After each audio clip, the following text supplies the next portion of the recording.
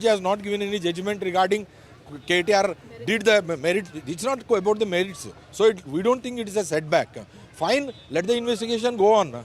So we will also go to Supreme Court on the squash also. However, we will fight this case, even in ACB case, ACB court or whatever, wherever required. We are confident because KTR didn't do any mistake. He time and again reiterated it. And we also say that if KTR did any mistake in this, definitely we know that we abide by the what you call court and the judges. But we are confident enough, KTR says, and we believe that nothing happened like that. Moving on, a big security upgrade at actor Salman Khan's Mumbai residence after multiple threats from the Lawrence Bishnoi gang and firing outside his residence last year. This is a large bulletproof glass panel has been installed on the balcony of the actor's flat in Bandra, completely covering the view to his house. This installation allows the actor to wave to his fans from the balcony while ensuring his protection against any potential attempt to shoot at him or throw objects at his residence. A high-tech security system has also been installed, including a high-resolution CCTV camera to detect any suspicious movement. I'm outside actor Salman Khan's residence Galaxy in Bandra, and as you can see, there is a security upgrade at his residence at this point. In fact, bulletproof windows have been installed at actor's home. As you can see, people are at work installing bulletproof windows. As we speak, renovation work had been going on over the last couple of days. As a result of the threat perception, the security here has been beefed up. And besides that, high-tech security system, high-resolution CCTV cameras have also been set up around the premises. Number of police officials are also at the spot. Of course, he enjoys Y+ security at this point ever since that shooting incident happened outside his residence, and also after Baba Siddiqui's murder. Yesterday in the charge sheet, Mumbai police did speak about how the reason for Baba Siddiqui's murder, one of the reasons was his closeness to actor Salman Khan, who was time and again being targeted by Lawrence Bishnoi. So yes, what you can see in those visuals is the bulletproof glass that is being installed on that particular balcony. This is where one of the bullets was shot when that incident happened a few months back. And now, of course, that entire balcony being covered, that's what you're seeing at this point. And Lawrence Bishnoi gang had been time and again sending threats and targeting the actor and his family members over the last few months. Several months ago, the shooting incident also happened outside his residence, and of course the high-profile murder of Baba Siddiqui. Although number of security officials, police have been standing guard over the last many months outside Salman Khan's residence, now what we are seeing is once again his security being upgraded and bulletproof glass along with several other security apparatus are being put up at Salman Khan's residence in Bandra. Moving on, 3 miners have been feared dead inside a flooded coal mine in a remote district of India's northeastern district in Assam state. 2 people, including Punesh Nunisa, who's the owner of the coal mine and caretaker, have been arrested. The Indian Army has initiated a humanitarian assistance and disaster relief mission to assist in the rescue mission of miners trapped in a flooded coal mine in this remote area of Dima Hasao near the Assam-Meghalaya border. Around 15 to 20 miners are said to be trapped there. Rescuers are also racing against time to bring out miners trapped inside a flooded coal mine. यहाँ rescue का काम शुरू हुआ, लेकिन देर रात होने के कारण नहीं हो पाया। आज सुबह से फिर शुरू हुआ है। एसडीआरएफ, एनडीआरएफ, हमारा असम राइफल, आर्मी, सभी लोग इसमें लगे हुए हैं। जॉइंट ऑपरेशन चल रहा है, लेकिन अभी तक हमें कोई सक्सेस नहीं मिला है। नेवी के भी लोग आने वाले हैं। हमारा प्राइमरी लक्ष्य है कि टारगेट है कि जो लोग उसमें फंसे हुए, किसी 9 लोगों का नाम पहले आया है कि या उससे ज्यादा भी हो सकता है, कम भी हो सकता है, लेकिन 9 लोगों का नाम हमारे पास है, तो इन लोगों को निकालना ही प्राथमिकता है हमारी।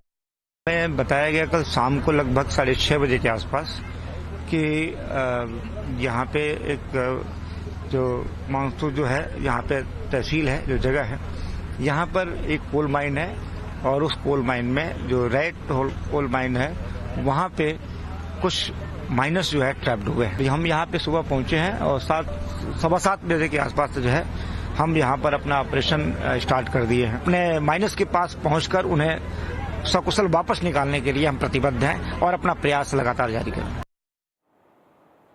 Well, as part of Uday Foundation's blanket donation drive, 60,000 blankets are needed. Help saves lives this harsh winter. Blankets can be dropped off at this location on your screen. Uday Foundation, D223, Sarvodaya Enclave, New Delhi, 110017.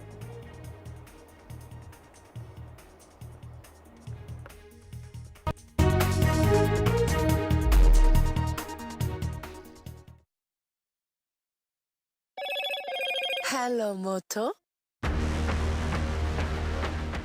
Motorola Edge 50 Pro, world's first AI-powered pro-grade camera. It was indeed a delight to meet you, Satya Nadella. Glad to know about Microsoft's ambitious expansion and investment plans in India. It was also wonderful discussing various aspects of tech, innovation and AI in our meeting.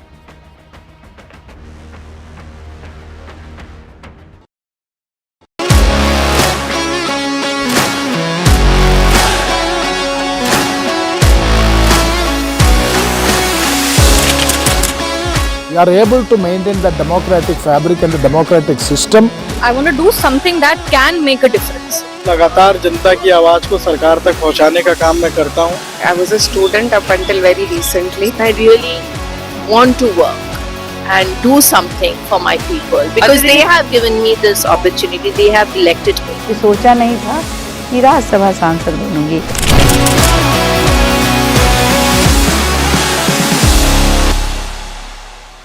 I've been reporting on all issues, big and small, from Andhra Pradesh, Telangana, rest of South India, bringing you all the action, all that you need to know, all that you want to know. The energy of Maximum City is infectious. I bring in that energy in our news coverage from financial capital Mumbai. Covering from the southernmost part of India over the last 23 years, I bring in-depth and 360-degree coverage from the Dravidian heartland. The land of Mishti is also known for its bitter politics. I have seen much water flow under the Howrah Bridge, covering Bengal in all its vivid colors.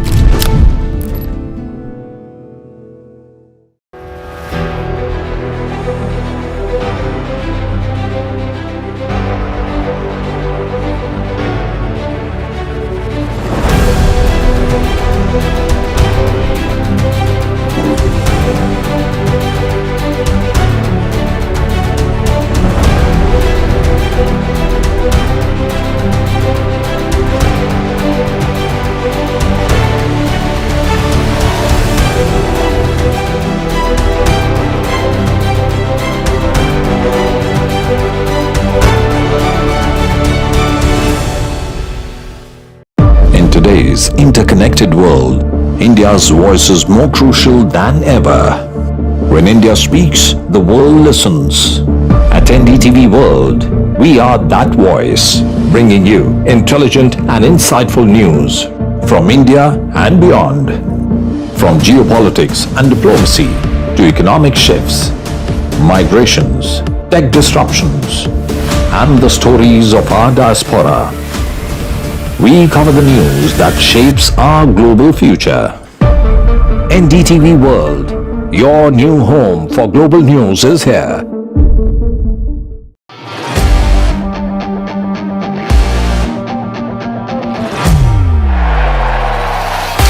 All set for Trump 2.0.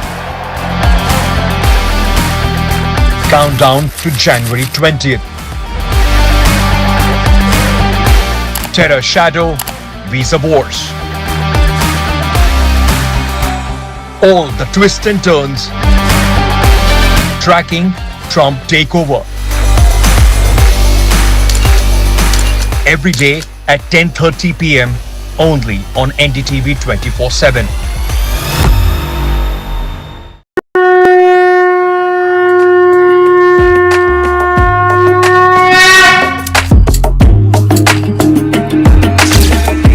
Mahakumbh, a festival of faith, the world's biggest spiritual festival, the divine dip at the spiritual Sangam.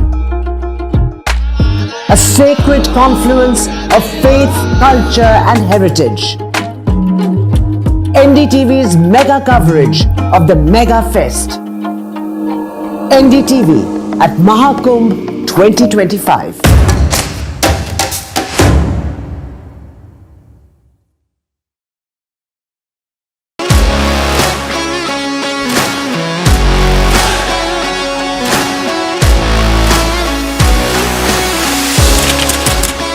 We are able to maintain the democratic fabric and the democratic system. I want to do something that can make a difference. लगातार जनता की आवाज को सरकार तक पहुंचाने का काम मैं करता हूं. I was a student up until very recently. I really want to work and do something for my people because they have given me this opportunity. They have elected me. सोचा नहीं था कि राज्यसभा सांसद बनूंगी.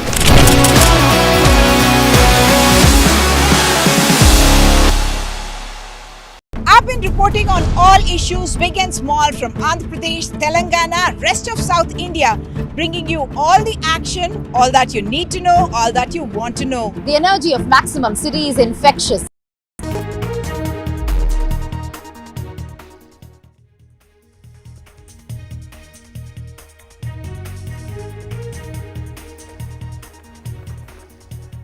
Hello and welcome to NDTV. I am Ankit Tyagi. It's 6 p.m. Time for news break on the broadcast. These are the headlines. Delhi to vote on February 5th to elect new government, counting on February 8th.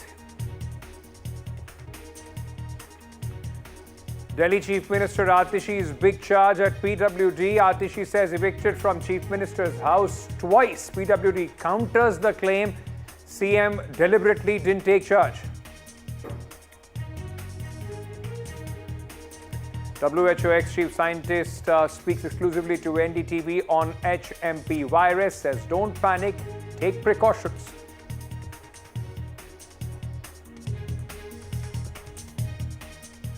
Security upgrade at Salman Khan's residence, bulletproof glasses installed. Salman faces threat from Bishnoi gang.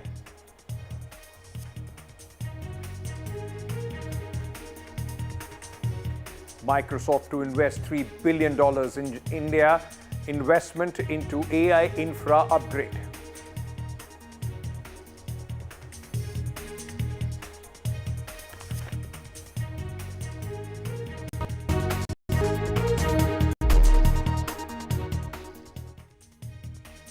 We are starting this broadcast with a breaking news which is coming in at this moment. Some anxious moments, in fact, for fans of actor Ajith. There is news which is being reported that he was in an accident, in fact, that took place in Dubai during racing practice. This is the latest that we are getting at this moment. The video of Ajith's accident is also out. Accident happened during the practice, but the actor has escaped unhurt. Look at this, these visuals where the car in which Ajith was, in fact, driving spun out of control. Ajith was practicing for 24-hour series of Dubai racing. He owns AK Racing and A4 member team part of this race. He's a member of the 4-part team which was in fact involved in this racing. And there you could see how the car spun out of control, but the actor thankfully is unhurt.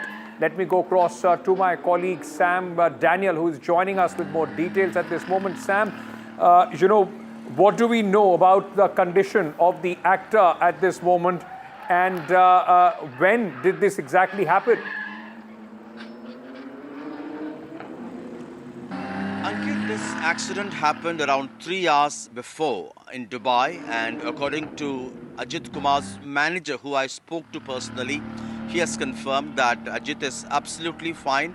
He's unhurt and he's recovered from that shock. The car is seen hitting the barrier first and then spinning 7 times. His team says Ajith was driving at a speed of 180 kilometers when he lost control and it resulted in this kind of a spin before the ambulance could rush and take him away. And Ajith was practicing for this Dubai 24-hour series racing. It's a part of he's part of a 4-member team, co-drivers, who were all practicing for a 6-hour-long endurance test. And just before the test came to an end, 3 or 4 minutes before it came to a close, this accident happened. And Ajith, as you said, owns the AK racing team. Although he's a popular star, he has a passion for racing and biking. It's as part of that he launched this and he was practicing for this. So at the moment, his team has confirmed he is absolutely fine, recovered, unhurt as well. Right. Thank you so much, Sam. Daniel, for joining us with all those details on this story. Moving on to the national capital, ladies and gentlemen, where the dates for the assembly elections of Delhi, the first election of the year 2025, have been announced. Delhi is going to vote on February 5th, and on 8th of February, the new government, the results of this election would be known. The choice of the voters as they decide who will be the next government will be known on February 8th. Now remember, Arvind Kejriwal is seeking a record 4th term as the Chief Minister. He has been in power for the last 11 years. First time Aam Aadmi Party and Arvind Kejriwal got 28 seats in 2013 and were able to form the government with the help of the Congress Party. 2015, Aam Aadmi Party won a massive 67 seat out of 70 seats in the assembly and 62 in 2020. Can Arvind Kejriwal and the Aam Aadmi Party buck the anti-incumbency? And more importantly, BJP has been out of power from the national capital for 26 long years. Can the BJP make a comeback, and is there any chances of revival for the Congress Party? Now, all those questions will be answered in the upcoming polls, which, of course, are prestige battle as far as the elections are concerned. Let's listen in to the Chief Election Commissioner announcing the election dates. Coming to the schedule now. So this is the schedule. We will start, it's a single phase election. Date of notification will be 10th of January, Friday. Last date of making nomination will be 17th of January. Scrutiny on 18th of January. Withdrawal 20th. These are the statutory periods of time which is given. Date of poll is 5th. And counting is 8th. And 5th again we have very deliberately kept Wednesday. क्योंकि हम सोचते हैं सब दिल्ली वाले vote करें, इसलिए इस बार भी महाराष्ट्र की तरह हमने इसको वेडनेसडे में रखा है. Entire election process after counting will be complete by 10th. Sir, dates announce हो गई है, बीजेपी कैसे देख रही है? हम इन डेट्स का बहुत बेसब्री से इंतजार कर रहे थे और मैं स्वागत करता हूं. 5 फरवरी दिल्ली में बदलाव का दिन होगा. दिल्ली के 1,55,24,858 मतदाता दिल्ली का भविष्य तय करेंगे. एक बेहतर दिल्ली, सुंदर दिल्ली, स्वच्छ दिल्ली और एक सशक्त दिल्ली बनाने का संकल्प उस दिन दिल्ली के मतदाता लेंगे. और 8 तारीख को जब रिजल्ट आएगा उसी दिन ये स्पष्ट हो जाएगा कि आपदा सरकार जा रही है, भाजपा सरकार आ रही है. लेकिन केजरीवाल ने तो आज एक सॉन्ग रिलीज कर दिया कि केजरीवाल फिर से आएंगे. नहीं, आपने ध्यान से नहीं सुना. वो गाना है फिर जाएंगे केजरीवाल, तिहाड़ जाएंगे Kejriwal. So certainly, as you heard here, the BJP also saying that this time they are very confident that they will be coming back to power again. And certainly, the swipe that you saw that that Viren Sachdeva took at Kejriwal's newly launched song over that. So certainly, BJP says that this Aapada Sarkar, the slogan that now they have, they are saying that this time the people will vote them out of power because of the alleged governance failures that have been there by the Aam Aadmi Party government. Over to you.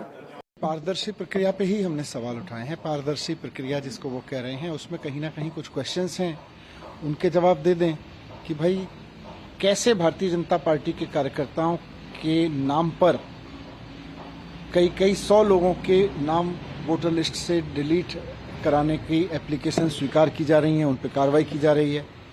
कैसे ये हो रहा है कि जो लोग दिखाए जा रहे हैं कि इन्होंने किसी का वोटर लिस्ट से नाम कटाने के लिए नाम दिया, वो लोग ही गायब हैं, वो लोग ही नहीं हैं.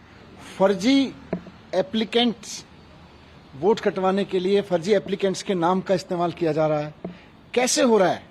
देखिए, पहले ईवीएम की सफाई पर आते हैं. इलेक्शन कमीशन ये चीज बार बार कहता है लेकिन इलेक्शन कमीशन ये नहीं देख पाता कि एक तो बहुत से लोगों को इस बात पर संदेह है कि वोट कहीं करते हैं, जाता कहीं है। महाराष्ट्र में भी कई ऐसे उदाहरण आए कि जहां वर्चस्व में कांग्रेस को वोट पड़ा और दिखा कि ईवीएम में कहीं भी वोट नहीं है। तो ये जो संदेह की भावना आती है, इसको इलेक्शन कमीशन दूर नहीं कर पा रहा। वर्चस्व होता था जिस पार्टी का, उसके लोग जबरदस्ती वोट डाल देते थे, जबरदस्ती अभी भी वोट डाल सकता है। तो ये इनके कह देने से कि रिगिंग नहीं होती है, ये तो बात मैं बिल्कुल नहीं मानूंगा। भ्रम केवल पॉलिटिकल पार्टीज में नहीं है, आम जनता में है। आप वो भ्रम हटा दो। अगर आपको लगता है कि सब कुछ सच है और अगर प्रोसेस इतना आपका अच्छा है तो लोगों में संदेह क्यों हो रहा है, ये भी तो सवाल बनता है ना। All right, so the stage is set for Delhi to decide. Aam Aadmi Party has announced all 70 candidates, BJP 29, and the Congress Party has announced 40 candidates so far. The big question for the Bharatiya Janata Party is who will be the face, and for the Aam Aadmi Party, whether they can buck the anti-incumbency. Let me go across to my colleagues, those who are joining us at this moment, ladies and gentlemen.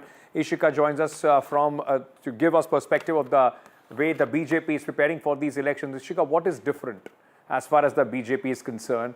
Will their wait for 26 years to come back to power in the national capital end this time? Well, the BJP certainly seems to be confident of that they will be coming back to power, and especially with the Prime Minister's infrastructure push just ahead of election certainly has, given some new kind of motivation rather to the BJP volunteers and to the local leader here. And also, in fact, we have seen how they are now going forward with the slogan of Aam Aadmi Party ki Aapda Sarkar in Delhi. And now, in fact, there are certain issues that the BJP continuously, raises. Number one, in fact, certainly being the Chief Minister's bungalow controversy, and which today, after, the press conference that was done by Chief Minister and the counter that came from the sources in the PWD department, it is only now going to escalate. And the other issue being the liquor policy case. We have seen how, they have also shown all of this through various posters. In fact, they have displayed it at various nooks and corners across the city. So these two have been the highlight of the BJP's campaign so far. But apart from that as well, we have seen how the BJP has alleged that how the Aam Aadmi Party has not been able to fulfill the promises on the local issue that was made. Be it, in fact, the electricity bills, the water bills. BJP has alleged how many people are getting inflated bills, and they continue to target the Aam Aadmi Party on that. So certainly this time, the BJP seems to be quite confident to make a comeback in power. Over to you. So BJP is quite confident that they would be able to end that drought that they have been facing in the national capital for the last 26 years. Ishika, thank you for joining us. Aishwarya, my colleague, also joins us with more details on this story.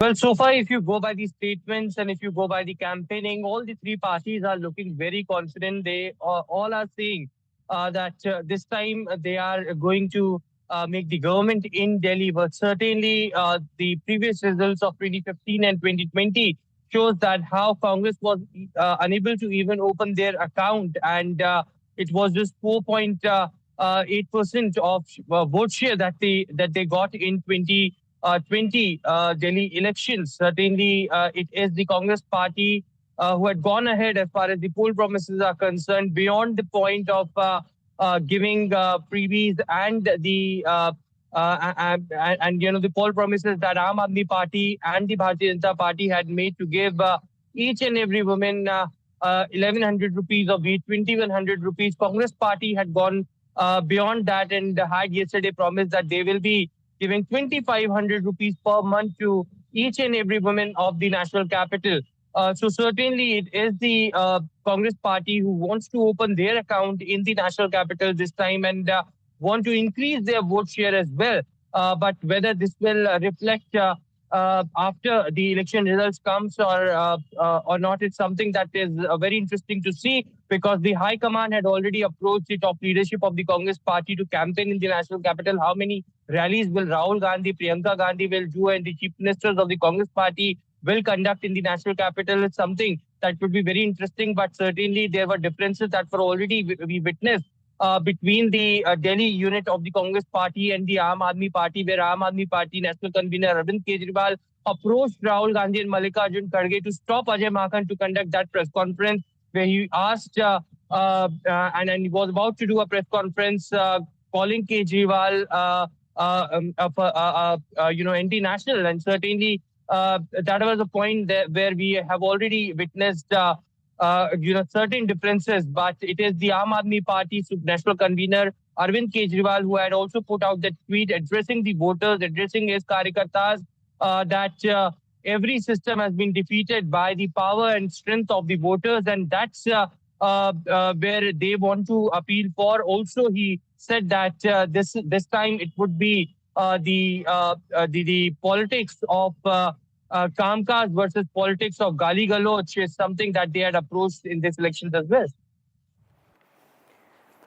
Let's break it down and understand what is at stake as far as this election and how Delhi election, in fact, a triangular fight which is expected, how interesting and the impact of this election is going to be. I'm being joined by foremost political analyst and a number cruncher as far as the political science is concerned. Amitabh Tiwari joins me at this moment. Amitabh, thank you so much. Let me ask you with a generic question, then we'll come to specific. What makes this election difficult? If I am somebody who's been living in Delhi and I have seen a triangular fight between the Aam Aadmi Party, the Congress and the BJP in 2020 and 2015, how is 2025 different? 2025 is different in a way that Aam Aadmi Party has been in power for 10 years. It used to be a sandwich government between the central government and the MCD, pushing on some of the blame to these two entities. Now with MCD also under power of Aam Aadmi Party, it will not be able to deflect the blame of cities' civic issues to the BJP. So now there are at least three layers of anti-incumbency, you can say. One is at the chief minister or the top leadership level because of the alleged corruption activity. Allegations and the jail term. The second is at the MLA level, there are 26 seats where Aam Aadmi Party has won 3 out of 3 times in the last 3 elections. So those could turn out to be difficult seats because of natural anti-incumbency. They've also replaced 20 MLAs.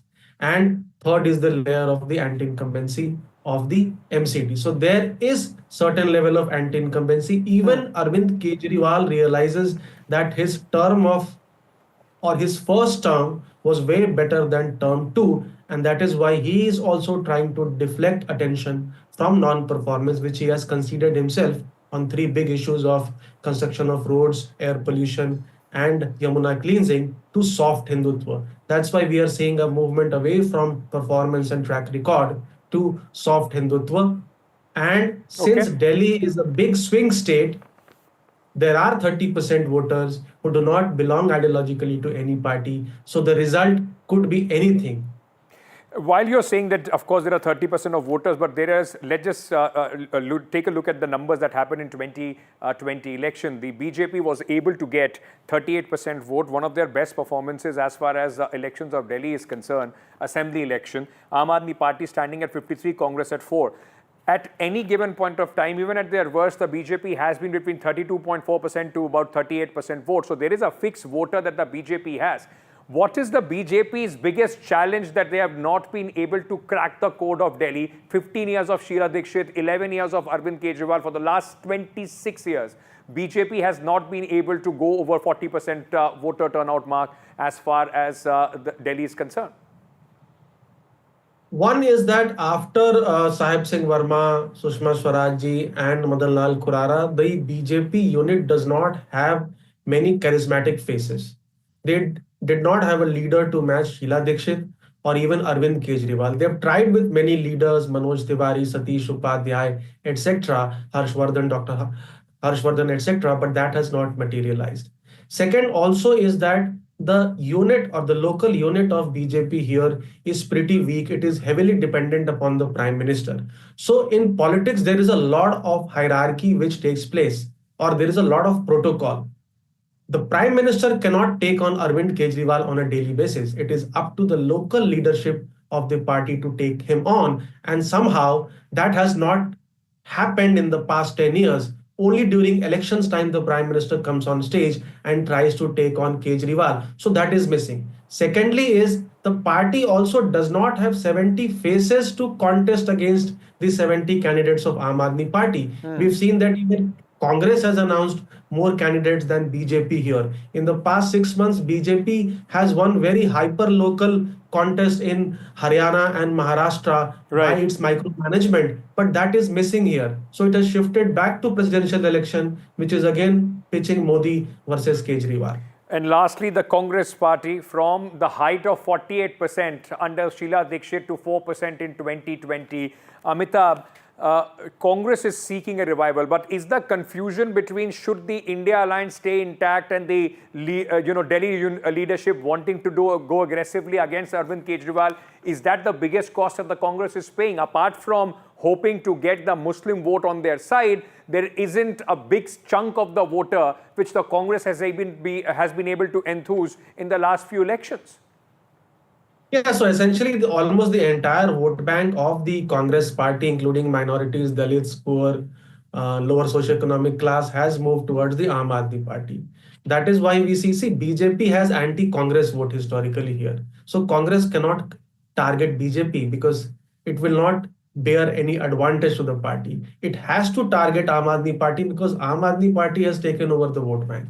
Yes, it does not again have the machinery to take on Aam Aadmi Party, may not be able to significantly improve its vote share, but it realizes that if third time in a row it is not able to open its account, or if it has an alliance with the Aam Aadmi Party, then it would permanently become a number 2 party to Aam Aadmi Party in the state. And that's why the local unit has impressed upon the central unit, even at the sake of cracks in India bloc, that they should go it alone and not give Aam Aadmi Party a free pass. So it is trying to take away some of the vote share.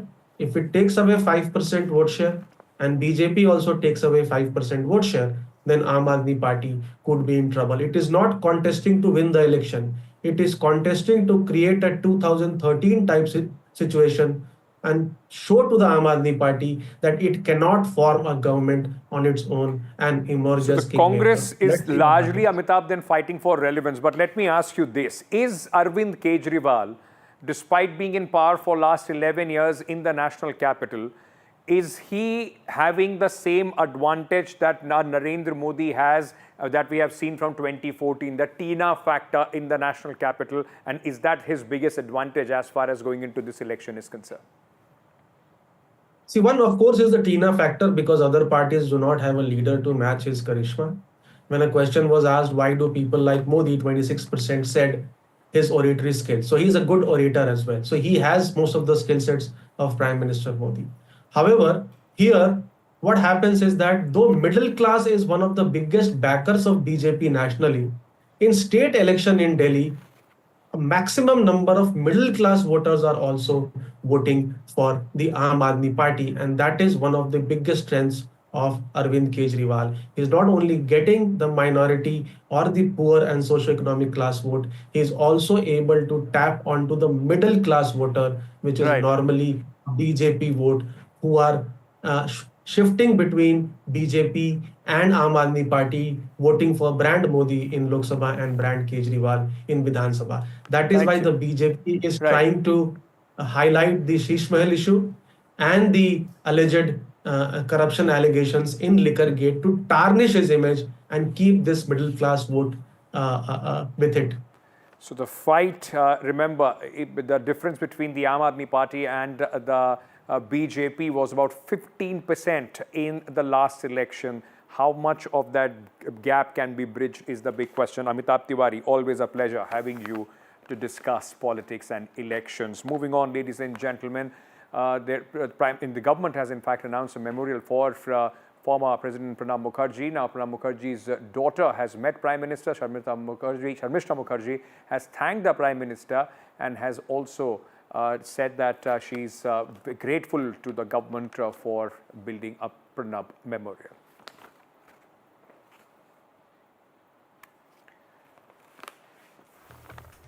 All right, with that, we are slipping into a very short break. On the other side, we'll talk much more about other news. But just a reminder, ladies and gentlemen, it's terribly cold outside.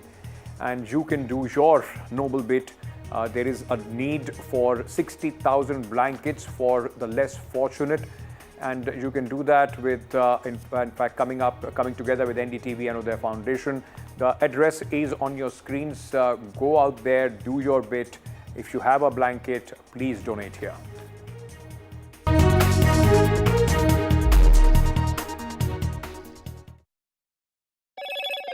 Hello, Moto.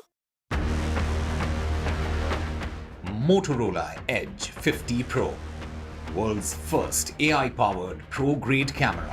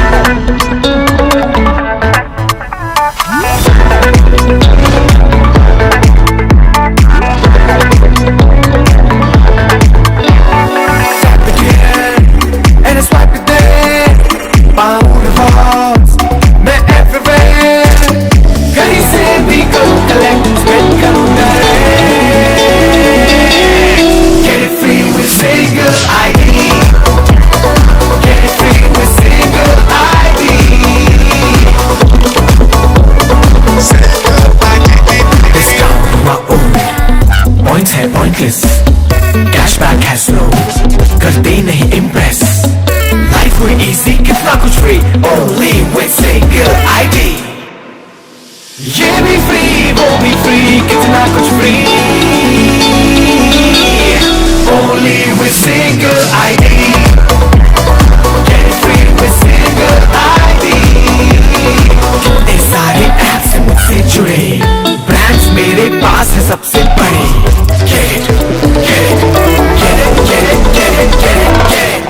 Only with single ID.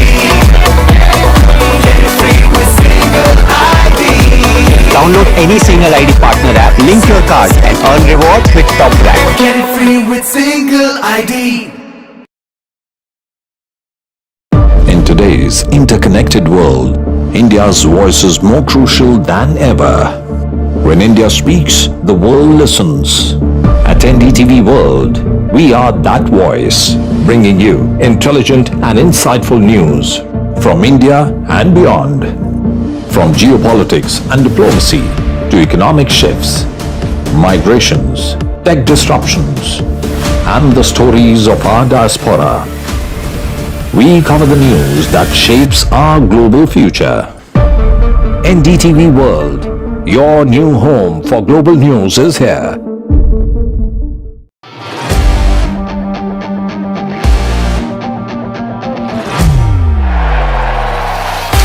All set for Trump 2.0. Countdown to January 20th.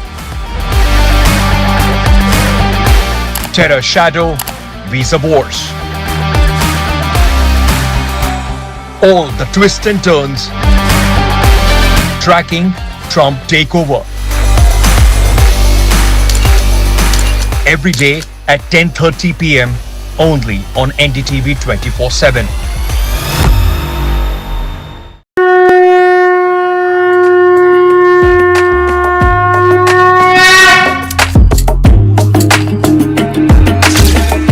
Mahakumbh, the festival of faith, the world's biggest spiritual festival, the divine dip at the spiritual Sangam,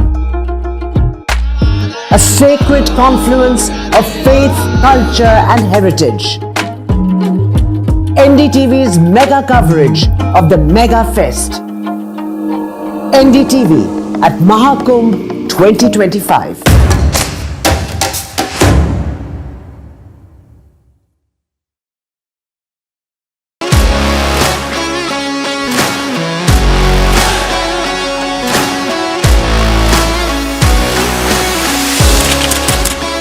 We are able to maintain the democratic fabric and the democratic system. I want to do something that can make a difference. लगातार जनता की आवाज को सरकार तक पहुंचाने का काम मैं करता हूं. I was a student up until very recently. I really want to work and do something for my people because they have given me this opportunity. They have elected me. ये सोचा नहीं था कि राज्यसभा सांसद बनूंगी.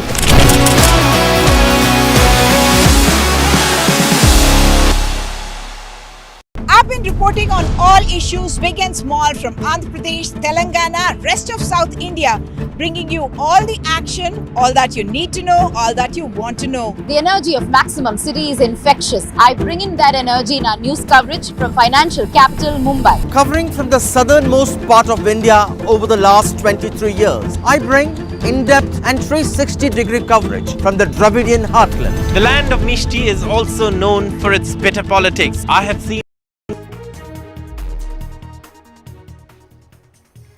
India has now reported 5 cases of HMP virus. In the center, though, has said the virus is already in circulation globally and there is no need to panic. My colleague Tanwa Biswas spoke to former WHO scientist Dr. Soumya Swaminathan. Let's take a look. Joined by Soumya Swaminathan, former chief scientist at WHO India. Ms. Swaminathan, thank you so much for speaking to us here on NDTV. My first question to you is, what do we know about this virus? How is it different from other respiratory illnesses currently in circulation? So thank you very much for doing this to dispel some of the panic and the myths that are circulating about this virus. As you just mentioned, it's a known virus. It's one of the respiratory viruses that is well known, the human metapneumovirus. And it causes symptoms which are very similar to a common cold or to the flu. So cold and cough and some fever and occasionally some breathlessness. And like any other respiratory virus, like most of them, it usually has mild symptoms which pass off in a few days.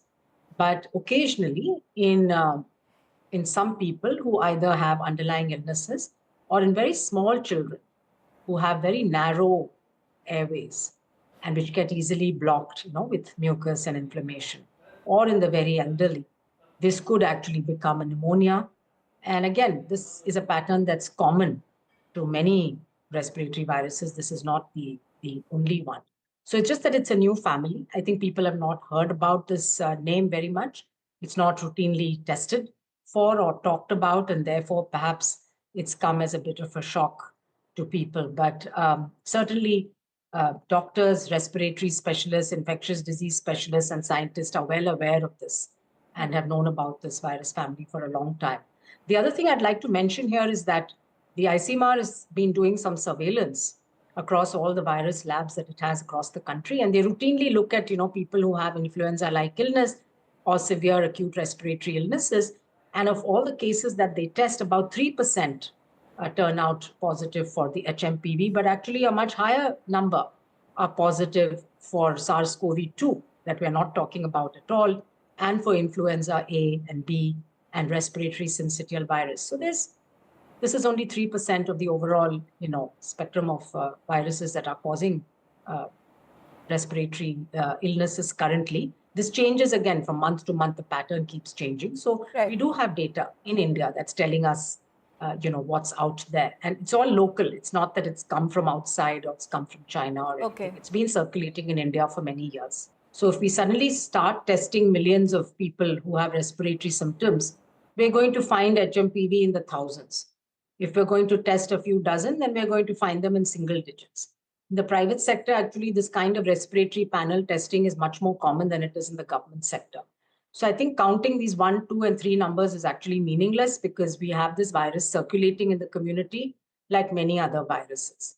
Now, what is important is that people should know what are the warning signs, because cold and cough is very common. Every other person gets it, and everybody cannot have a diagnostic test to find out what virus is infecting them. And there's no need also, because most of the time we're recovering. Now, as I mentioned, if it's a small baby and it gets a respiratory infection, and if that goes on producing some breathlessness, you can visibly see the child is breathing fast, of having difficulty breathing or coughing incessantly or unable to take feeds, unable to swallow, these are definitely warning signs for which the child needs to be taken to a doctor. Similarly, in the older person, if you find that person is breathing fast or getting breathless or unable to lie down, unable to sleep, coughing continuously, high fever, which is not coming down, getting dehydrated, person needs to go to a doctor. And again, people who have asthma or underlying cardiac illnesses, if the symptoms get exacerbated, then you need to go and see your physician or your local healthcare provider. But otherwise, you take the normal precautions you would do for a cold and cough. The only thing I'd like to mention is that in India, we're still not in the habit of wearing masks. And I think it's a very good habit to inculcate. When you have a cold, doesn't matter what virus it is. If you have a cold, you're sneezing or coughing, please wear a mask so you don't infect others either at your workplace or home or during your transport, wherever you are in a public place. Right. Ma'am, I would like to ask you this as well, and it's an important question to answer in the sense that there's a lot of apprehension around this particular virus because the common understanding is that it is coming from China, or like people are getting affected because there's a rise in cases in China. So is there any similarity between HMPV and COVID that we know of? No, there's no such correlation. The coronavirus is another group of viruses. The HMPV is a very different kind of virus. Of course, SARS-CoV-2, we still don't know, the origin of that virus. But the fact remains that today it's a virus circulating amongst humans, even though we may not know the original animal that it came from. But in terms of HMPV, again, it's a virus that spreads from human to human. We know how these viruses spread through droplet infection and through airborne transmission.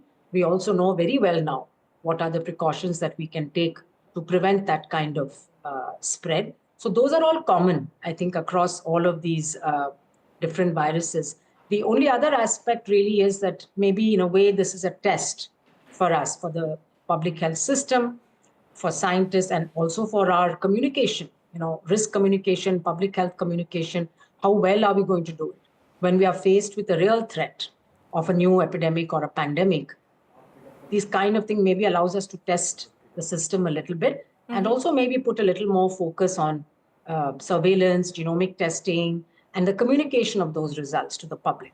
We need good public health communication so people don't get into these kind of panic situations.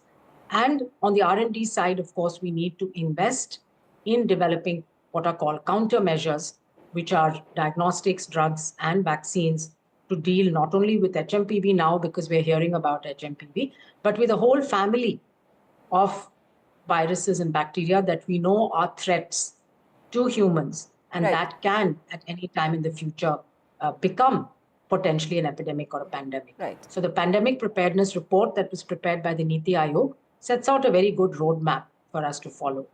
Ma'am, any concerns that there might have been a mutation of this virus? Because although, as we know, that news coming out of China is very difficult to track, but there has been a surge in cases. So as you mentioned, and we commonly know now that HMPV has been in circulation, it's not a new virus, but any concerns of any mutation for which we need to be extra prepared, or there should be some kind of preparation done by our scientists and doctors here? Well, that's a good point. And that's, again, one of the lessons that came out of COVID, and one of the capacities that we were able to build through the network of genomic labs and the INSACOG network and so on. So from what data we have now, there doesn't seem to be any new mutation in this virus. It's the same virus, whether it's China or India. There's been no mutation, nothing new of any kind of concern. But obviously, the National Institute of Virology and others are going to keep tracking the virus to ensure that, there's nothing to be concerned about. But as of now, no new mutations, no. Right.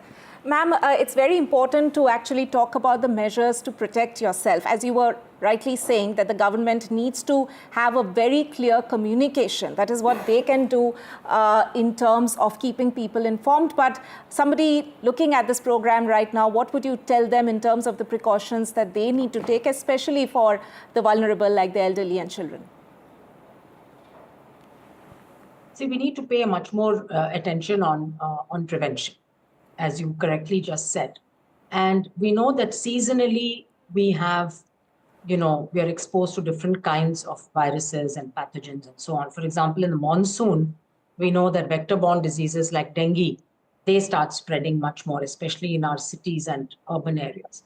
In the winter, cooler months, we see an increase in respiratory viruses. And I must say that air pollution also plays a major role, not just in predisposing people to these infections, but also causing them to become more severe than they need to be, because the human lung and the airways and the immune system is fighting not only with the virus, but it's also trying to deal with all of the pollutants that are going into our respiratory tract. So the inflammation that all of that produces is very, very harmful for the body. So what are the precautions? It depends on what you're faced with. If it's an outbreak of respiratory illnesses, then we can go back again to the lessons we learned from COVID. Keep a distance, especially if you're infected, if you're coughing and things like that. Please wear a mask. Keep your mask on, especially if you're around your loved ones and if you're going out or in a crowded bus or a train or something like that. Wash your hands, because again, droplets tend to fall on your hands, and your hands touch many objects during the day and can be spreading the infection. Just take symptomatic treatment, drink lots of hot fluids, have paracetamol if you have fever or body ache, and some soothing drinks, and just wait for this to subside. I already mentioned some of the warning signs. If you become breathless, you're coughing continuously, unable to eat, start vomiting, those are definitely warning signs that you would want to go in and see a doctor for. And I think spread health literacy, health awareness amongst each other. Don't, rather than create panic, I think let's educate ourselves, to deal with these things rationally. Right. Soumya Swaminathan, former chief scientist of the WHO in India. Thank you so much for joining us on the broadcast on this very important discussion.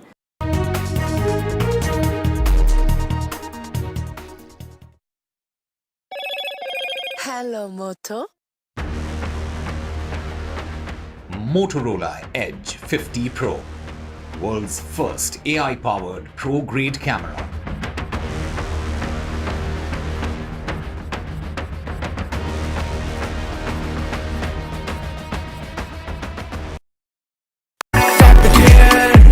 And it's right there, पाऊँ rewards, मैं everywhere, कहीं से भी करूँ collect, spend करूँ direct.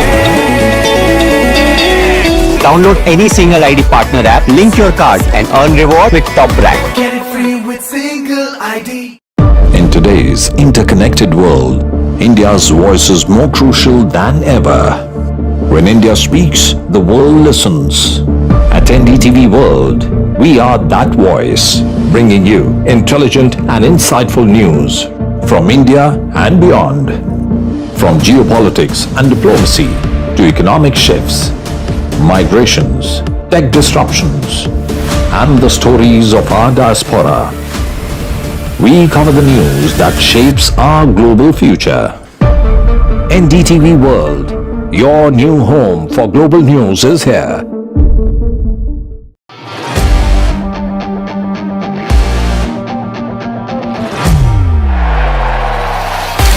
All set for Trump 2.0. Countdown to January 20th. Terror shadow, visa wars. All the twists and turns. Tracking Trump takeover. Every day at 10:30 p.m. only on NDTV 24/7.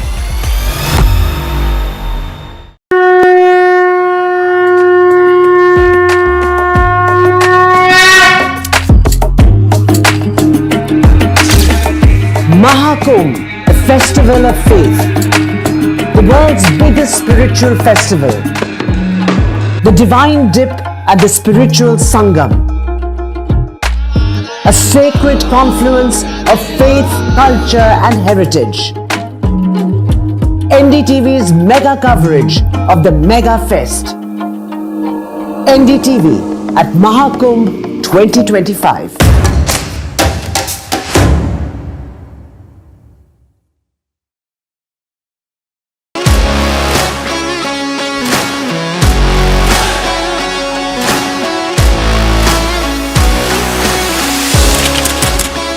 We are able to maintain the democratic fabric and the democratic system.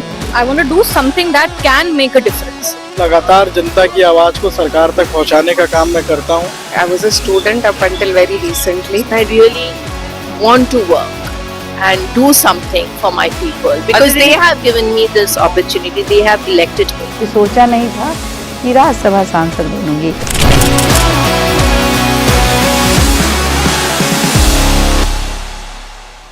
I've been reporting on all issues, big and small, from Andhra Pradesh, Telangana, rest of South India, bringing you all the action, all that you need to know, all that you want to know. The energy of Maximum City is infectious. I bring in that energy in our news coverage from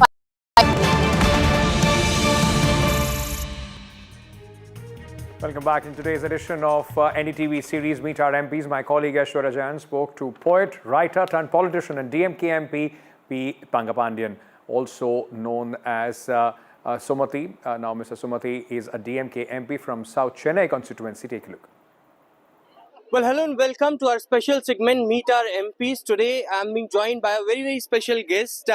She is Member of Parliament from the DMK from Chennai South, T. Sumati ma'am. Thank you so much for speaking to us. Ma'am, please tell us about your journey from being a poet to dancer to being in that industry of the film industries to now a politician, entering into the parliament, having representing so many people out there. How did that journey begin? Well, that's a very, very interesting journey. At the outset, I would like to say that I come from quite a small village down south, which is closer to Madurai, you must be familiar with. And I was born in a DMK family. So right from my birth, I'm a DMK member though. I started my career as an academician. I was teaching in a college as a professor of English for 13 years. I was and am a theatre person. I'm basically a poet, a Tamil poet who writes poems and short stories. Okay. See, the connection between my that sort of a personality to coming as a parliamentarian here is people. Because always my connection with people has led to this far, this journey of mine from my village Mallangenaru to the capital of India, Delhi. And for that, I wish to congratulate my party leader, Chief Minister of Tamil Nadu, for giving me this wonderful opportunity. And also the interviewer also for bringing out such an interesting question, because when you just think back in retrospect, the journey is always a meaningful journey. And now you're coming and representing your constituency, you're talking about your problem, you're holding the values for which your party stands for. It's entirely a more meaningful journey. How has the life changed, ma'am? Since you were in that field, when you were a part of the art work that most of the people want to learn, and now you're a politician representing lakhs of people, how the entire life changed from there to here? No, I wouldn't say that it's a paradigm shift, because I'm still connected with my academia. I just still give lectures at the university, honorary lectures, and I go and meet my colleagues who are performers on stage. Probably I don't have much time for a theatrical performance, but still I just have close-knit connection with the community. So I don't actually feel the difference, but still this member of a constituency, representing a constituency, needs a lot more time for them. So I'm not able to spend a lot more time in either writing or in performing or in concentrating more on that side. So in a way, this is all the more satisfying, because you're doing much for the people who are in need of it. And sometimes you really miss being an artist, being a poet, being a theatre performer.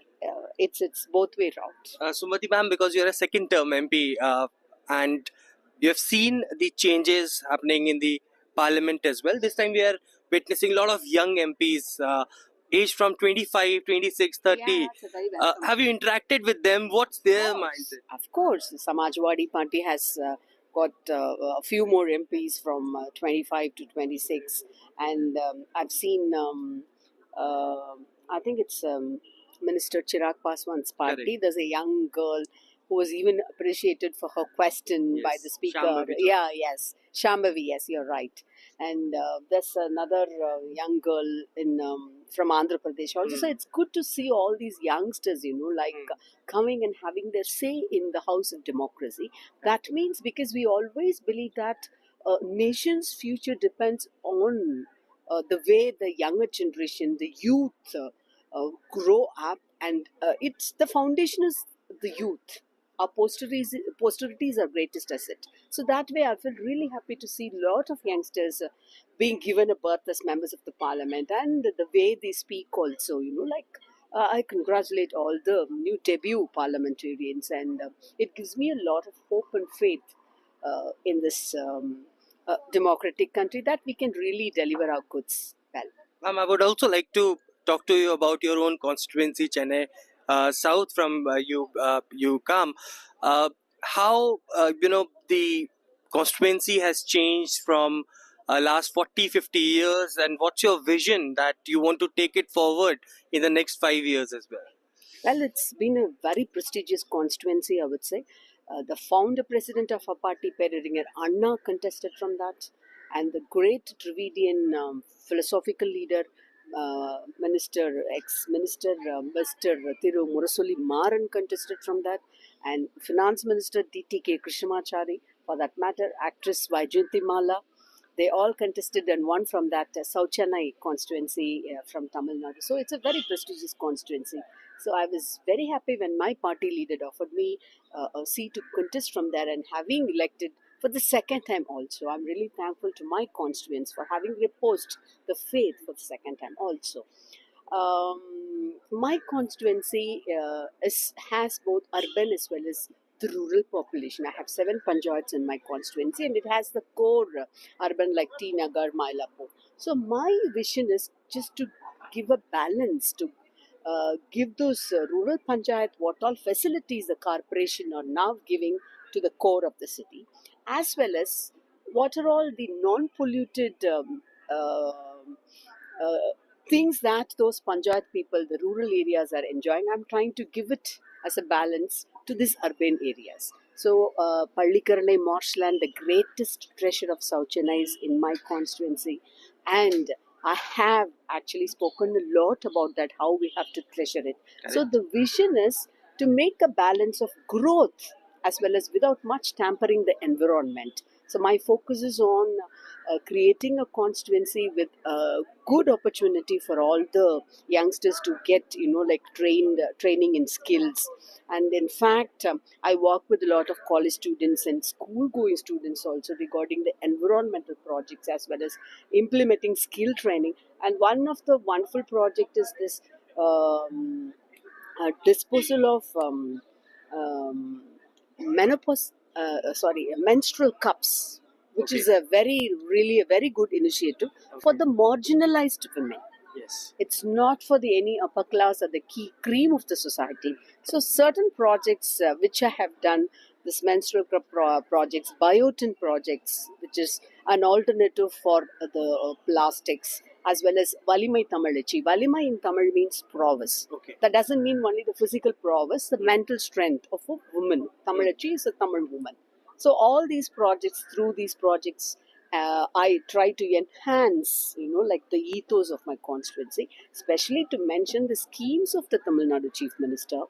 That has actually given a fillip to my constituency. Yes. The morning breakfast scheme and the Kalaignar Urimai Thogai, giving 1,000 rupees per month for all the women who are running a family. So all these things have actually given a fillip. So I can see a wonderful vision of my constituency getting a facelift when I complete my term. Okay, ma'am, my next question would be certainly a life lesson to all those youngsters as well, because you have said that you balance your kind of work that you for art, you go to universities as well for lecturing, and also you have done a lot and you continue to do that, and simultaneously you are a politician, you're representing lakhs of people. So how do you balance that? If you can give a life lesson to all those youngsters who are listening to you. Yeah, well, balancing is the key, because you can never take one extreme. You might have to make choices like keeping your future in the long run as a goal. So you can't just look out for short-term goals. Yes. So your vision is to keep yourself also, like a happy, joyful, Yes. grounded human being, at the same time contributing a lot to the society. So for this, I think a very good time management is a must. Last question That's to the key. Yes, ma'am. Last question to you, because we are standing inside the Parliament complex. Do you remember that very first day when you entered the Parliament complex? Yeah, that's still etched afresh in my memory, because with a lot of mixed emotions. See, this is where our Pandit Jawaharlal Nehru represented our country. This is where our founder president, Peraringaranna, talked about, I belong to the Dravidian stock, and we Dravidians, we have something unique to offer to this country. This is where our great leader, Mursali Maran, had actually shaped up so many parliamentarians. So with that pride ebbing out in me, I stepped in this parliament, and I'm trying to, still cherish the first day, sharing that moment of happiness and joy with my constituents also. Thank you so much for speaking Pleasure, to sir. us. Thank you. So that was T. Srimati. She is a member of Parliament from Chennai South from the DMK, clearly narrating her entire journey from being a poet to now into the field of politics, representing lakhs of people from her constituency. This is Aishwarya Jain. Thank you so much for watching.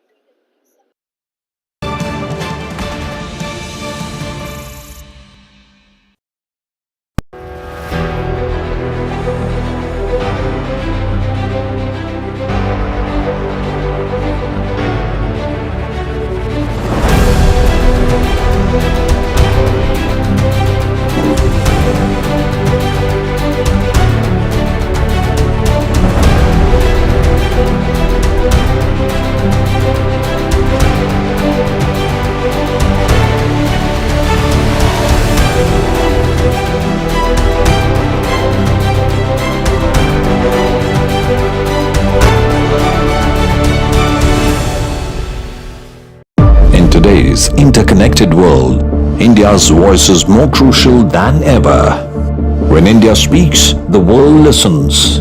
At NDTV World, we are that voice, bringing you intelligent and insightful news from India and beyond.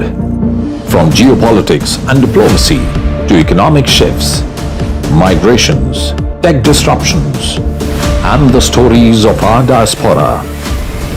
We cover the news that shapes our global future. NDTV World, your new home for global news is here.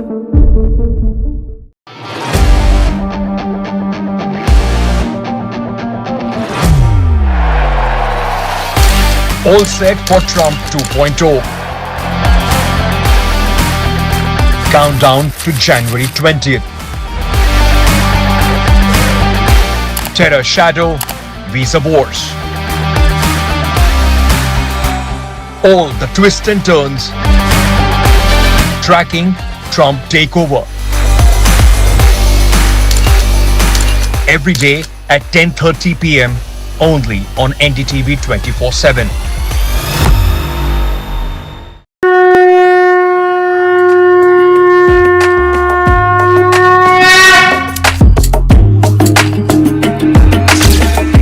Mahakumbh, a festival of faith, the world's biggest spiritual festival, the divine dip at the spiritual Sangam,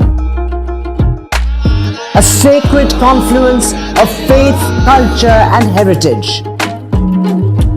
NDTV's mega coverage of the Mega Fest. NDTV at Mahakumbh 2025.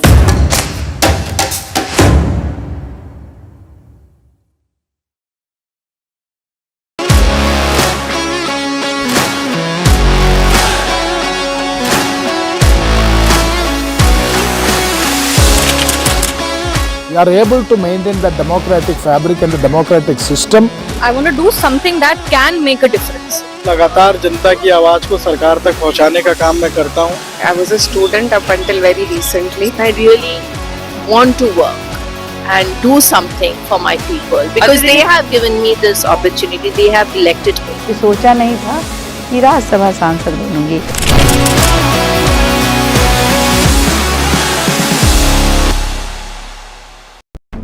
reporting on all issues big and small from Andhra Pradesh, Telangana, rest of South India, bringing you all the action, all that you need to know, all that you want to know. The energy of Maximum City is infectious. I bring in that energy in our news coverage from financial capital Mumbai. Covering from the southernmost part of India over the last 23 years, I bring in-depth and 360-degree coverage from the Dravidian heartland. The land of Mishti is also known for its bitter politics. I have seen much water flow under the Howrah Bridge, covering Bengal in all its vivid colors.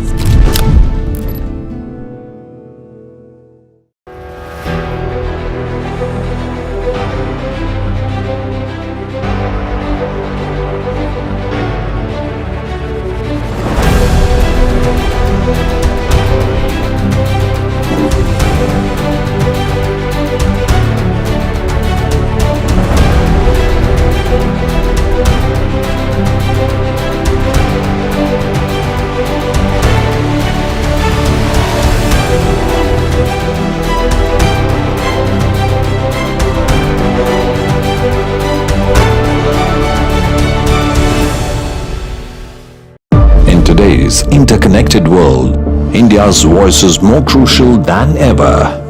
When India speaks, the world listens. At NDTV World, we are that voice, bringing you intelligent and insightful news from India and beyond. From geopolitics and diplomacy to economic shifts, migrations, tech disruptions, and the stories of our diaspora. We cover the news that shapes our global future. NDTV World, your new home for global news is here.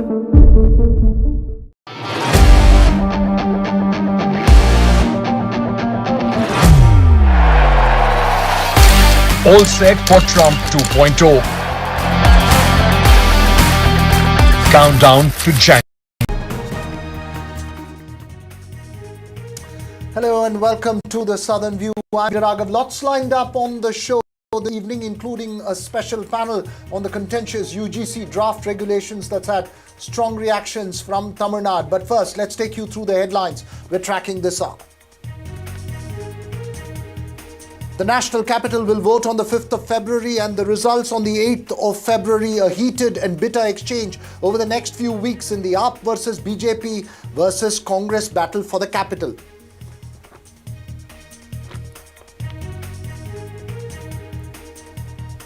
The political face-off in Telangana gets intense as the High Court dismisses BRS's plea to quash the corruption case against KT Rama Rao. Is the BRS leader looking at an imminent arrest in the Formula E case?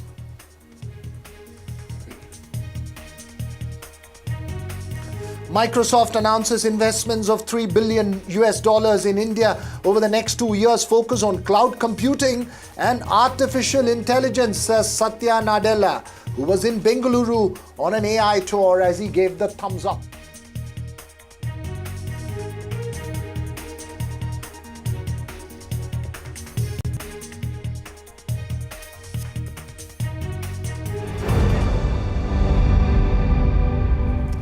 Well, first up, the date is set for Delhi to decide and deliver its verdict. The national capital will vote on the 5th of February and results will be declared on the 8th of February.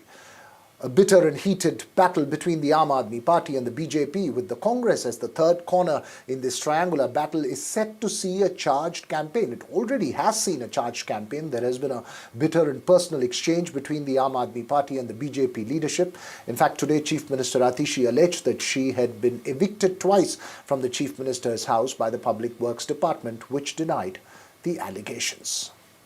पारदर्शी प्रक्रिया पे ही हमने सवाल उठाए हैं। पारदर्शी प्रक्रिया जिसको वो कह रहे हैं, उसमें कहीं ना कहीं कुछ क्वेश्चंस हैं, उनके जवाब दे दें कि भाई कैसे भारतीय जनता पार्टी के कार्यकर्ताओं के नाम पर कई सौ लोगों के नाम वोटर लिस्ट से डिलीट कराने की एप्लीकेशन स्वीकार की जा रही हैं, उन पर कार्रवाई की जा रही है। कैसे ये हो रहा है कि जो लोग दिखाए जा रहे हैं कि इन्होंने किसी का वोटर लिस्ट से नाम कटाने के लिए नाम दिया, वो लोग ही गायब हैं, वो लोग ही नहीं हैं।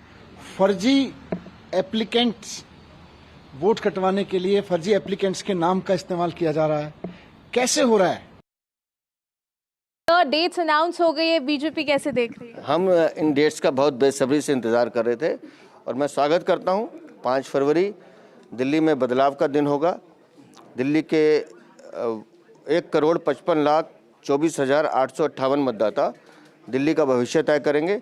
एक बेहतर दिल्ली, सुंदर दिल्ली, स्वच्छ दिल्ली और एक सशक्त दिल्ली बनाने का संकल्प उस दिन दिल्ली के मतदाता लेंगे और 8 तारीख को जब रिजल्ट आएगा उसी दिन ये स्पष्ट हो जाएगा कि आपदा सरकार जा रही है, भाजपा सरकार आ रही है। लेकिन केजरीवाल ने तो आज एक सॉन्ग रिलीज कर दिया कि केजरीवाल फिर से आएंगे। नहीं, आपने ध्यान से नहीं सुना।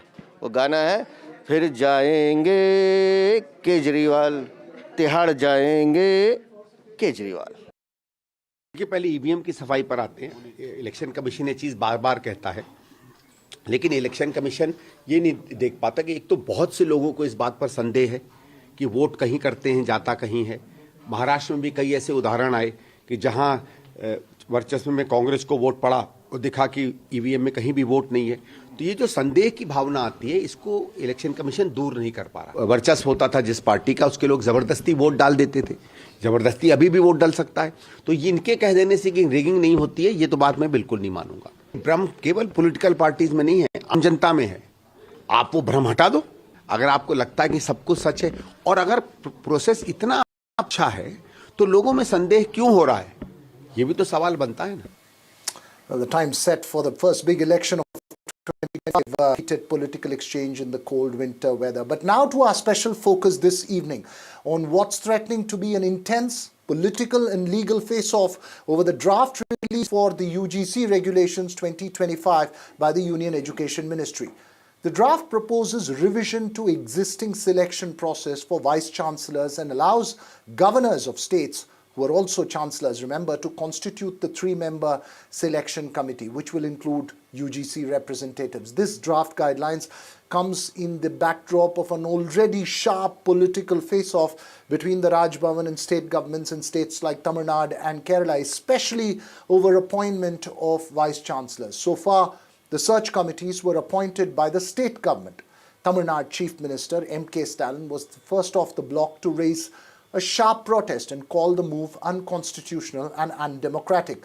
The centre has given 30 days time, remember these are just draft regulations at the moment, for all concerned to offer their comments. But will this intensify the centre-state face-off over higher education in opposition-ruled states?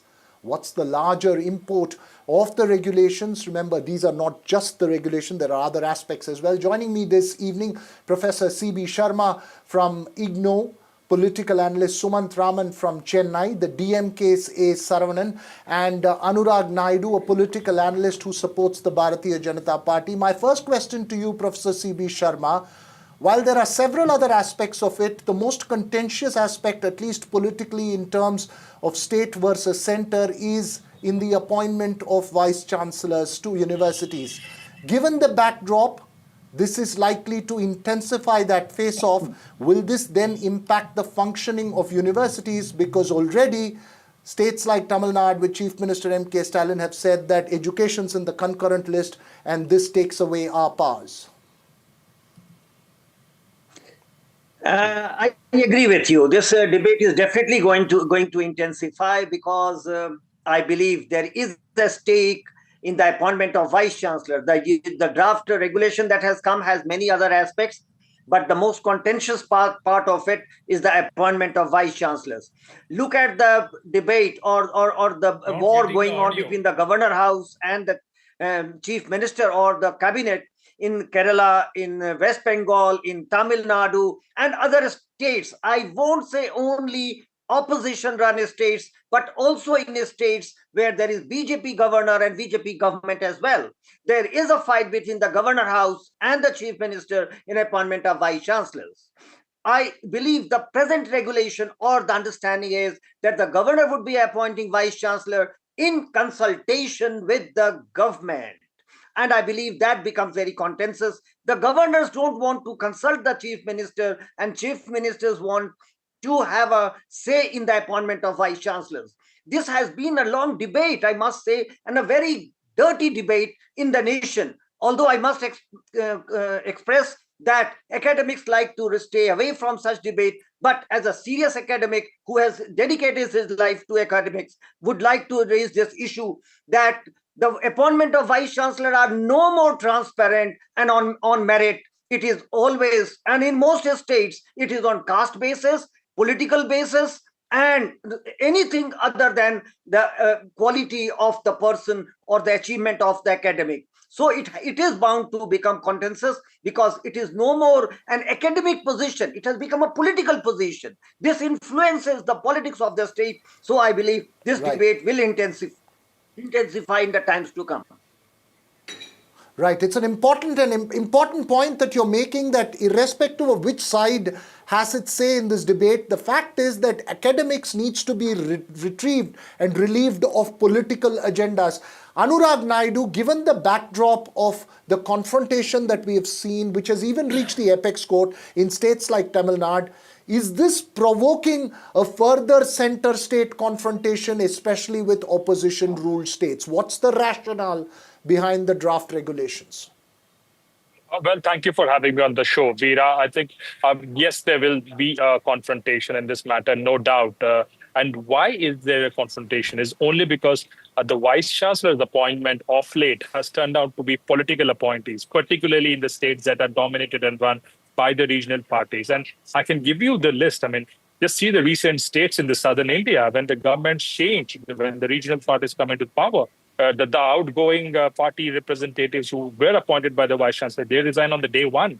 What does that show? Even when the term is, due for a completion. So I think we have seen this increasing trend that the regional parties would want their affiliates to be the Vice Chancellor. And let's also understand, how are these universities, which are public universities, are run?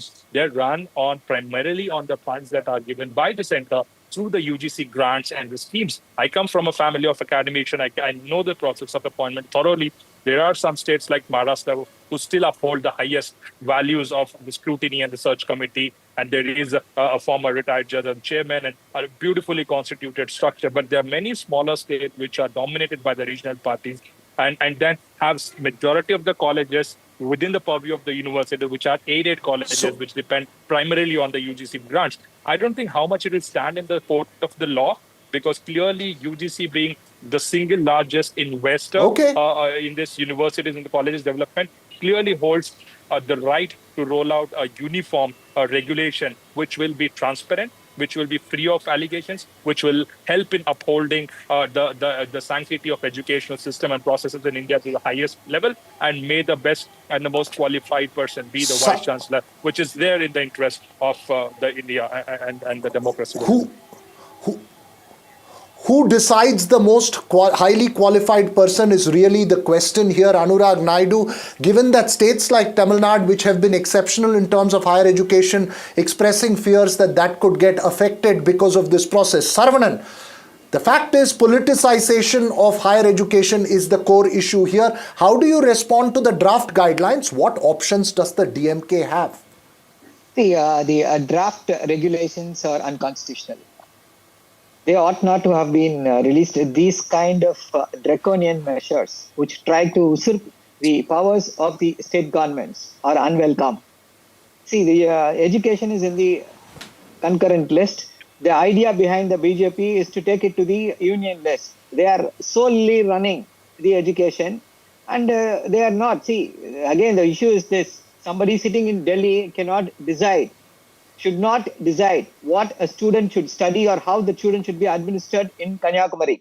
That is better left to the regional, the local level policies, and especially the opposition is for these draft rules from the state of Tamil Nadu, because if you see the number of higher education institutions as pointed out by our Chief Minister, Mr. M.K. Stalin, we have significant number of top institutes, universities, educational colleges, everything in the state of Tamil Nadu.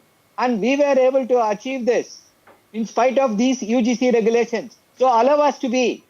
We will succeed, we will flourish. We don't want your interference. And we all know how the governors interfere. In the state of Tamil Nadu, 6 vice chancellors are yet to be appointed because the chancellor, the governor, rides on a high horse, states that, oh, no, there should be a UGC nominee in the search committee. And this new rule which says that the Chancellor will nominate the search committee is as good as giving the appointment straight away, the gauntlet to the governor. The governor is an unelected man.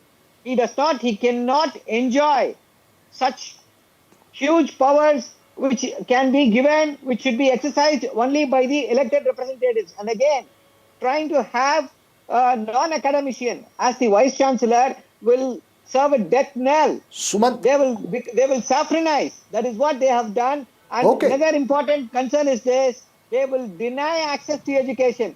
All the education policies of the union government has been aimed at denying access to the underprivileged. If you look at the report, Sumant Raman. Just a minute, Raghav, 10 seconds to me.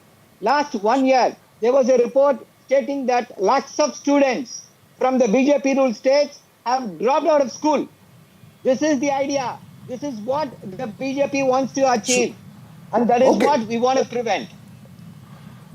Right. Sumant Raman, the point being made is that it's an affront to the fact that education's in the concurrent list, and this is primarily aimed at clipping the powers of the state government in running institutes of higher education. That's the point that the DMK has been making, likely to be made by several other opposition states as far as these draft regulations are concerned. Absolutely. And look, we have to look at two things. What makes the center believe that it knows better than the states on how to run their own universities? I find this mind-boggling that, people who are running, central universities in various places and in various other states where state universities are on the verge of collapse, think they know better than one of the best performing states in the country or some of the best performing states in the country on how to run their education system. So I think it is completely unacceptable, and clearly the reason why they are doing this is very clear. Ideally, in an ideal scenario, state-run universities, which are run by the state governments, should be completely free. Yes, do state governments appoint the best people? Of course they do not. But that applies to the central government as well. They do not apply. In fact, in Tamil Nadu, for some of the key universities, the joke was it was virtually like an auction. And the Vice Chancellor's post would go to the highest bidder. And I'm not talking about this government or the previous government. It was the same, whether it is the present government or the previous. In fact, some of the governors who have come in have tried to put a stop to it. One of the reasons why there are many vacancies is also that. But the point is not that. The point is the attitude of the center to say that we know what is best. And that goes against the federal structure of the constitution. State-run universities, so for instance, if you take Tamil Nadu, many of them are state government funded, state government run universities. Why should they get the permission of somebody sitting in Delhi to decide who should be their vice chancellor? After all, they are complying with, if it is a technical institution, they are complying with the AICTE norms. So where is the question of this, center having to intervene? Sorry, this is completely interference in the state affairs, state government. Right. You're making an emphatic point there. Anurag Naidu, you want to respond to that? Yes. All three absolutely. in the panel, the two academics in the panel seem to be questioning the draft motives. I will just clear it out. Sumant Raman asked the question, what makes one thing that center can be the best one to decide what is right for the appointment of the Vice Chancellor? You know why? Because central government is the only government that has UGC, that has AICT, all the regulatory and policy making bodies of the union of the education system in India. NAC, AICTE, NCT, everything falls under central government's purview. They're run by Delhi. Nobody better than the central government knows what it takes to be on the chair of the Vice Chancellor, who has academically has to, if you know the qualifying criteria drafted by the, let me complete, drafted by the central government. Mr. Suman, please, please, I will tell you. You know the criteria. You know the states like Maharashtra. I'll tell you an interesting fact. The Maharashtra has seen both Congress and BJP government. You know what happens in Maharashtra? The governor primarily interviews the 5 selected candidates at the shortlisted candidate for the post of the Vice Chancellor. Yes, the state government can make a nomination or recommendation. The education minister makes it, but the governor takes the interview. Nobody has objections. Congress or BJP, nobody has objections in Maharashtra. Please mind you. See, let us not take the example of Maharashtra and try to apply it across all the states in the country. It is absolute bunkum that the central government is best placed because they have AICT, they have UGC, they have all that. And the last thing he said, oh, UGC gives money. Sir, who gives money to UGC? It is the money from all the states.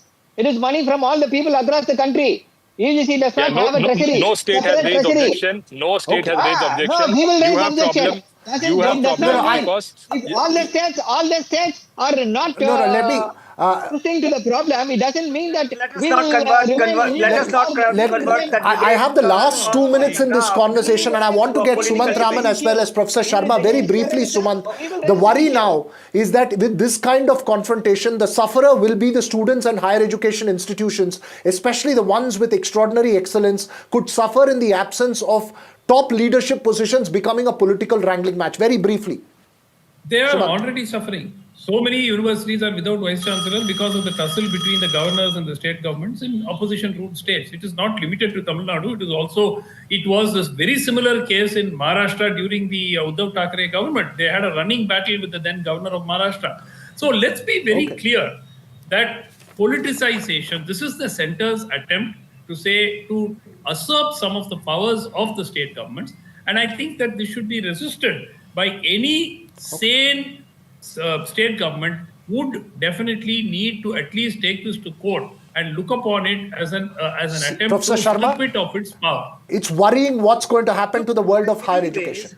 What I believe is that the appointment of vice chancellor, someone made the comment that has become of late political. I think it has always been like that. Let me mention up front, in Bihar, it is clear you will appoint 2 Muslim vice chancellor, 2 Yadav vice chancellor, 2 Kurmi vice chancellor, and that is the norm. On the basis of caste, you appoint vice chancellor. You don't appoint a deserving vice chancellor. Let me mention on record so that it is debated that we must appoint the most deserving person as the vice chancellor. Important point that you made there. Saravanan, this is most likely going to end up into a legal challenge in the apex court. Very quick response to it before we close the show. See, that's what our leader and the chief minister, Mr. M.K. Stalin, is aware of this. That is why he said, we will oppose this politically, we will oppose this democratically in the court. We know how to handle this, we will do it. We will not allow this is likely to become an intense face-off between different sides. Remember, it's only draft rules at the moment. I'm sorry, gentlemen, we'll have to end this conversation right now because of want of time, but we'll keep a focus on how this evolves. Remember, it's draft regulations at the time and all stakeholders will be giving in their inputs to the government. We'll have to see how this plays out. But now to a quick check of the political face-off in Telangana. Is K.T. Ramarao facing an impending arrest by the Anti-Corruption Bureau of the State Police in the Formula E controversy? While he's been summoned by the ACB on the 9th of January, the Telangana High Court dismissed his plea seeking quashing of corruption charges against him, and that clears the decks for further action by the Anti-Corruption Bureau. Meanwhile, the BRS has decided to move the apex court and face trouble from the Enforcement Directorate as well. अभी तक हमारा court का judgement copy हमारे हाथ में नहीं है. हम हाई कोर्ट में मालूम करे तो 2 बजे तक वो जजमेंट कापी हमें मिलने चाहिए. एक बार जजमेंट कापी आने के बाद हम लीगल टीम से चर्चा करके या सुप्रीम कोर्ट जाना है या क्या करना है, हम इसके ऊपर डिसीजन लेंगे. If he wants to come with advocate, he should have filed a petition in court itself prior, because in initial stage of investigation, they won't give you permission to come with an advocate. Being an educated person, like he's having several knowledge about several things, KTR should know that prior. Intentionally, he knows that they won't allow any person with him. He intentionally played a drama by bringing an advocate till ACB office, and he knows that the police department and ACB won't allow advocate. Showing that reason, he has left from there, because he is intentionally trying to escape from this. But 100% department, as per procedure, as per system, what they should do, they will do, and they will take him into custody. There's certainly a lot of apprehension among the BRS cadre and leaders that Mr. K.T. Ramarao could be arrested after the High Court has actually vacated the stay that it had given and had stopped the ACB from arresting Mr. K.T. Ramarao pending the disposal of the squash plea. What the court has said today is that the complaint had been lodged on the 18th of December. The FIR was lodged on 19th. and on 20th itself the petitioner had filed the present quash plea, and therefore it says that the investigating agency should have a reasonable opportunity to investigate and collect evidence, and therefore it is not going to thwart the investigation of the police and cannot act in haste, and therefore they are allowing the quash plea to be dismissed. And they have also said that once this court holds that a prima facie case is made out, the other allegations pertaining to malice, absence of dishonest intention or misappropriation, failure to arraign the alleged third party beneficiaries, all of that in fact becomes a matter of subject of investigation. Two things here to point out. Congress leaders as well as ministers have been indicating that they do believe that Mr. K.T. Ramarao will be arrested in this particular case. Of course, Mr. K.T. Ramarao's his supporters as well as the leaders of the BRS have indicated that they will be going to the Supreme Court to challenge and to get a stay on his arrest in this particular case as well. The second aspect of it is that the court seems to have accepted in many senses the arguments given by the Anti-Corruption Bureau and has dismissed the arguments put forth by the lawyers of Mr. K.T. Ramarao in dismissing this particular quash plea. From all that politics now to finally a miraculous escape for one of Tamil cinema's top movie stars. Ajith Kumar, the actor, a well-known race enthusiast, car racing enthusiast, had a dramatic moment that you see on your screens on the racetrack in Dubai when his car hit the barriers on a turn and spun several times. Those dramatic pictures from the racetrack in Dubai where the actor was practicing for the famous 24-hour driving challenge. Fortunately, the star, called Tala in Tamil cinema, escaped unhurt. We leave you with those dramatic pictures this evening. That's all we have time for on The Southern View. Thanks for watching.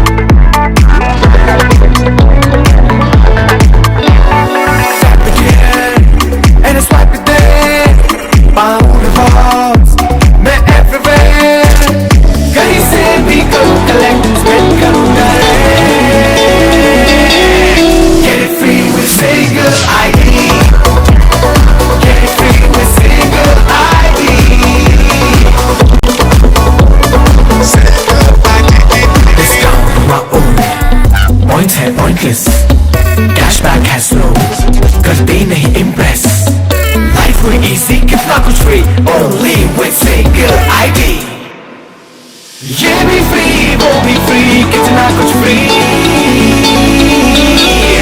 Only with single ID get free with single ID ये सारे apps मुझसे जुड़े brands मेरे पास है सबसे बड़ी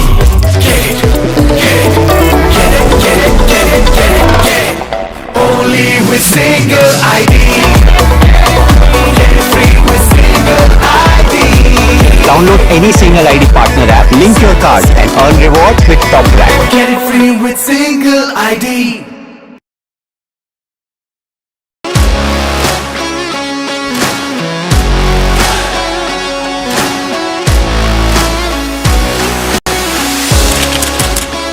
We are able to maintain the democratic fabric and the democratic system. I want to do something that can make a difference. लगातार जनता की आवाज को सरकार तक पहुंचाने का काम मैं करता हूं. I was a student up until very recently. I really want to work and do something for my people because they have given me this opportunity. They have elected me. सोचा नहीं था कि राज्यसभा सांसद बनूंगी.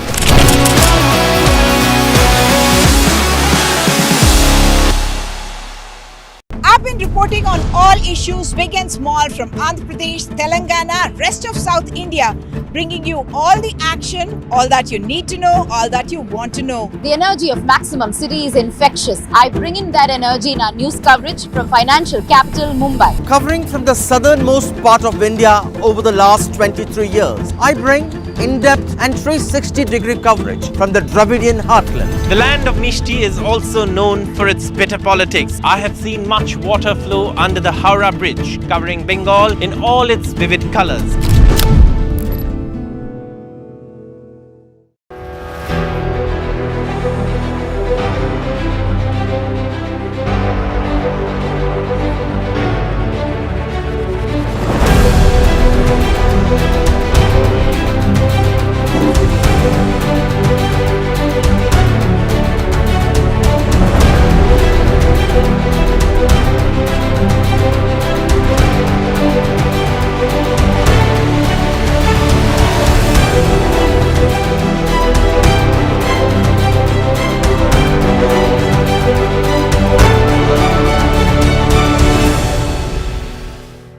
In today's interconnected world, India's voice is more crucial than ever. When India speaks, the world listens. At NDTV World, we are that voice, bringing you intelligent and insightful news from India and beyond. From geopolitics and diplomacy to economic shifts, migrations, tech disruptions, and the stories of our diaspora. We cover the news that shapes our global future. NDTV World, your new home for global news is here.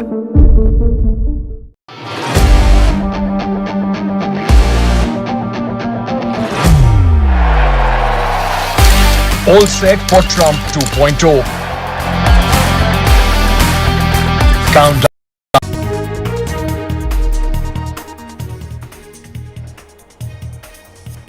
Hello ladies and gentlemen, you're watching NDTV. A jewellery chain in several stores in Mumbai has allegedly duped hundreds of people through a Ponzi scheme promising high returns. Taurus Jewellery, the firm in question, has however shifted the blame to its CEO and other staff members, alleging that they conned customers through a fraudulent scheme. 3 people, including 2 foreign nationals, have been booked in this investment fraud, with at least 7 investors claiming they lost over 13 crore rupees in this Ponzi scheme. How did this scheme, which promised to offer 25% monthly interest on investments, work? Well, police suspect that the accused had duped many investors in Mumbai, Navi Mumbai and other areas. Between June and December 2024, the accused had floated a scheme claiming that if any investor buys stones from them for the amount invested, that person will get a weekly interest of 6%. Lured by this offer, many people deposited money with the company. The investors were initially given regular interest as promised, but after December 30th, 2024, the firm started ignoring the calls of investors. Now, Ponzi schemes like this are becoming common in India. The bulk of these investors, remember, are from lower middle class and poor families, and they also include vegetable sellers and small traders who are lured by the promise of big returns on their investments. The amount invested under this scheme ranges from a few thousand rupees to crores. The 7 people who filed the police complaint have said that they invested over 13 crore between them. In fact, 2 years ago, Centre told the Parliament that in 3 years, 84 companies have been assigned to Serious Fraud Investigation Office that inspects Ponzi schemes, multi-level marketing and chit fund activities. So what happens to these investors now who have spent their hard-earned money? Does law offer any respite? Do investigations into schemes like this result in anything concrete? And more importantly, how can one protect oneself from these frauds? That's what we discussed tonight. Joining us now is Nasir Salim and also Khushbu Jain. But before that, let's look at some reactions. कुछ भी नहीं आया, बहुत लोगों का मतलब आया नहीं है. जो भी रिफंड हुआ है वो 7%, 8% और 9% तक लोगों का आया है. और ज़्यादा से ज़्यादा लोगों ने इन्वेस्ट किए, तो यही है कि उनका पैसा रिटर्न होना चाहिए. कंपनी ने जो भी फ्रॉड किया है वो नहीं करना चाहिए था. आप मुझे बताइए कि आपने पैसा दिसंबर के महीने में डाला? जी हाँ, मैंने खुद भी डाला था. जैसे कि मेरे सामने ये फरवरी में स्टार्ट हुआ था, तो टाइम पे तो मुझे थोड़ा डाउट था, बट धीरे धीरे लोगों को कॉन्फिडेंस देख के, लोगों का रिटर्न देख के, मतलब जो मैंने सामने देखा कि सच में लोगों का रिफंड आ रहा है, तो मैंने खुद यहाँ पे एक छोटी मोटी अमाउंट इन्वेस्ट की थी, मैं बोल सकता हूँ अमाउंट, मैंने 13,000 रुपये इन्वेस्ट किया था, तो 13,000 का मुझे 9% का एक ही हफ्ता मुझे मिला है, और उसके बाद तो फिर वो चल बचे, सीधा यहाँ से 1 2 3 4 हो गए, अभी तो कुछ भी नहीं रिफंड आ रहा है। एक जगह काम कर रहे थे, वो सेठ बताया कि मैंने भी किया है और तुमको पैसा कमाने का है तो डालो इसमें थोड़ा, मैंने डाल दिया उधर 1,10,000। हाँ, तो फिर कब डाला? अभी 2 दिन हुआ। अभी 2 दिन पहले आपने 1 लाख? 2 दिन हुआ, अभी 2 दिन हुआ, अभी डाला, अभी मैसेज भी है मेरे पास। 1 लाख तो बहुत बड़ी अमाउंट होती है। हाँ, तो मैं कैसे भी एडजस्ट करके किया, फिर भी इधर उधर से करके 2 दिन से कुछ अपने पास था, कुछ उधर से मांग के किया, फिर बाद में अभी वो मैसेज आया, फिर देखा कि उधर तो सब लोग तोड़ फोड़ हुआ है, पुलिस भी आई है, तो फिर हम खुद आया मैं आज इधर देखने के लिए। तो आपने इसमें, आप बोल रहे हो कि 2 दिन पहले इन्वेस्ट किया, तो आपको इसके बारे में पता आपके सेठ से चला? हाँ, सेठ। कब पता चला? अभी वो 2 दिन पहले सेठ बताए कि मतलब कि मैं तुमको पैसा कमाने का है तो बोलो। हाँ। हाँ। Nasir Salim, who's the managing director at Flexi Capital, also former banker and investment expert, joins us. Khushbu Jain, who's a consumer rights expert, also a legal expert, joins us. Thank you both of you for joining me on this show. Mr. Salim, to you first. If you look at the Mumbai case, the shops opened in February last year, 6 locations in and around Mumbai, and they sold gemstones, jewelry, and also offered a bonus scheme. Now, under this scheme, a customer who invested 1 lakh would get a pendant with a precious stone worth 10,000. Now, these stones, the customers have also realized were fake. Now, customers were promised a 6% interest on their investment to be paid across 52 weeks, and that interest climbed to 11%. They say that some payouts were done, but of course, the calls were ignored after a few months. About 7 days ago, Taurus, the firm in question, has posted a video on YouTube announcing it will provide 11% interest on investments before 5th of January, after which the rate will dip. So clearly, the move was aimed to drawing upon this flood of investments. How do these Ponzi schemes work? Is there a template to it, and how do you suggest one looks at the red flags? Is there any respite the investors can get, considering that the investigation has started now? Good evening. Thank you very much for taking my views on your show today. So just a quick one. We've seen multiple such schemes that have been available to customers in the last 20 years. I can tell you at least we've seen many such schemes which are available.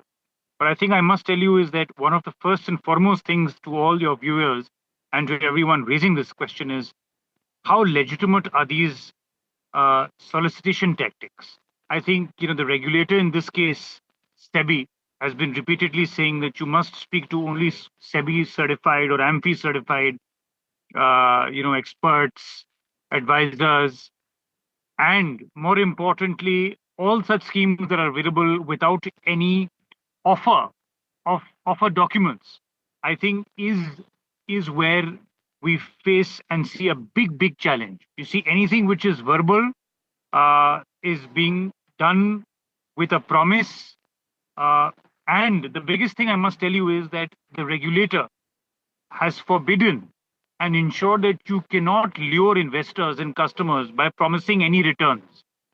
These are all subject to market risks and market participants. And therefore, an offer document is something which is pivotal in any such scheme that may be available for subscription stroke for investment. I think to answer your original question, how does one tend to avoid this? Today, we are hit on account of a massive social media penetration. There are enough people who follow something called the herd mentality or the bandwagon impact. These are issues where it's a FOMO, fear of missing out, because of the amplification on social media. And I think we as investors, and more importantly, custodians of good investment governance, should ensure that investors, customers, and platforms such as yours should talk about how one can judiciously invest their hard-earned money without taking undue risk on their capital, and making sure that it is regulated instruments that are available both from the regulated entities. Right. Khushbu Jain, I think that is the foremost point. Right, that's a very important point, Khushbu. Under the Companies Act of 2013, there's an investors education program. But the scale of India's Ponzi schemes also reveals in some ways the enormity of the task, because a lot of us are financially vulnerable.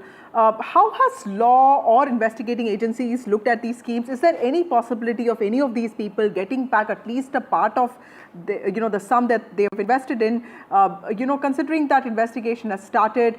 Because most of the investors, if you look at them, they are saying that the brochure had the company's GST number and CIN number. So if the government has collected tax, why can't we get some part of our money back?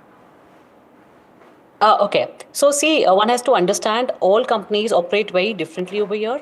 There is always an aspect, as rightly said by my earlier panelists, that there is an aspect of involvement of technology, internet, social media platforms. Practically, these Ponzi schemes work on the aspect that they lure you with the money. All education and everything which we're talking about goes away when a friend of yours has got returns which are, let's say, 20-25%, which are exorbitant, and consistently getting it. Twice you get it, thrice your neighbor or your friend get it, you're tempted. It's a greed. Okay. And with that, you forget everything else. You do not want to cross check which account are you transferring the money, what are the background checks of the company, where exactly your money is invested, because you need to understand any kind of operations which are not transparent as to where they are investing your money and how that money is coming and how much returns are you getting because of that. If you forget all those things just because two people have got returns, or you yourself has got two returns, and then you want to invest more money because you feel I have invested X amount and I got X plus 35% in first month, then second month also I got it. Now instead of X amount I should have X plus Y amount so that I get more returns. That's where they do it. And practically they do no investments. These Ponzi schemes practically lure more people, give it to 10 people. 10 people will tell to another 40 people. With that 40 people ka new money is where they give you the money. There is no investment happening in the background. So that's where you need to understand that whether they are registered with SEBI, whether the money you're transferring is in the same account which it is registered. It cannot be by XYZ's account. You understand that where that money has been invested, is there any underlying document and understanding about that. And also you need to understand now where the law comes in place. See, the problem with the law is we have laws in place. We have MPID, we have got PMLA, and we have got BNS and IT Act. All these acts can be involved, and police to enforcement directorate, everybody can get involved and catch hold of these criminals. But what happens is they make use of technology in such a manner that catching hold of these criminals become difficult. Catching hold of the money that has come up, money can be freezed. Had the money gone in one account, they can freeze that bank account, and the money which is lying there can be frozen. And after the matters are being decided in the court, those money which is which are of people, investors can get those money. But the problem that would come here, which in investigation will come, is they will surpass that, because they would be transferring this account money in the mule account, and that money would not be lying, because this is a pre-planned, properly executed Ponzi scheme that has come up, which is not new. So that's where I think everybody has to understand. So I think more tech-driven investigation is necessary, also tougher deterrence, but like both of our panelists pointed, more awareness is what is important now. Thank you both of you for joining me on this broadcast. A jewelry chain with several stores in Mumbai has allegedly duped hundreds of people through a Ponzi scheme promising high returns. Police are investigating the case. These 3 arrests have been made, but clearly there are lessons in there for all of us. Now moving on to the other big story today, Delhi is all set for the big battle between Aam Aadmi Party and BJP, with the Aam Aadmi Party looking not just at a third term, but also for washing away its corruption allegations against some of its leaders. Delhi will vote on the 5th of February. Results will be declared on the 8th of February. Meanwhile, BJP is trying to trounce Aam Aadmi Party come to power in Delhi after 27 long years. It is going to be a winter of celebration for one of them. We'll have to wait and see who that is. Joining me now is Shelley Oberoi, who is former Mayor Delhi, also spokesperson Aam Aadmi Party. We have Charu Pragya, spokesperson BJP. We have Sajjan Kumar, who's a political scientist, fellow Nehru Memorial, New Delhi. Thank you so much, all three of you, for joining me on this broadcast. To you, Shelley, first, well, the Aam Aadmi Party has been in power in Delhi for 10 years. But one thing that the Prime Minister has been talking about continuously is that there is no sense that a world-class capital has been built in the last 10 years. Would you say that there's been so much of importance given to welfare that, the aspirations of the middle class of having a world-class city has something that has been sidetracked? Thank you so much. I think how the Bharatiya Janata Party is behaving since months, that shows that that is the bewildered state. They are in the bewildered state. They are really confused and they know that they're going to defeat in Delhi this time. And moreover, they have no vision. They have no CM face. They have no strong candidates. Rather, they do blame game. Rather, they believe that by abusing Aam Aadmi Party leaders, rather they are disrespecting the families of Aam Aadmi Party leaders, rather by confiscating the residence of the sitting CM. They will win this way. But let me tell you that we really trust Election Commission this time, and I think they will ensure fair and free elections. And Bharatiya Janata Party has done nothing. They are in center since years, and in last 10 years, Aam Aadmi Party has delivered a lot to Delhi people, whether it is free bees, free electricity, free water, good education, good health, the welfare schemes. Aam Aadmi Party has fulfilled all their promises. On the other hand, what about the how the BJP leaders are leading their life? The Prime Minister of India living in a house of 2,700 crores, that Raj Mahal. What about the 10 lakh cost of pen he is using? What about the house decorated with a 300 crore carpet? What about the expensive planes in which he is traveling? Why he is doing this kind of blame game, defaming the Aam Aadmi Party leaders, putting behind the leaders of the Aam Aadmi Party, doing the electoral scams, doing the vote scams, deleting the Charu Pragya, we heard the Aam Aadmi Party spokesperson, while Sheesh Mahal is something that we've all been debating. I wanted to ask you, BJP has come out with its list of 29 candidates, but the fact that, Aam Aadmi Party has already come out with all of its candidates. But the fact is still they are not sure that which Charu, candidates how do you see the preparedness of the BJP in terms of taking on the Aam Aadmi Party? Because in 2024 Lok Sabha elections, you changed all the candidates except one. So clearly there was a lot of course correction that was put into place. This time, why is the party more confident? A very good evening to you, Vasudha. And let me just begin by first saying that the people of Delhi are extremely happy that the date of elections have been announced. It's time for this Apda to leave Delhi, and the citizens are waiting for voting day, because it is on the 8th of Feb that we'll be rid of this terrible infrastructure, lies, and everything else that we've been surrounded with. I was listening to the Aam Aadmi Party spokesperson.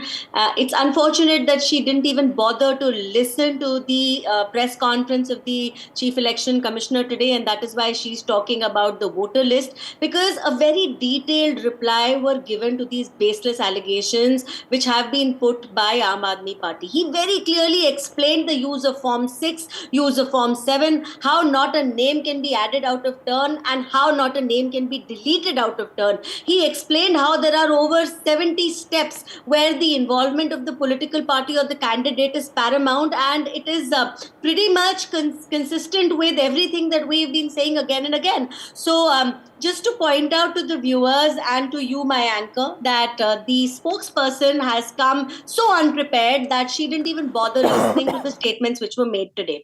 Another thing is that while Aam Aadmi Party goes on and on talking about how good they have been to the people of Delhi, I want to point out some very basic. One, when they talk about Vasudha, I'll request you to step in, please. Maybe this is her first time. Okay, Shelly, let her finish. I'll come to you. I'll come to you for a rebuttal. Yeah. Yeah, thank you very much. We don't speak over each other here. So while they talk about what they have done for the people of Delhi, it's just turned out to be one big bundle of lies, right? So today when they talk about healthcare, the first question people ask them is, why no Ayushman Bharat for us? Why none of the money that has been earmarked by the union government for health infrastructure in our city has not reached us? Why is Aam Aadmi Party sitting on that? Is it only to gain a couple of cheap political brownie points because your selfish needs are greater than the needs of the people of Delhi? When people of Delhi ask you that today you talk about women, but what happened to the promises you made to the women of Punjab? You promised them 1,000 rupees, but none of them have received it. That's a very important point. Would you like to? Because that's a question everyone is asking. The Aam Aadmi Party made and these are big questions, Vasudha. Promises. These are big questions. We deserve answers. Why have you not been able to deliver on them is what a lot of people are asking. Shelly? What about the law and order, I think? What about the law and order in Delhi? Law and order in Delhi has totally collapsed. That was in the hands of center. And I think you were talking about infrastructure. I think you have come without your homework.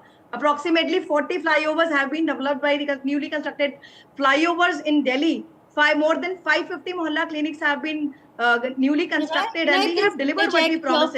Approximately 7,700 new fleet of buses were delivered on the roads. Approximately 22,000 new classrooms were constructed. There has been a scam in the purchase of those buses. Can I quickly interject, Vasudha? Okay, Charu, let her finish. I'll come to you. Street lights and 902 crores were deployed for unauthorized colonies. I think you are not aware what the Aam Aadmi Party has done. Aam Aadmi Party has allocated 25% of its annual budget on education. So okay. I think... Charu, quickly, before I go to Sachin, who's been waiting for a while, you wanted to say something. My apologies, Sachin. Yes, but very quickly, I just want to point out here that here is more shifting of the goalpost. Instead of talking about Ayushman Bharat or the fake yojnas, they keep pretending they'll be floating in the days to come. They've got no answers for us. They've got no answers to the rap they have got on their knuckles from the Delhi High Court. They've got no answers on the fact that they have earmarked a lot of budget. Yes, admittedly. But right under their noses, they've got X-ray scams going on in these so-called mohalla clinics. They talk about flyovers. We have cars drowning under those flyovers. That's the condition of Delhi's infrastructure. Okay. So, Sachin, quickly a comment from you, because the case of Delhi is also about swing voters. 15% of them who alternate between Aam Aadmi Party and Congress, and around the same who alternate between Aam Aadmi Party and BJP. So clearly, that these are not ideologically driven voters, but people who either vote for Narendra Modi or Arvind Kejriwal. Do you see that aspect changing this time? Certainly, I mean, if you see the demographics, around 40% of Delhi, constituted by what you call as the Purvanchali voters, then we have 20% Punjabi voters. Around 12% you have the communities from Jats, Gujars, and then you have rest. So that way, certainly there has been some sort of a swing, but swing primarily do not come majorly from the middle class. It comes from the demography which is economically weaker and humble. And that is why in the Lok Sabha election, you do see that they are swayed by Modi's image and personality, and in assembly election, both in 15 and 20, Arvind Kejriwal image, that has been the prime factor. But between 2020 and 2025, there has been some change in the perception of Kejriwal's image. One, in 2020, at least, even though then also some of the leaders of Aam Aadmi Party were tainted with corruption charges, at least Arvind Kejriwal personally was untainted, which is not the case now. So there is some kind of a difference. Two, certainly the swing factor you can expect that middle class is expected to be consolidated against the government, because even in colonies, say for example Green Park, Vasant Kunj, etc., you see the condition of the roads, etc., is really bad, and particularly during the rainy season, etc. So there is some sort of a angst.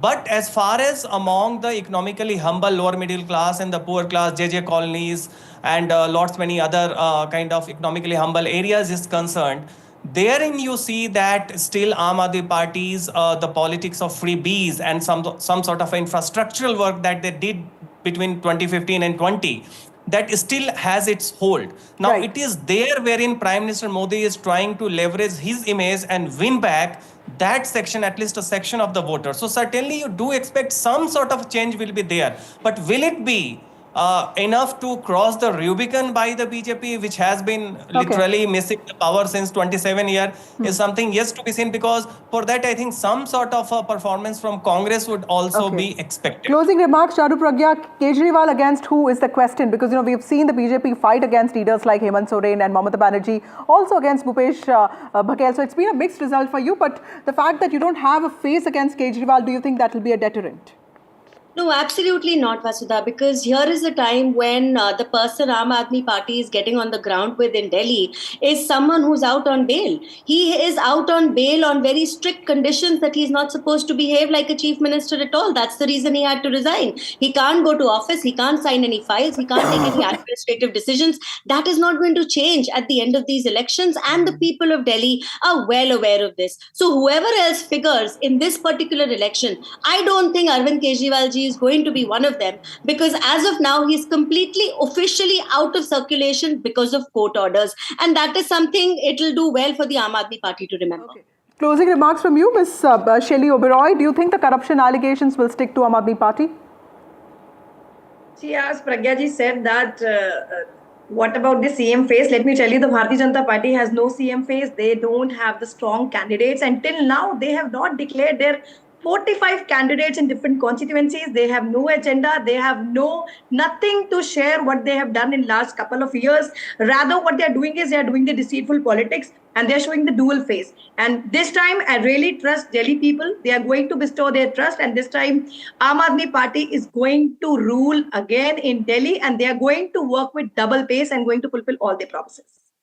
So much, all three of you, for joining me on this broadcast. Delhi will be polling on the 5th of February and parties have already hit the ground. Aam Aadmi Party has declared all candidates, BJP 29 and Congress 40. It's a season of campaign songs, promises, plenty of rallies and accusations. With that, it's a wrap on the show. My colleague Ankit Tyagi joins you on the other side.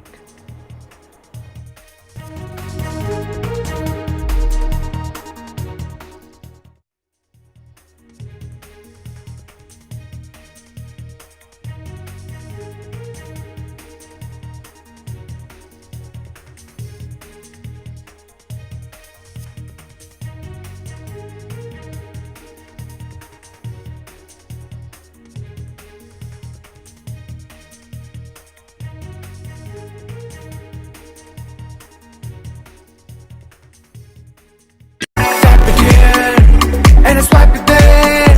Pound rewards, मैं everywhere. कहीं से भी करूँ collect, spend करूँ direct.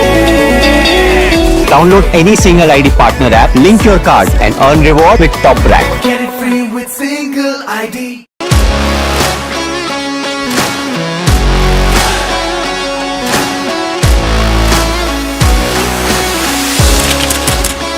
We are able to maintain the democratic fabric and the democratic system. I want to do something that can make a difference. लगातार जनता की आवाज को सरकार तक पहुंचाने का काम मैं करता हूं. I was a student up until very recently. I really want to work and do something for my people because they have given me this opportunity. They have elected me. सोचा नहीं था कि राज्यसभा सांसद बनूंगी.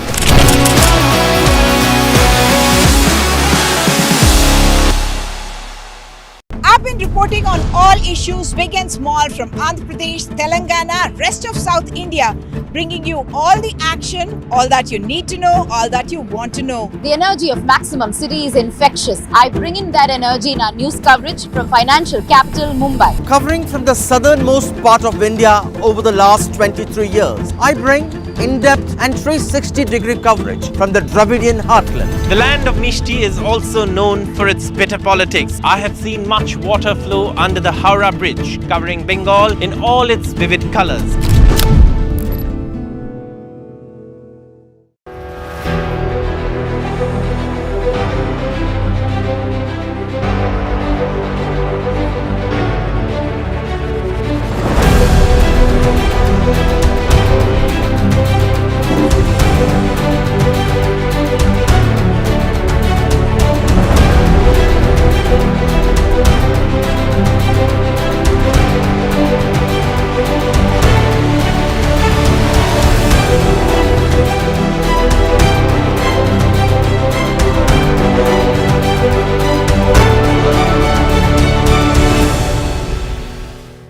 In today's interconnected world, India's voice is more crucial than ever. When India speaks, the world listens. At NDTV World, we are that voice, bringing you intelligent and insightful news from India and beyond. From geopolitics and diplomacy to economic shifts, migrations, tech disruptions, and the stories of our diaspora. We cover the news that shapes our global future. NDTV World, your new home for global news, is here.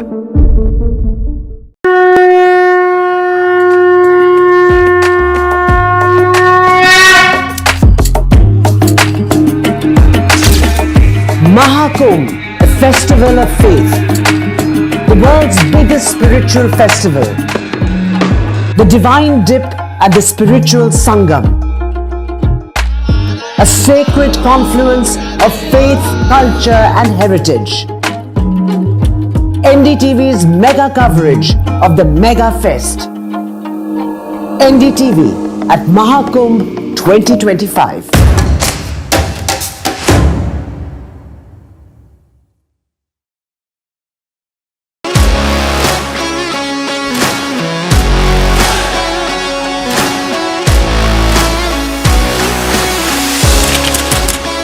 We are able to maintain the democratic fabric and the democratic system. I want to do something that can make a difference. लगातार जनता की आवाज को सरकार तक पहुंचाने का काम मैं करता हूं। I was a student up until very recently. I really want to work and do something for my people because they have given me this opportunity. They have elected me. सोचा नहीं था कि राज्यसभा सांसद बनूंगी।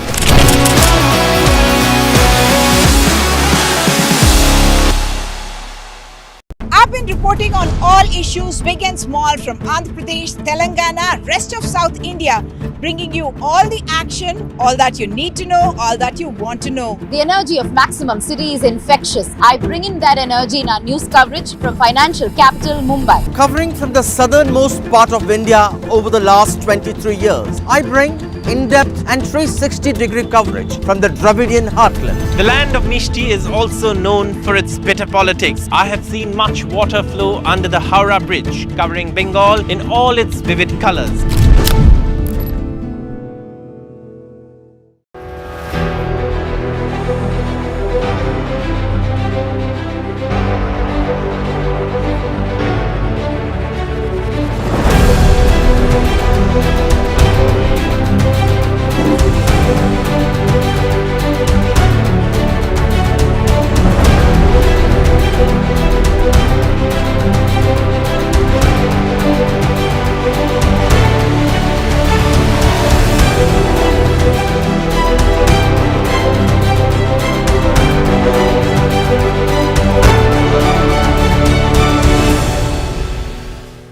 In today's interconnected world, India's voice is more crucial than ever. When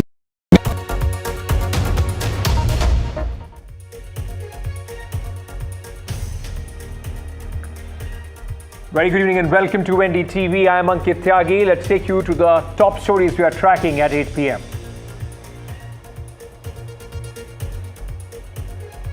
Delhi to vote on February 5th, results on 8th of February. Single-phase voting, CEC clarifies on EVM and the voter list as well.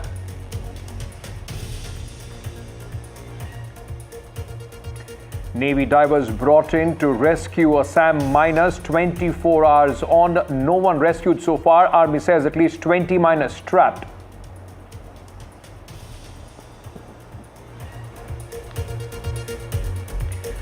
Thousands duped by jewelry firm in Mumbai. Investors promised huge returns. Store shuts overnight. Investors despair. Mumbai police has arrested 3 people.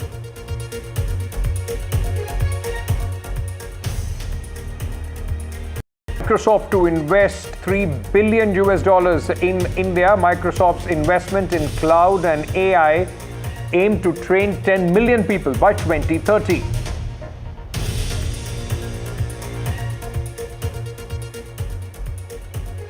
And it's Birds Day today, so a very happy Birds Day. Endangered bustard spotted, rare sighting of the bustards in Jaisalmer.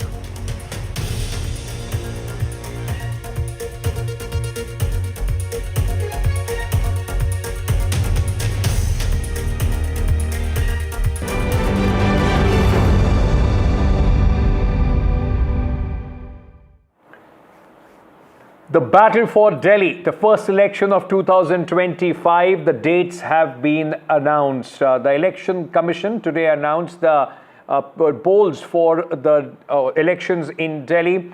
February 5th is when 1.55 crore voters will exercise their franchise. On February 8th, the results will be out. According to the schedule announced by the Election Commission of India, the polling will be a single-phase polling and the last date of filing nominations is January 17th. The withdrawal, January 20th. Now, this is a high-stake battle, ladies and gentlemen, a triangular contest. Aam Aadmi Party seeking a consecutive 4th victory in the national capital, while the BJP is hoping that a 26-year-long drought for Delhi will end, whereas the Congress is hoping for a revival In the last two elections, if the Congress party has only been able to get a single-digit zero as far as Delhi is concerned. Let me go across to my colleagues Aishwarya Jain and Sunil Prabhu just to bring you the larger perspective as far as these elections are concerned. Interesting how this battle is panning out, Sunil. In the last two elections, the Congress party has not been able to open its account from the high of 48% in the assembly election under Sheila Dikshit to 2024, where the Congress got just 4%. Are the hopes of the Congress party being hampered by the differences we see in the way the local unit and the central unit wants to approach this election? Well, there will definitely be differences, and that's predominantly the view across the country for any local unit, especially when they have been and in arrangement with India alliance partners, be it in Bengal, and the list can continue, Maharashtra and so on and so forth. So wherever you decide to become a junior partner, then definitely those issues will erupt. But that being said, it is clear that if the Congress does put up a fight, it's actually beneficial to the BJP in a three-cornered contest. So that's something that the central leadership has to look at the larger aspect altogether. And if you look at how the Aam Aadmi Party rose, be it in 2013 and subsequently in the 2015 and the next election, it has always been at the cost of getting the Congress vote. So there's something that needs to be done. Having said that, it's an important election, as you rightly pointed out. It's a tough battle for the Aam Aadmi Party to wrest control of Delhi once again after two terms, especially given the fact that they haven't been performing that well, and their chief minister to deputy chief minister to virtually the whole cabinet was in Tihar jail.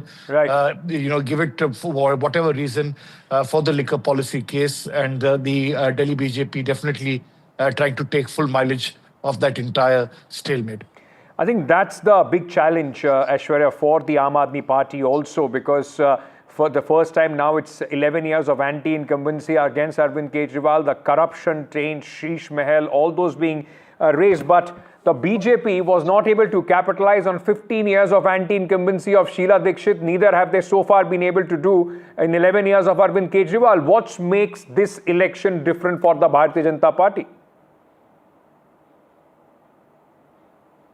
Well, the BJP is very confident that they will dethrone the Aam Aadmi Party government this time because of the recent allegations that have been leveled against the top leadership of the Aam Aadmi Party, be it the liquor policy scam, be it the Sheesh Mahal. Today, remember, it was the Bharatiya Janata Party Delhi unit who also had approached the PWD department to open up the 6 civil lines, which was earlier the residence of Arvind Kejriwal, which they have termed as Sheesh Mahal, and there was a 3D model that was displayed at the BJP Delhi headquarters as well, where what the Delhi BJP president has been saying, that this is a model of corruption, and corruption along with the kind of air pollution that we have seen, the rate of unemployment in Delhi, and also regarding the infrastructure work. These are major issues that the Bharatiya Janata Party is going forward. The Bharatiya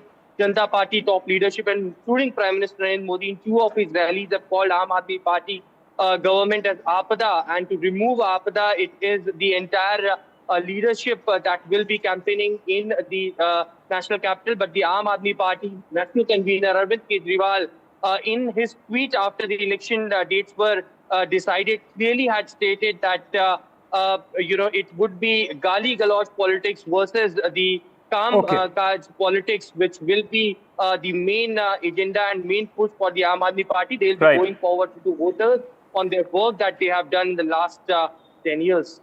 Interesting, this election, and how one of the unique elections where the BJP and Congress are so dependent on each other to dethrone the third angle as far as Aam Aadmi Party is concerned in Delhi. Gentlemen, thank you for speaking to us on the 8 p.m. news. Now, moving on over to Assam, where a day has passed since several miners engaged rat a whole mine, in fact, which seems to be illegal in a remote location in Assam's Dima Hasao district, and they have now been trapped after water entered in the mine. Army experts, NDRF have all been rushed to the spot. Now, Navy deep sea divers have also been, in fact, airlifted to mount a rescue operation.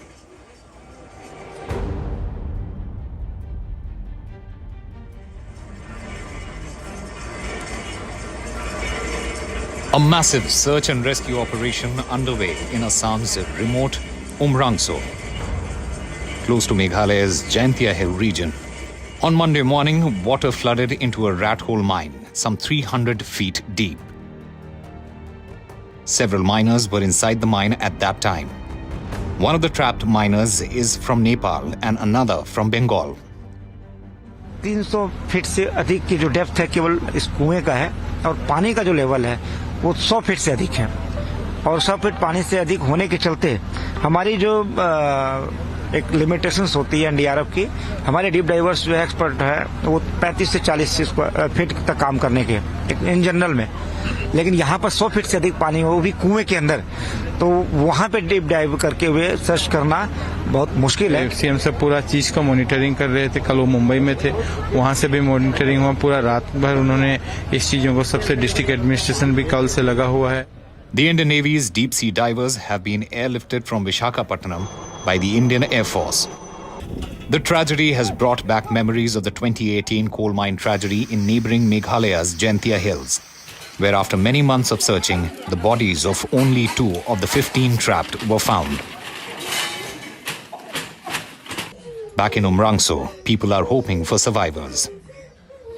An eyewitness says he was lucky to escape.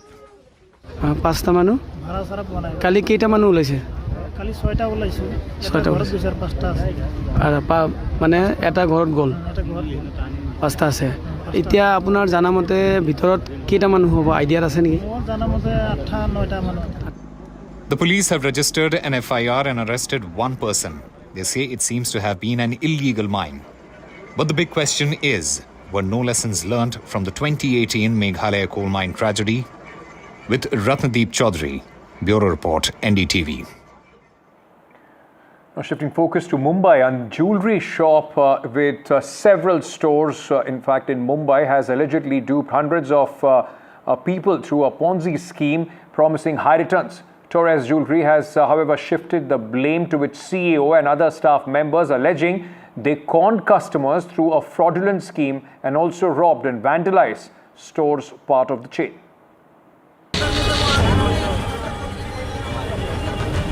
A large crowd waiting outside a tourist store in Mumbai's Dadar for over 24 hours. All of them are in shock. They have lost their investment, a few thousand rupees to crores in the jewellery firm. They were expecting big returns, but have now found that the company suddenly shut shop on the 5th of January. 9 महीने से ये business खोला गया था, तभी ये सरकार कहाँ थी, तभी ये बंदोबस्त कहाँ था, पब्लिक को बेवकूफ़ बनाया जा रहा था, टैक्स जा रहा था, सब कुछ जा रहा था, तो ईमानदारी से बिजनेस हो रहा था ना। तो जब ये ईमानदारी से बिजनेस हो रहा था तो आज ये इतना फ्रॉड 420 क्यों नाम दिया जा रहा है? The company set up its headquarters in Dadar in February 2024. They offered a return of 11,000 rupees on a weekly basis for every 1 lakh rupees invested. The interest rate was initially 6%. It gradually rose to 11% before the shop shut.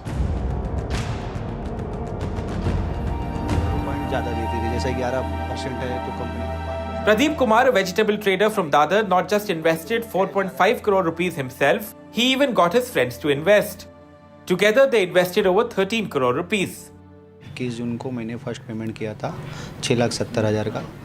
उसके बाद company को देखा कि company हमको payment refund कर रही है weekly, तो मैंने मेरी वाइफ के नाम पे, फिर फैमिली में बहुत सारे मेंबर हैं उनके नाम पे, तो इसके ऊपर हमने अनसिक्योर्ड लोन भी ले लिया था, क्योंकि कंपनी इतना रिटर्न दे रही थी, तो ये हुआ कि अपनी दुकान के सामने है, कंपनी भागेगी नहीं दादर में।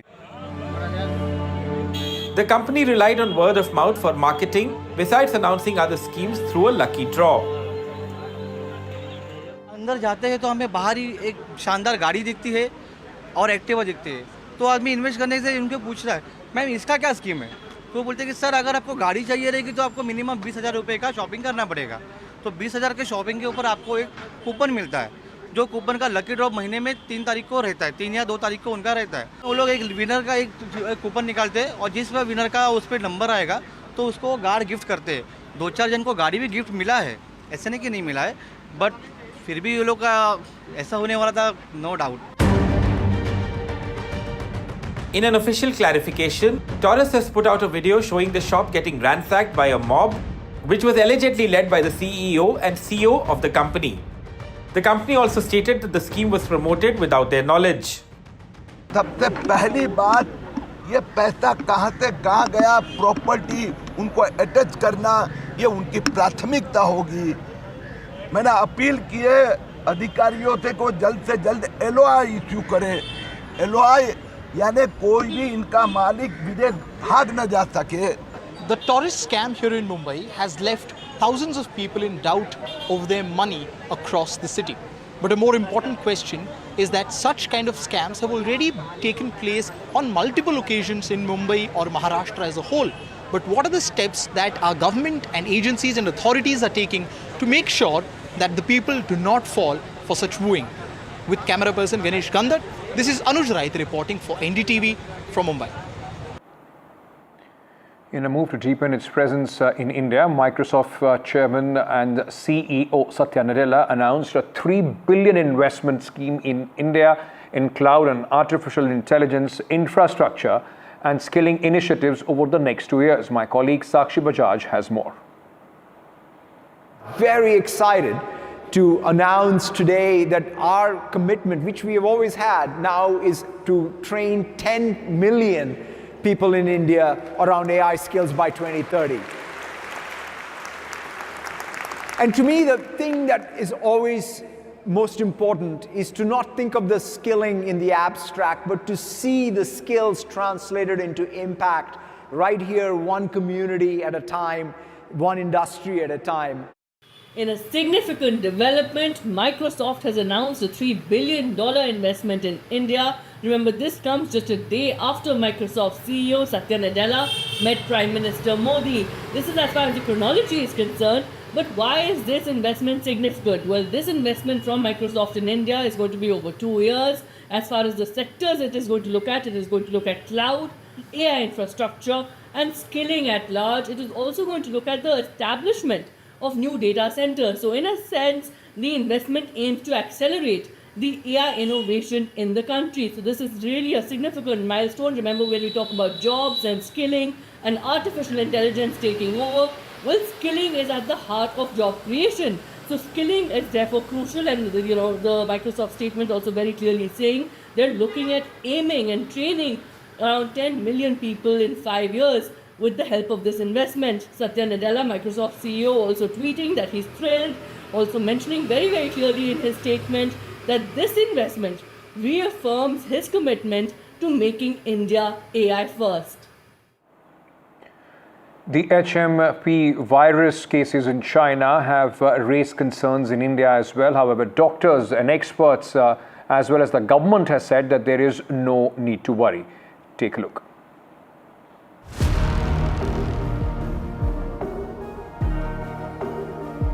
The HMPV virus cases in China have raised concerns in India as well. Doctors, experts, as well as the government say that there's no need to panic as the virus has been in circulation for the past 10 years in India and there's no need to worry. The Union Health Ministry has been closely monitoring the situation, ensuring robust surveillance on cases. The Union Health Secretary also held a meeting with states, asking them to be prepared.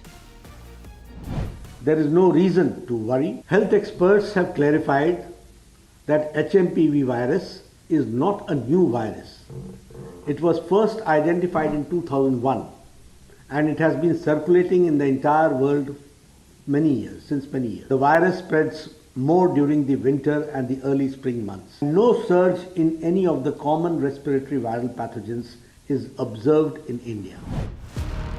Doctors also advise against any major worries and clarify that this virus is nothing like COVID. So basically this virus has been amongst us for a long time. It is not something new. that has been discovered only recently. Total in the last 6 months have been around 24 patients. So far in the month of January, there's only one case. It is definitely miles away. I mean, so far compared to what we saw in COVID. This virus has been with us. So all I will say, sometimes ignorance is bliss. We were not, general public was not aware that this type of virus exists within us, amongst us. This is a hangover of COVID pandemic where everybody is worried that okay, any virus can cause pandemic. There is a big difference between SARS-CoV-2 which caused COVID and this human metapneumovirus. It has been transmitting amongst us since late 1950s. So majority of us are exposed with this virus. And exposure means you have developed some sort of immunity. And if population has immunity against a particular infection, then chances of it spreading like COVID-19 is almost negligible. The 2 cases in Bengaluru confirmed by ICMR have also been discharged now. Elderly and infants are particularly vulnerable to the HMPV. In most cases, patients recover in a few days with rest and hydration. Experts and officials are unanimous in their current assessment of the situation, advising precaution over panic. With Tanushka Datta, Bureau Report, NDTV. Some international news now. Justin Trudeau resigned as the leader of his Liberal Party of Canada, effectively ending his 9-year tenure as Canada's Prime Minister as well. He now remains caretaker Prime Minister till his successor is chosen. The move comes amid rising dissent against Justin Trudeau within his own party. Take a look at this report. I intend to resign as party leader, as Prime Minister, after the party selects its next leader through a robust, nationwide, competitive process. As the outgoing Canadian Prime Minister made the biggest announcement of his career, pages from his speech blew away. Emblematic of the political blows he's faced in the recent month.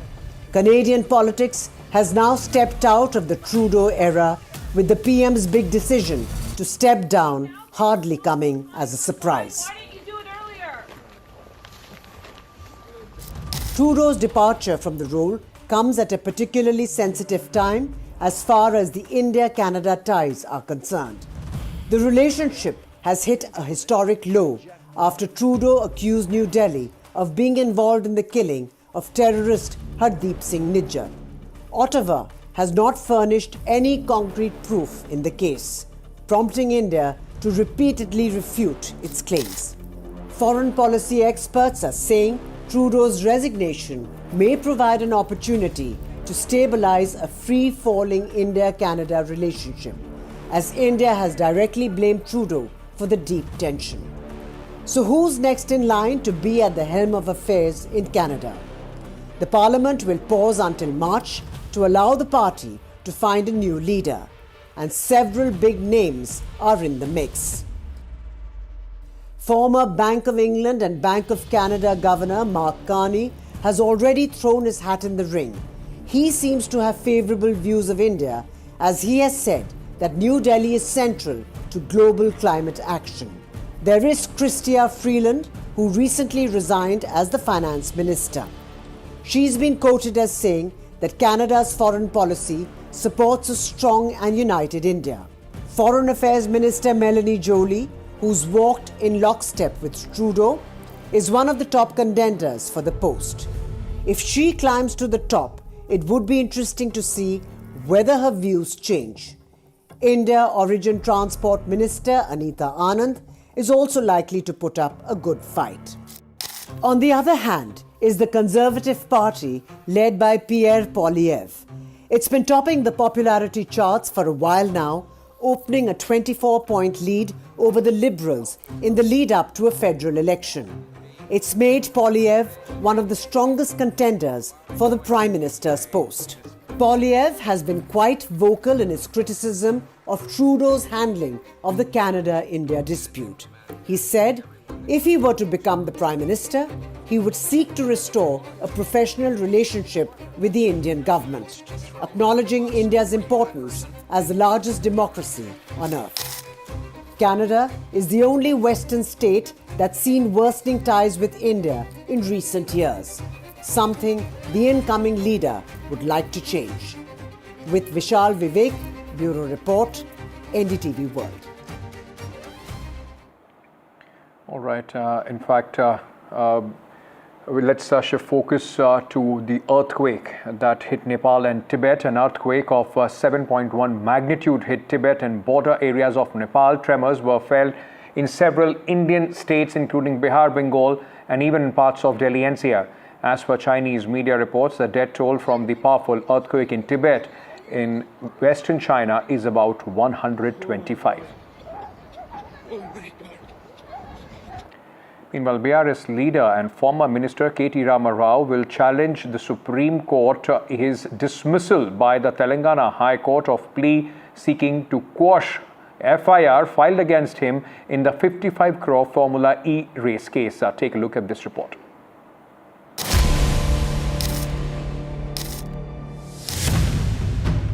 BRS leader and former minister K.T. Rama Rao will challenge in the Supreme Court the dismissal by the Telangana High Court of his plea seeking quash of the FIR filed against him by the State Anti-Corruption Bureau in the Formula E race case.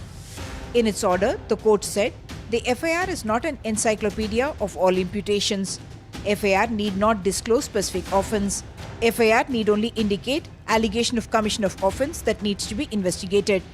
The court cannot thwart investigation by the police. The court has also vacated the stay on his arrest, increasing apprehensions among his party men. Soon after dismissal of the quash plea, ACB teams searched offices of Formula E title sponsors Greenco and its subsidiary Ace Next Gen, which pulled out of a tripartite agreement to conduct the race in Hyderabad. BRS insists there was no quid pro quo.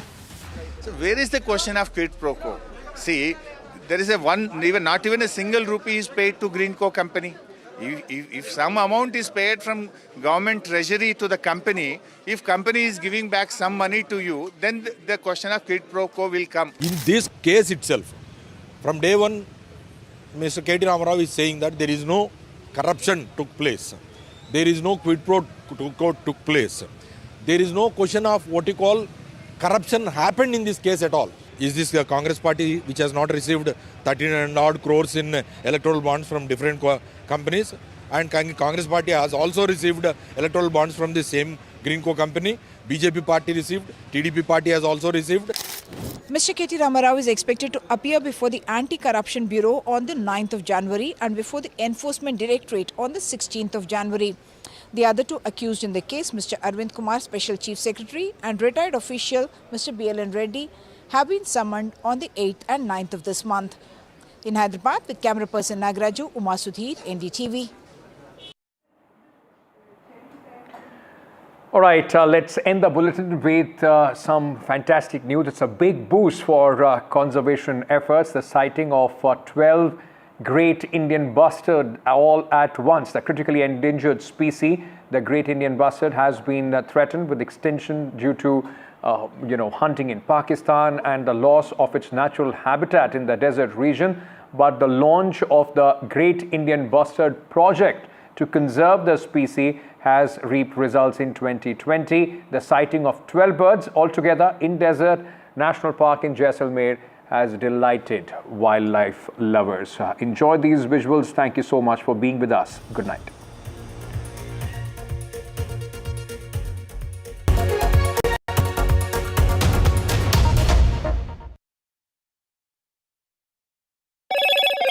Hello, Moto. Motorola Edge 50 Pro, world's first AI-powered pro-grade camera.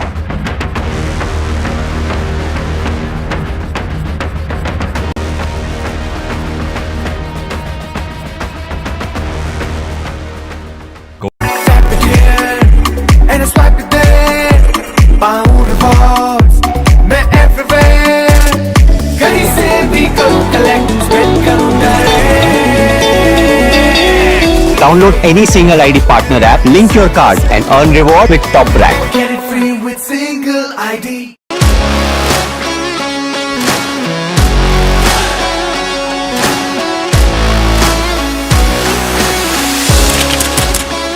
we are able to maintain the democratic fabric and the democratic system. I want to do something that can make a difference. लगातार जनता की आवाज को सरकार तक पहुंचाने का काम मैं करता हूं. I was a student up until very recently. I really want to work and do something for my people because they have given me this opportunity. They have elected me. सोचा नहीं था कि राज्यसभा सांसद बनूंगी.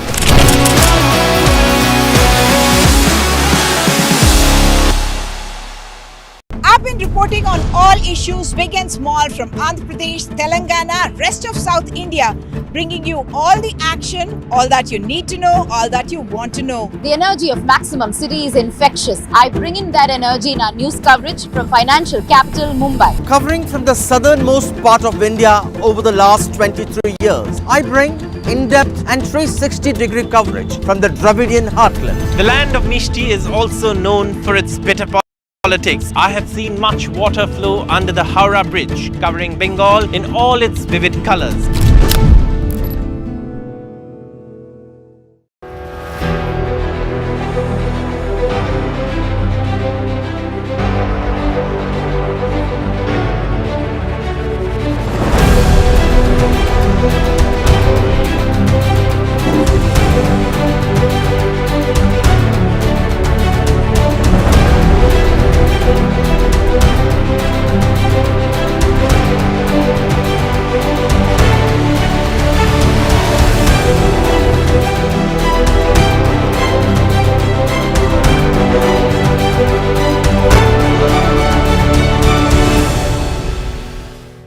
In today's interconnected world, India's voice is more crucial than ever.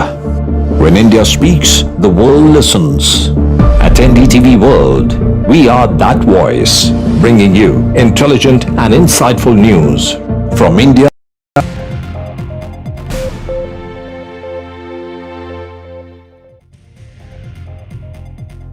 Hello ladies and gentlemen, you're watching NDTV. Chief Election Commissioner Rajiv Kumar today reiterated the transparency of India's electoral processes, dismissing claims of EVM tampering and voter roll manipulation. He has in fact dismissed opposition's allegations about tampering with EVMs, reiterating that courts have ruled 42 times that the machines are completely secure and not hackable. The working of the EVMs has been a political flashpoint between the Congress party and the BJP, with the Congress questioning the EVMs and the BJP asking, why does the Congress not raise the same questions when it wins, like in the case of Karnataka or Jharkhand? Now, the CEC has responded to the allegations from Delhi Chief Minister Atishi as well regarding a voter scam in the New Delhi constituency. Rajiv Kumar highlighted the ECI's rigorous processes. Atishi, in fact, remember, had claimed a 10% surge in voter additions and a 5.77% deletion in the constituency's electoral rolls within weeks, describing this as a deliberate attempt to alter outcomes. Does the ECI's clarification today clear the air on the allegations that have been raised by opposition parties? That is the question we would be asking today. We would be joined by a panel of experts. We will have O.P. Rawat, who's the former Chief Election Commissioner. We have Abhinandita Mathur of the Aam Aadmi Party, and we also have R.P. Singh of the BJP. But first, let's listen into what Mallikarjun Kharge said with regard to the CEC's observations. हमको EVM, PVM कुछ नहीं, हमको होना ballot paper पे vote, बस वो machine उनके घर में तो रख लेने दो, या मोदी साहब के घर में रहने दो, या शाह के घर में रहने दो. अगर किसी गोडाउन में, अहमदाबाद में बहुत से गोडाउन बने हैं, वहाँ ले जाके रख लेने दो, हमको बस पेपर पे करो. There is no evidence of unreliability or any drawback in the EVM.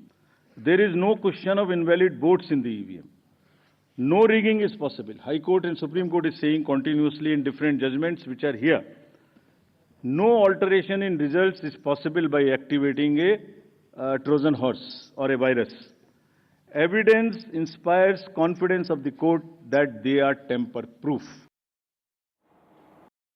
So that's the Chief Election Commissioner responding to Mallikarjun Kharge's allegations. Remember, he's the Congress President. Mr. Rawat, the ECI today has said that not a single discrepancy has been found in votes counted through the EVMs and the VVPAT slips, be it voter lists or the working of the EVMs. Do you see Rajiv Kumar, the CEC's words, of reassurance to voters, and what more should the ECI be doing in these cases so that these questions don't keep getting asked again and again? I think Election Commission has started a good campaign by taking these machines in the rural areas and in even bastis of cities, where they got educated children to become presiding officer, polling officers, and have a register. So all three counts, register count, slip count, and electronic count, those children will do at the end of poll and announce the results. And that really struck at the imagination of the voters. And everyone was so confident about these machines, which really acted as a countervailing force against the campaign of that time. And this should continue, I think, because voter is the ultimate. If you go to the voter and once voter says that this is the machine which has got no vulnerability, then political parties can be silenced. Right. Before I go to Ms. Mathur, let's also look at what Aam Aadmi Party has said with regard to the voter list manipulation or the allegation that the party had raised, because this has become a political flashpoint between the Aam Aadmi Party and the BJP. चुनावी घोटाला हो रहा है, voter list manipulation से electoral fraud हो रहा है। अगर 11 के 11 ऑब्जेक्टर्स हियरिंग में गलत पाए जाते हैं तो इससे बड़ा स्कैम इस देश के इलेक्शन के इतिहास में क्या होगा? एक सर्वे किया जाता है जिसको अक्टूबर में प्रारंभ होता है। ड्राफ्ट रोल की copy free of cost 2-2 copy her political party को दी जाती है। कहा जाता है ये ड्राफ्ट रोल है, अब जो नए लोग वोटर बनना चाहते हैं डिलीट होंगे, उसकी प्रक्रिया चलेगी। हर स्टेज पे हम आपको खबर करेंगे, हर स्टेज पे कोई भी ऑब्जेक्शन हो तो हमें बताइए। डिलीशन हो नहीं सकता जब तक कि पर्सनल हियरिंग ना हो जाए और उसका साथ में मौका ना दिया जाए। किसी पोलिंग स्टेशन पे 2% से ज्यादा डिलीशन हो गए तो ईआरओ और एआरओ को जाके पर्सनली चेकिंग करनी है। Ms. Mathur, the CC there saying that sufficient opportunities are provided to add missed voters and also draft electoral rolls, and he's in fact saying that discrepancies such as large-scale additions, deletions are carefully reviewed. What would your comments be?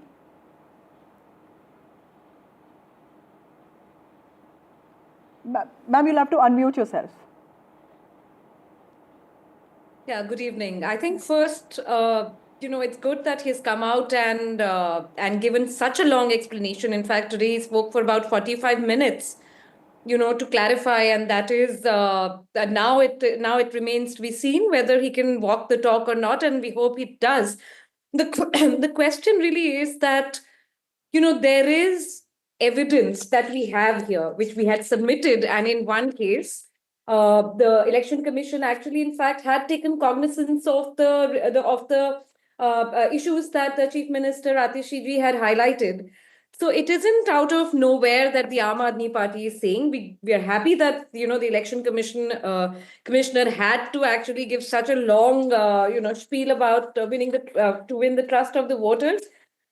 The problem is that every single institution in the country today has somehow lost its repute, and that is a very worrying sign. As far as the Aam Aadmi Party is concerned, there were multiple cases. I mean, one of our own, Mrs. Anita Singh, Sanjay Singh ji's wife, where somebody was trying to get her vote deleted.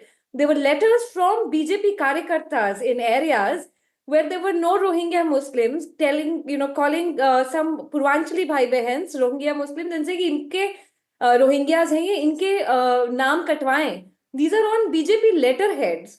So there is good reason, we understand that there is good reason for the BJP to panic.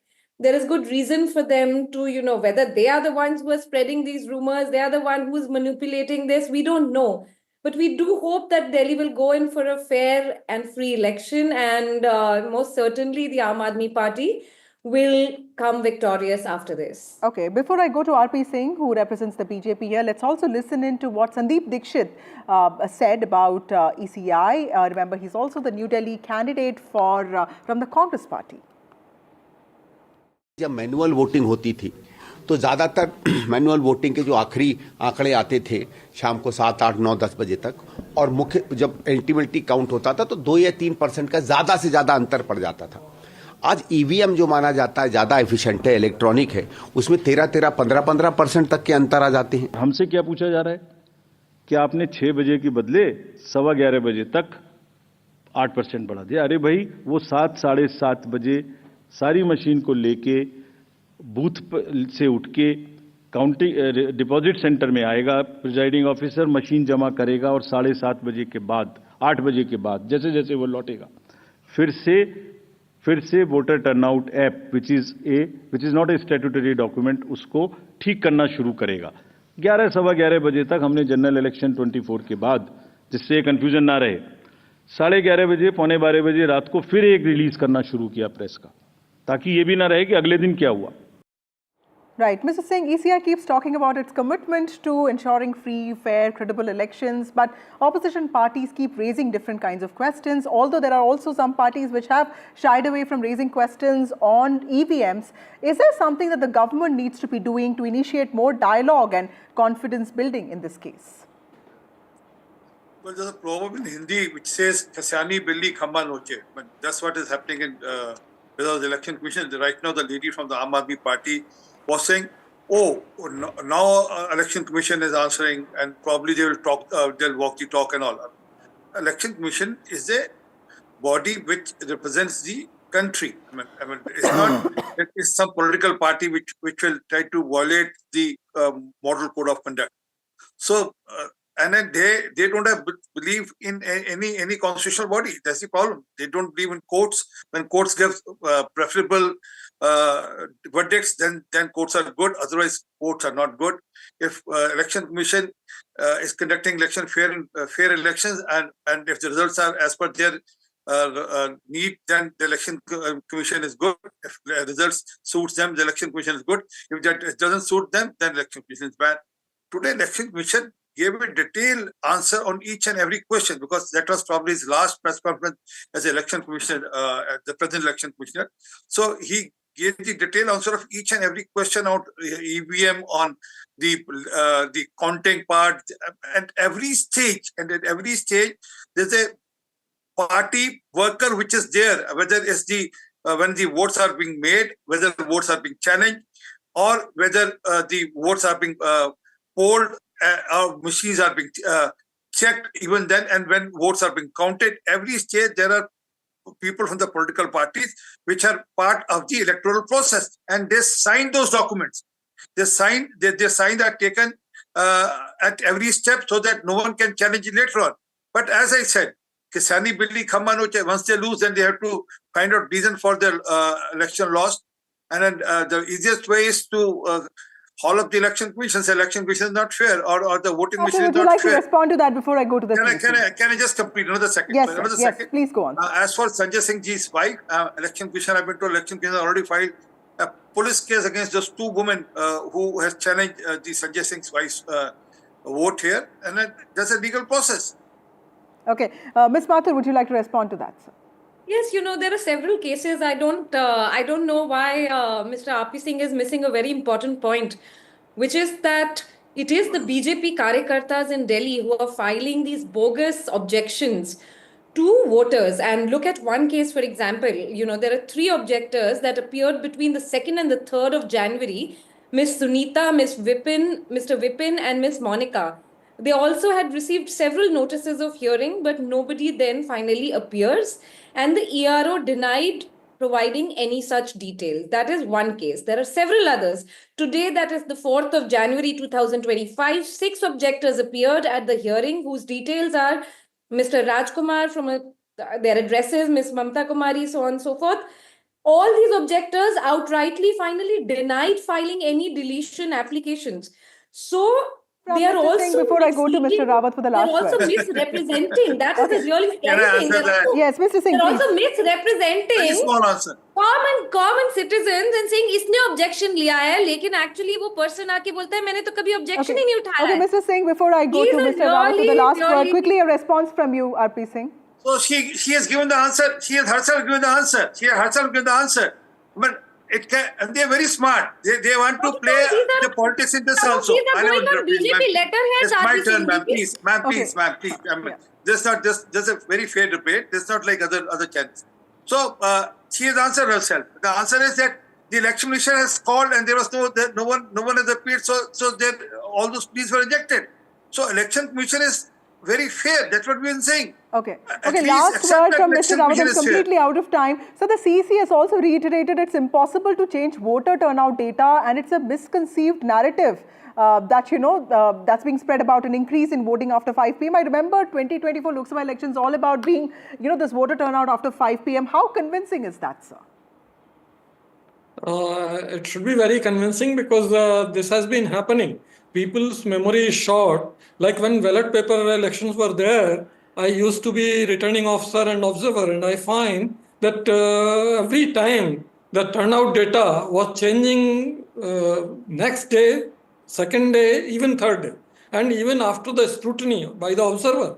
So these things are, I think, because of short memory, people forget. But EVM is not hackable, and therefore turnout data, whatever comes according to the polling of presiding officer diary, the other record, that is what is compiled and given to the public.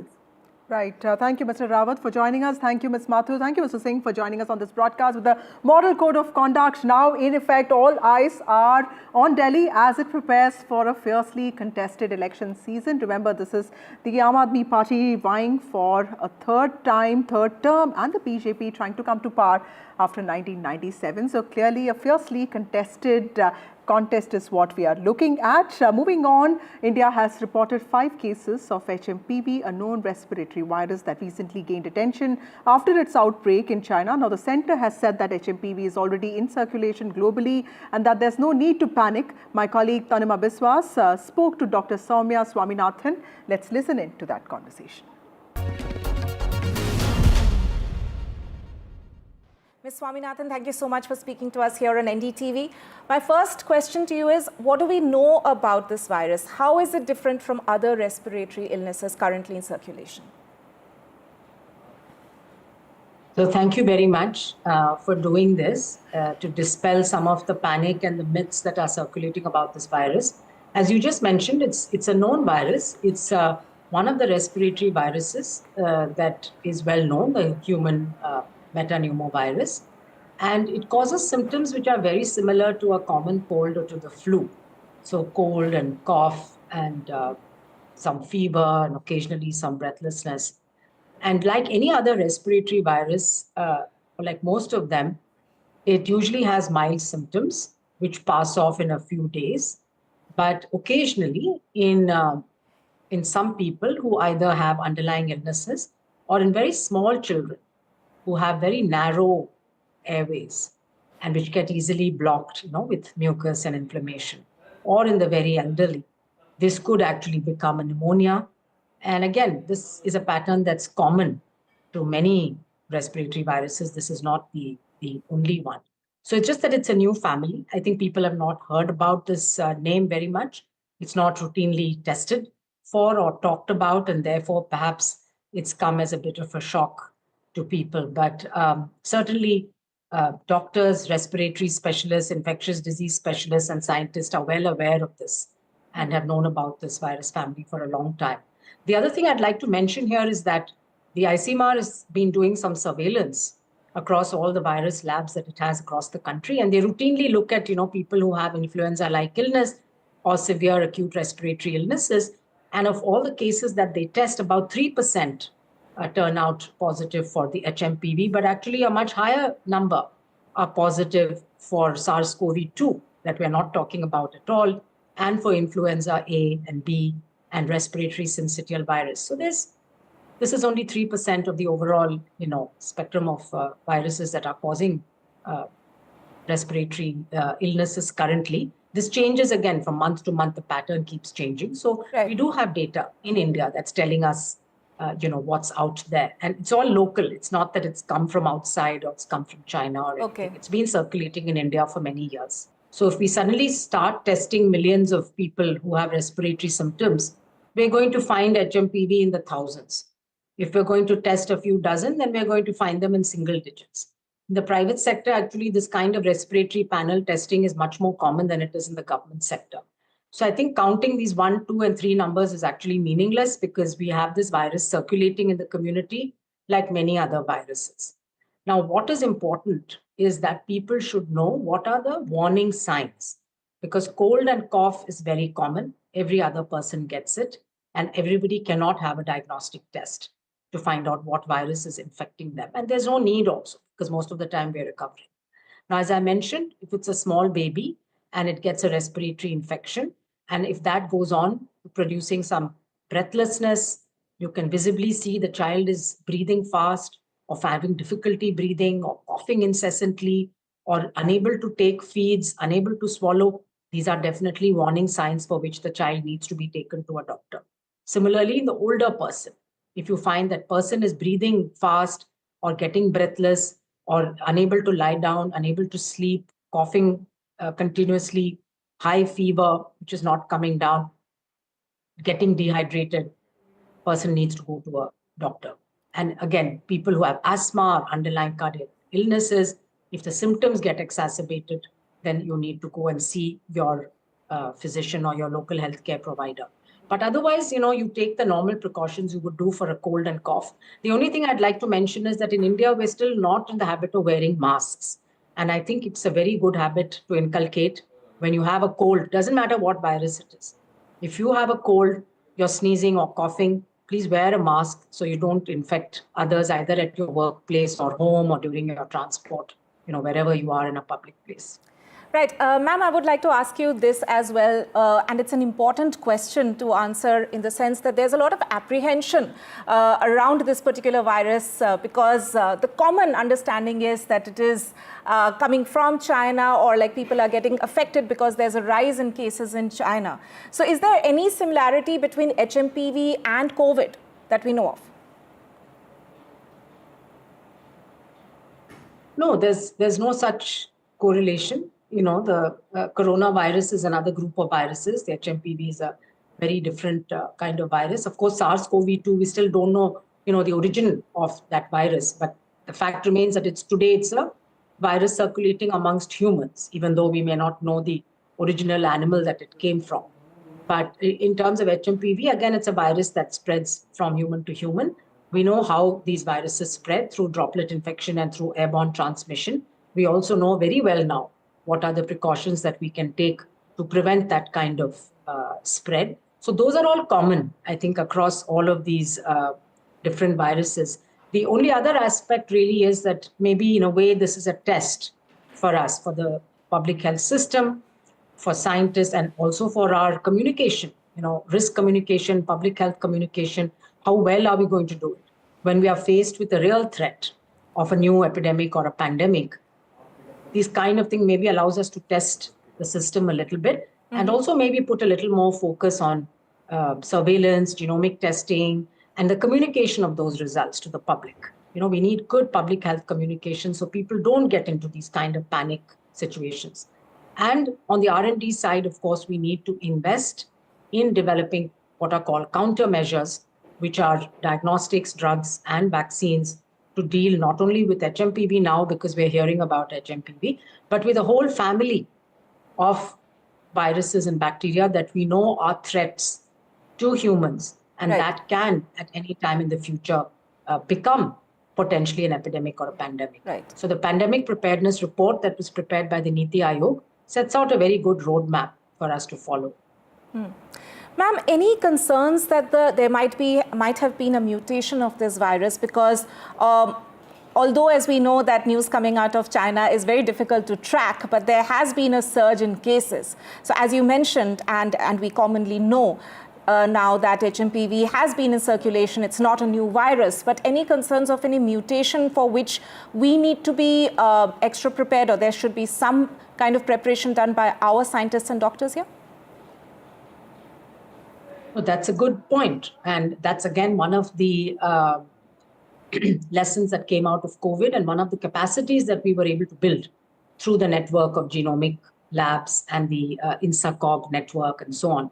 So from what data we have now, There doesn't seem to be any new mutation in this virus. It's the same virus, whether it's China or India. There's been no mutation, nothing new of any kind of concern. But obviously, the National Institute of Virology and others are going to keep tracking the virus to ensure that, there's nothing to be concerned about. But as of now, no new mutations, no. Right.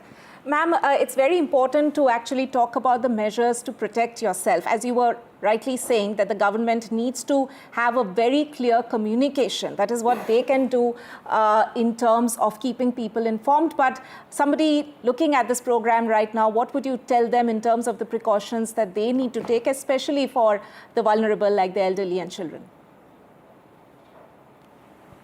See, we need to pay much more attention on prevention, as you correctly just said. And we know that seasonally we have, we are exposed to different kinds of viruses and pathogens and so on. For example, in the monsoon, we know that vector-borne diseases like dengue, they start spreading much more, especially in our cities and urban areas. In the winter, cooler months, we see an increase in respiratory viruses. And I must say that air pollution also plays a major role, not just in predisposing people to these infections, but also causing them to become more severe than they need to be, because the human lung and the airways and the immune system is fighting not only with the virus, but it's also trying to deal with all of the pollutants that, are going into our respiratory tract. So the inflammation that all of that produces is very, very harmful for the body. So what are the precautions? It depends on what you're faced with. If it's an outbreak of respiratory illnesses, then we can go back again to the lessons we learned from COVID. Keep a distance, especially if you're infected, if you're coughing and things like that. Please wear a mask. Keep your mask on, especially if you're around your loved ones and if you're going out or in a crowded bus or a train or something like that. Wash your hands, because again, droplets tend to fall on your hands, and your hands touch many objects during the day and you can be spreading the infection. Just take symptomatic treatment, drink lots of hot fluids, have paracetamol if you have fever or body ache, and some soothing drinks, and just wait for this to subside. I already mentioned some of the warning signs. If you become breathless, you're coughing continuously, unable to eat, start vomiting, those are definitely warning signs that you would want to go in and see a doctor for. And I think spread health literacy, health awareness amongst each other. Don't, rather than create panic, I think let's educate ourselves, to deal with these things rationally. Right. Soumya Swaminathan, former chief scientist of the WHO in India. Thank you so much for joining us on the broadcast on this very important discussion.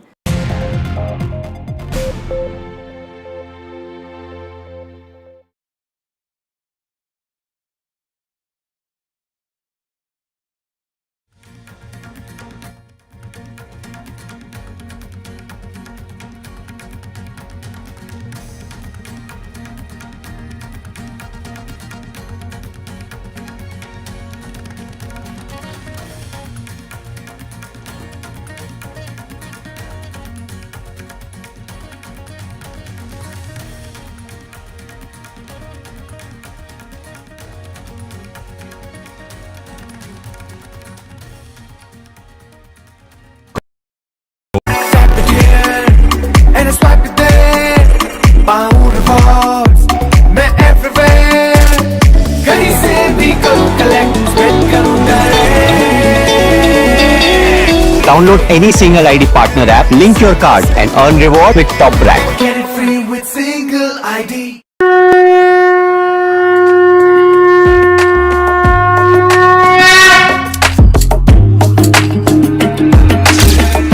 Mahakumbh, a festival of faith, the world's biggest spiritual festival, the divine dip at the spiritual Sangam, a sacred confluence of faith.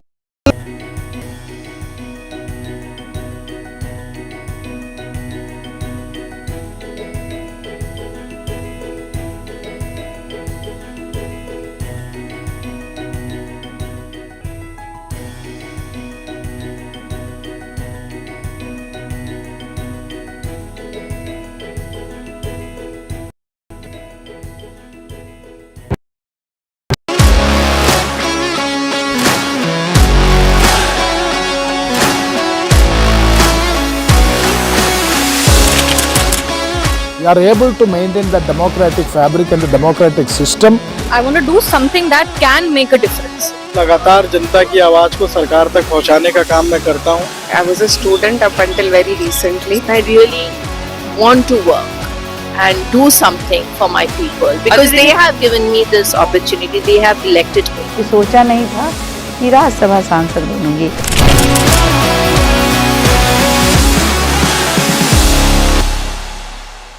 I've been reporting on all issues, big and small, from Andhra Pradesh, Telangana, rest of South India, bringing you all the action, all that you need to know, all that you want to know. The energy of Maximum City is infectious. I bring in that energy in our news coverage from financial capital Mumbai. Covering from the southernmost part of India over the last 23 years, I bring in-depth and 360-degree coverage from the Dravidian heartland. The land of Mishti is also known for its bitter politics. I have seen much water flow under the Howrah Bridge, covering Bengal in all its vivid colors.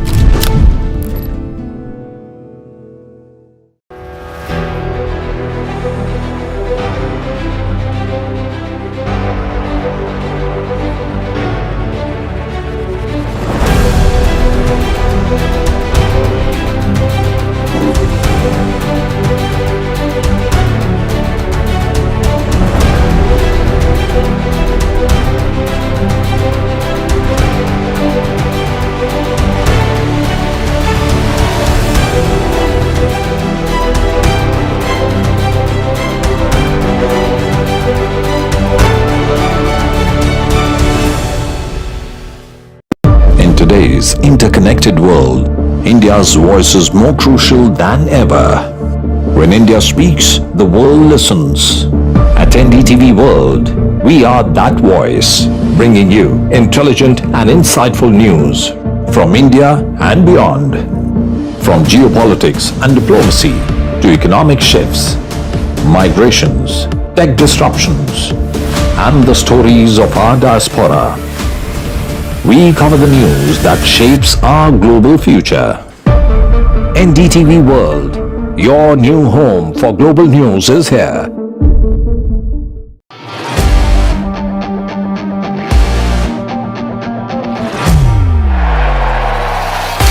All set for Trump 2.0. Countdown to January 20th. Terror shadow, visa wars. All the twists and turns. Tracking Trump takeover. Every day at 10. Single phase polling in Delhi. The national capital polls on February 5th, results on February 8th. The Chief Election Commissioner also clarifies on EVMs and voter list controversy. 24 hours on, no one rescued. 20 miners still trapped. Assam coal mine mishap, 2 arrests made. Armed Navy divers now brought in the relief operation. Thousands duped by jewelry firm in Mumbai. Investors promised huge returns. Store shuts overnight. Microsoft to invest $3 billion in India. Microsoft's investment in cloud and AI aim to train 10 million people by 2030.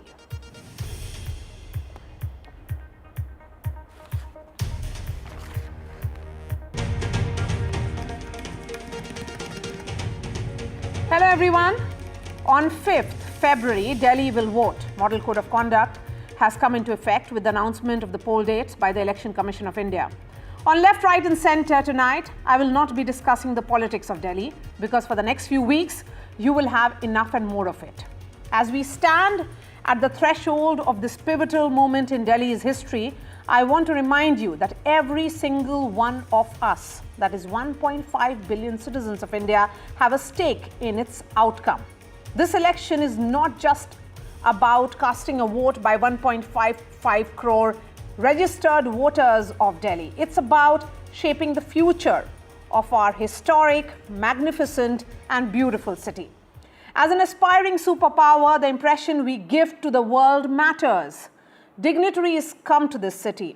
Ambassadors live here, watching and waiting to see how we choose to govern Delhi. This election, more than any other time, is about improving the quality of life of our citizens.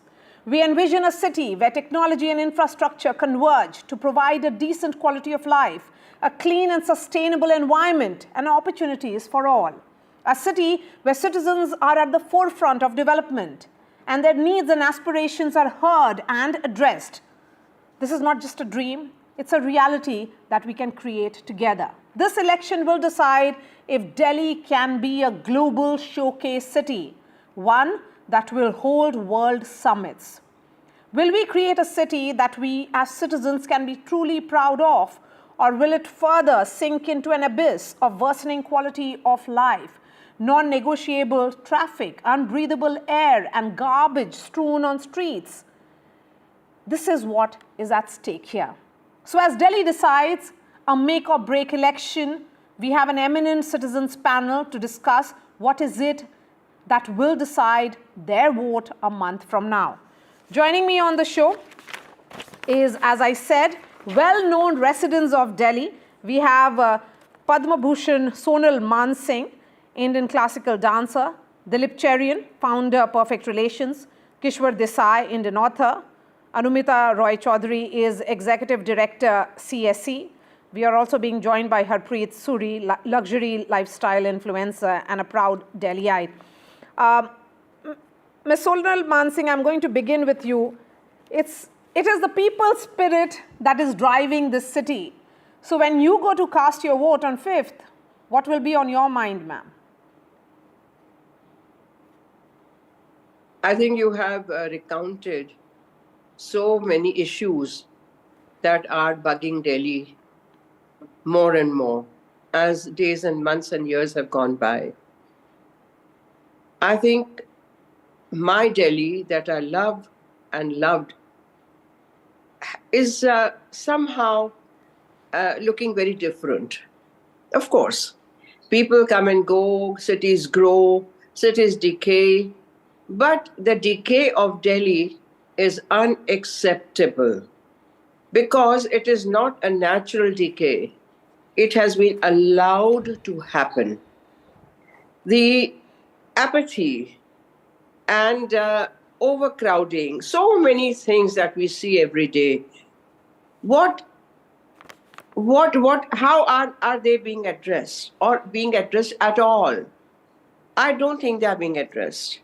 Somehow the local government that has been there for a decade and more has just allowed things to slip and slide. And the normal thing has become to point fingers here and there.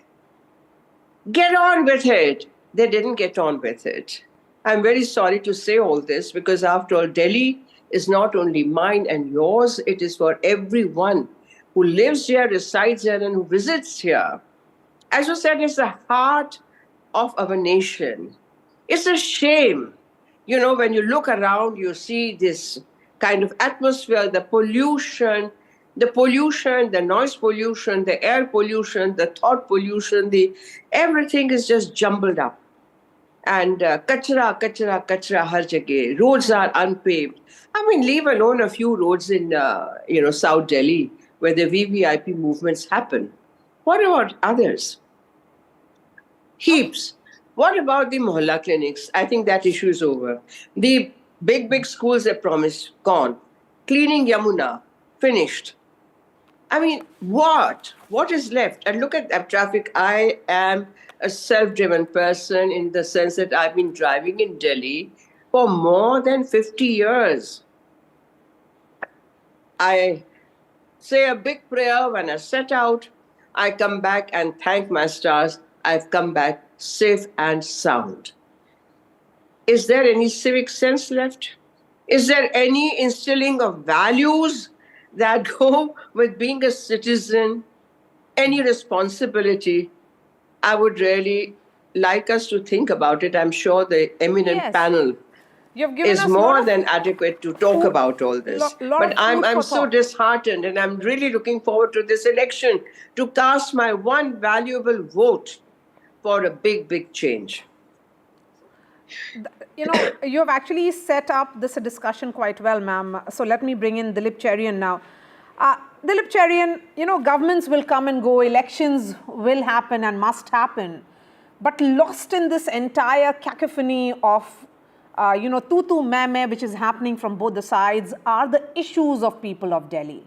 As a prominent Delhiite yourself, you know, would you say that Delhi has changed and the Dilli Dilwalon ki, that it was about the warm-hearted people, is no longer there because Delhiites are struggling. Every day is drudgery. You know, you step out, you don't know whether you'll be on time to meet your appointments. You know, Maria, I think that Delhiites have a sense of exclusivity or a feeling of being entitled to more than the rest of India does. Urban India is actually wallowing in all the problems that Sonalji talked about. The problems of inadequate transport, the problems of pollution, the problems of dirty rivers, all those. But what used to be unique about Delhi's character was the fact that it was a gigantic melting pot. And today, we are actually having issues like whether people from Uttarakhand or whether people from a part of UP or Bihar are dominating the Delhi landscape. Delhi is a city that was created by bureaucrats and politicians coming from all over the country and making it their home eventually. Artists, playwrights, people from all kinds of professions chose to make Delhi their home. Today, I'm afraid that you are seeing a divisive Delhi, and that is dangerous. The second thing that I'm worrying about is actually the quality of life which we are talking about is the business of a local government. And I can promise you this, that a local government cannot conceivably be run by a lieutenant governor. We've had, unfortunately, over the last 5 years, a lot of time where the only stories we've heard is that of a conflict between the people who have been voted to manage Delhi and a nominated lieutenant governor. I think that the country and the people have to decide whether they truly want Delhi to be elected and run by the people who they select or not. Number 3, I think that Delhi needs decongestion, and that is not happening fast enough. We are lucky that we have on our borders 2 gigantic cities, Gurgaon and Noida, which has taken away some of the pressure. But today, those are no longer enough. Those are also choking. You need to have more points where the chokes of Delhi and the dreams of the young can be fulfilled. So I think that our vote needs to be for a disaggregated future, not of one of entitlement because we happen to be governed as a country from here. We need to have a city which is responsible for itself and is allowed to rule itself. Yes, and a city which is truly a metropolis, which is chaotic and charismatic at the same time. And Kishwar Desai, Delhi is relentless and restless. And you know, as someone who helped install the Mahatma statue in London and also the Partition Museum in Amritsar, do you think other cities have taken a march when it comes to Delhi in terms of its cultural milieu, you know, in terms of the diversity, what Delhi stood for? Thank you, Maria. I just want to say that there is also a Partition Museum now in Delhi, that's right, which we have set up, yes, which also talks about the diversity and the heritage of this beautiful city. I just want to say to Dilip that this is not just a city of politicians and bureaucrats. This city has a very long history of, you know, when it was first set up, it is known as so many cities before the present Delhi that we live in, 7 cities that came before. And I think we live in a beautiful milieu which reminds us all the time of our historical heritage. And I always feel very bad when I see that so much of it still needs to be properly restored and maintained. And for me, that is a very, very important issue. But yes, I am a Delhi girl. I grew up here because my father was in the police. I have lived in civil lines on Rajpur Road when it was completely different. I am shocked and horrified at what has happened to the ridge now. It used to be a beautiful space where I, as a little girl, used to go for walks with other school friends of mine. I cannot do that anymore because it is full of rubbish and, a lot of it is not properly preserved at all.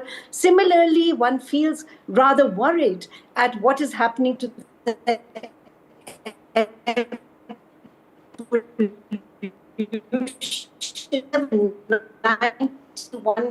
and live with air pollution, or is it also meant for those who are extremely vulnerable, like my mother is? She has not stepped out of the house for the last, she's had a stroke, so she's wheelchair bound, and she cannot step out. I mean, we cannot take her out anywhere for the last almost 2 months. The situation is so bad. So we need to have a revamp of the thinking amongst the politicians. Yes, I agree that there's been too much bickering that has been going on.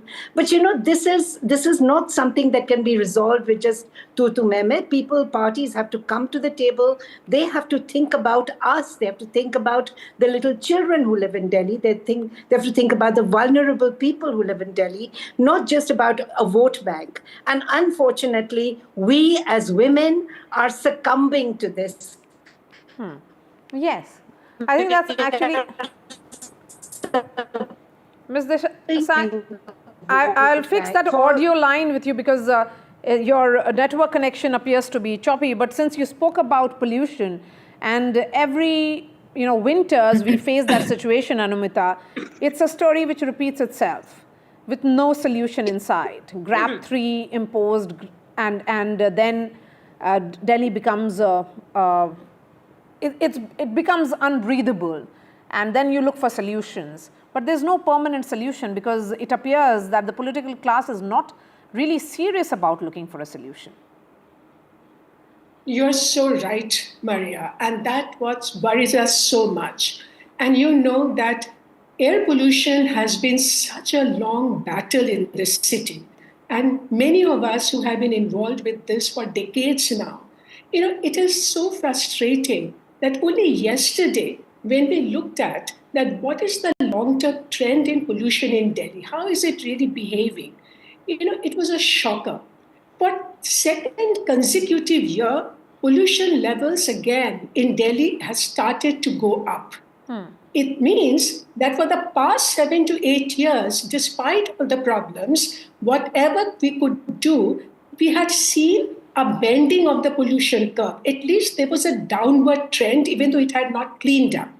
But now what it seems that we are just losing the momentum and we have lost the gains of the past action, and that we are now moving towards worse situation.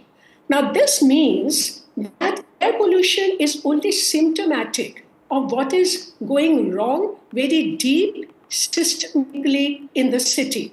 In this city of 20 million people growing, urbanizing and motorizing, clearly it means that we have not been able to manage this growth the way we need to. The governance has not been able to address the critical issues. And as a result, air pollution, the city which has now become unbreathable, the action that you only see is reactive action during winter, when you think, and then the moment the winter is over, you have forgotten the problem and we slide back. And therefore, the basic expectation of the citizen that I want to be in a livable, happy city, that there should always be a progress, even though there are problems. We are not seeing that. Now, the worrying part is, Maria, that, we have done quite a bit in Delhi. Delhi has seen massive energy transition in the transport sector and the industry sector, where we have been able to reduce the usage of coal, diesel and movement towards CNG electrification. With that, we have seen some change. But now imagine going forward, the solutions are going to be a lot more difficult and challenging. And to push those solutions, you need political momentum. The soft options are over. And Anumita, would you say that Delhiites perhaps should make pollution and decongestion of roads as their principal points on which they will go out and cast their vote? Because, you know, this issue comes up only when there is winters and all of us get worried. It turns into a gas chamber. Our children are not able to breathe. The elderly land up in the hospitals. But when it is about that crucial vote, it should be about these issues. It should not get carried away in those political bickering that we see. One-upmanship. Absolutely. And that's where I think the responsibility of the people here is that there is a lot of awareness today about the problem. Everyone is talking about how pollution is affecting them and how the health is getting affected. But I think where we are still slipping is that the understanding of the solution and to bat for the solution, to build that public demand for solution, which will push the the class, that is not happening adequately. So if we are so worried about congestion, we are fed up with it, but there has to be public demand for public transport, for instance. And how the mobility crisis in the city today, last year we have added 6.4 lakh vehicles. And if we continue to do that, and that's happening because we have not been able to provide adequate, convenient, modern public transport so that we can leave our cars behind. And the scale of change that is needed is not happening. So if this kind of motorization continues to happen, then just imagine we are already bursting to seams. We can never get clean air. So I would say that this time there has to be a resounding message to the political class that there is public demand for the right solutions. We need mobility transition. We need energy transition. We need very efficient waste management, so that in fact it's like we are told that almost 25% of Delhi is not within the formal collection of the municipality. So the waste will get accumulated in the open and burnt. So you need good governance for a good city. Okay, so good governance is what you're looking at. Perhaps when we look at the agendas of various political parties, we'll get more clarity. Harpreet Suri, what is top on your mind? Top of my mind is safety, safety, safety, and safety. I am so insecure. I've started getting into therapy now because, all that I see here all the time is road rage. I used to drive. Can you imagine 5 years back, I stopped driving. I'm just so scared. I make sure my kids, when they travel to their classes, they have someone elder sitting with them. I can't just send them with the driver anymore. I have a younger girl who's 8 and I have a teenager boy. I'm just so scared of brawls all the time that in case something happens, until you know someone at the top, here, you will not be bailed out. It's so scary. And then pollution for my children, because every year when, winter sets in, all that I'm forced to do is I'm supposed to travel for 2 months, talk to school and tell them that can I get into online mode because my children can't take this air. My daughter has been so unwell. And I'm in Singapore right now, for a project. It's such an irony. When I came here, the first thing I was told was that our city is very safe and we would suggest that you take public transport. Even if you lose anything, it'll be sent back to your hotel. When they were giving me this briefing, I was just thinking, oh my God, wow. And my son was telling me, who's a teenager, so impressionable. Mom, can't we shift, can't we shift here? We're going to be in such a safe environment. Can you imagine a teenager already thinking of leaving the country? And I was telling him, no, beta, once your generation grows up, I'm sure things will be much better. So safety and pollution is like right on top for me here. It scares the hell out of me. And you're certainly giving a lot of hope to your children. But can they be hopeful, Ms. Sonal Man Singh? Well, they have to be hopeful, because no country in the world can really say that we don't have any problem, whether of pollution, whether of overcrowding. I mean, just we have all the videos of cities like Chicago and New York and San Francisco and Detroit and all what's going on there.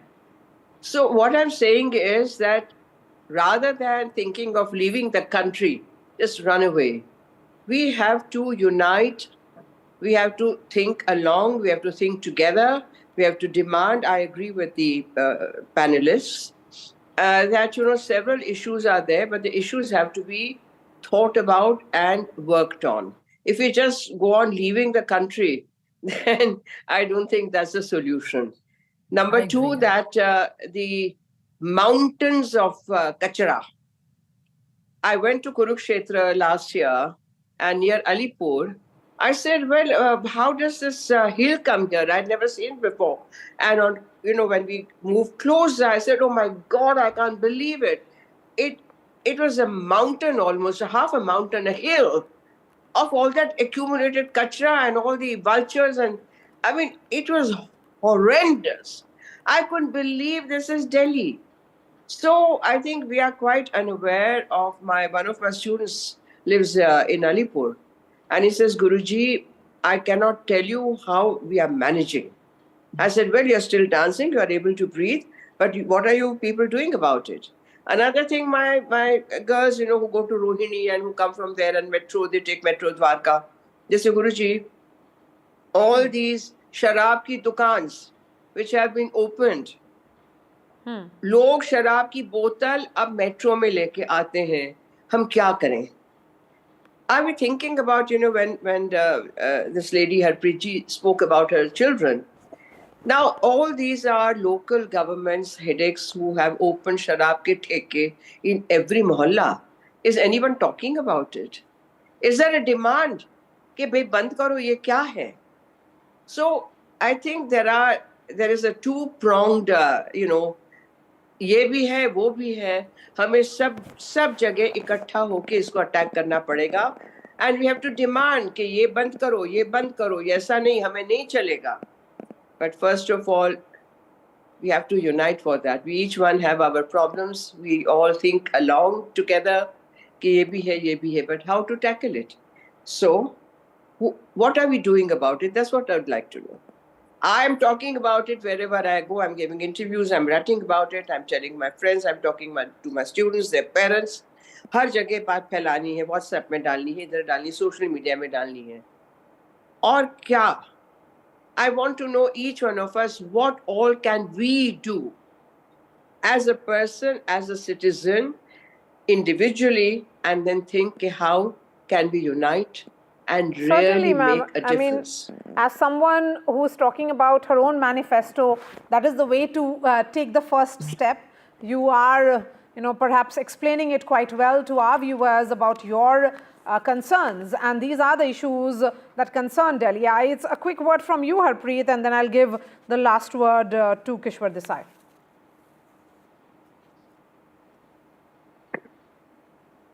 You have to unmute yourself.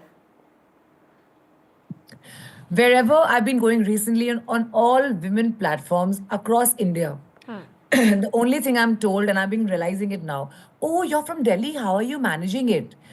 One of my friends flew down from Bombay with her daughter. She told me, I am so scared getting out of the airport. I said, it's not that bad in Delhi. I think you are in some misconception. She said, can you send me your driver? I will not take an Uber. I will not take a taxi at all. I'm so scared.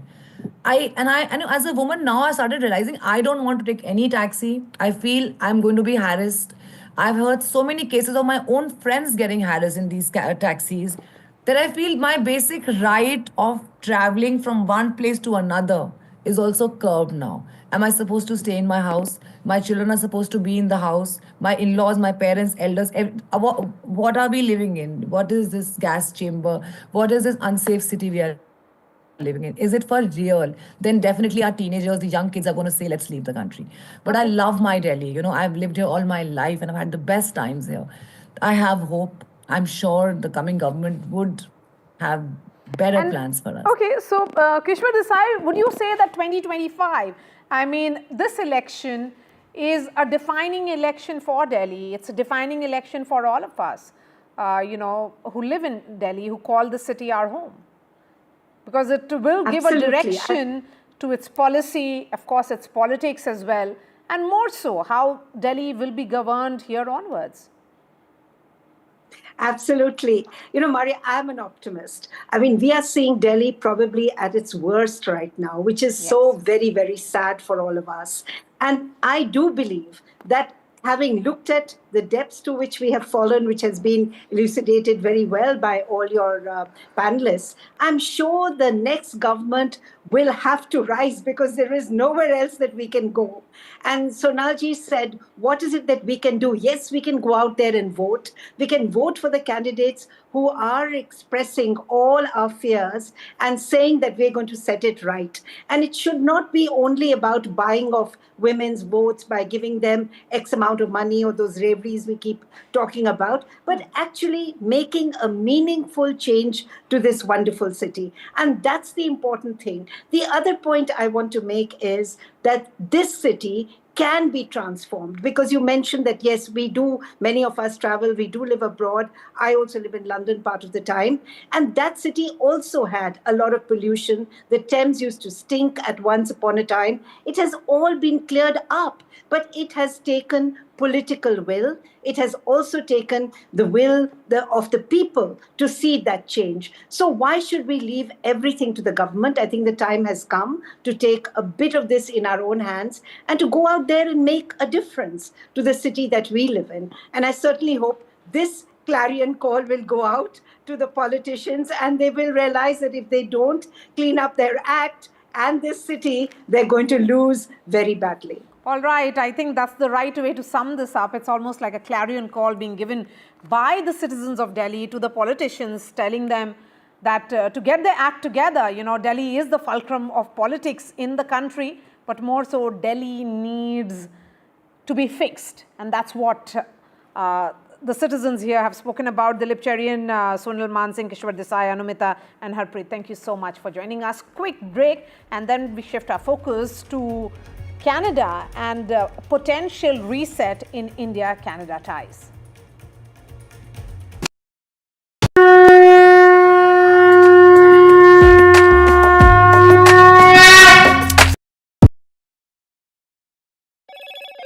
Hello, Moto.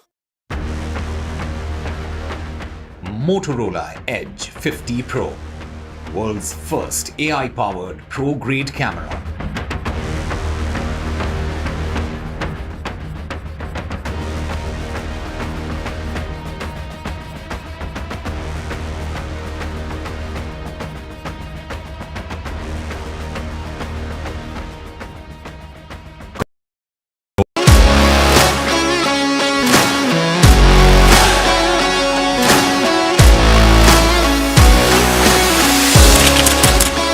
We are able to maintain the democratic fabric and the democratic system. I want to do something that can make a difference. लगातार जनता की आवाज को सरकार तक पहुंचाने का काम मैं करता हूं.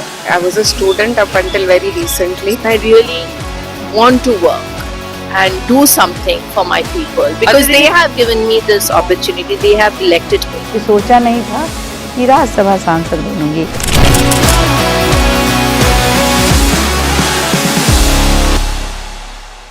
I've been reporting on all issues, big and small, from Andhra Pradesh, Telangana, rest of South India, bringing you all the action, all that you need to know, all that you want to know. The energy of Maximum City is infectious. I bring in that energy in our news coverage from financial capital Mumbai. Covering from the southernmost part of India over the last 23 years, I bring in-depth and 360-degree coverage from the Dravidian heartland. The land of Mishti is also known for its bitter politics. I have seen much water flow under the Howrah Bridge, covering Bengal in all its vivid colors.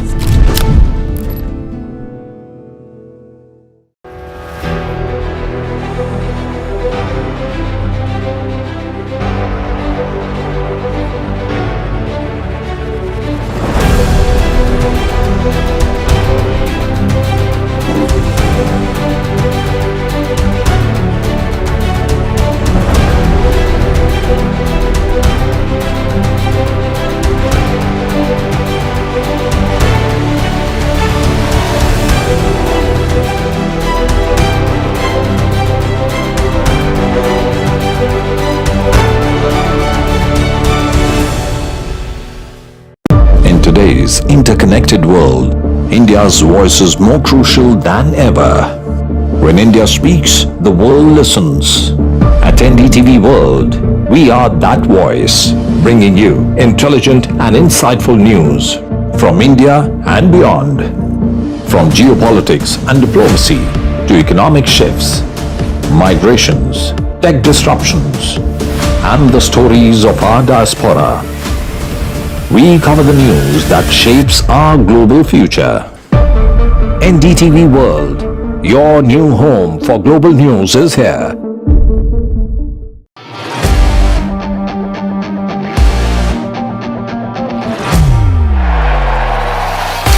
All set for Trump 2.0. Countdown to January 20th. Terror shadow, visa wars. All the twists and turns. Tracking Trump takeover. Every day at 10:30 p.m. only on NDTV 24/7.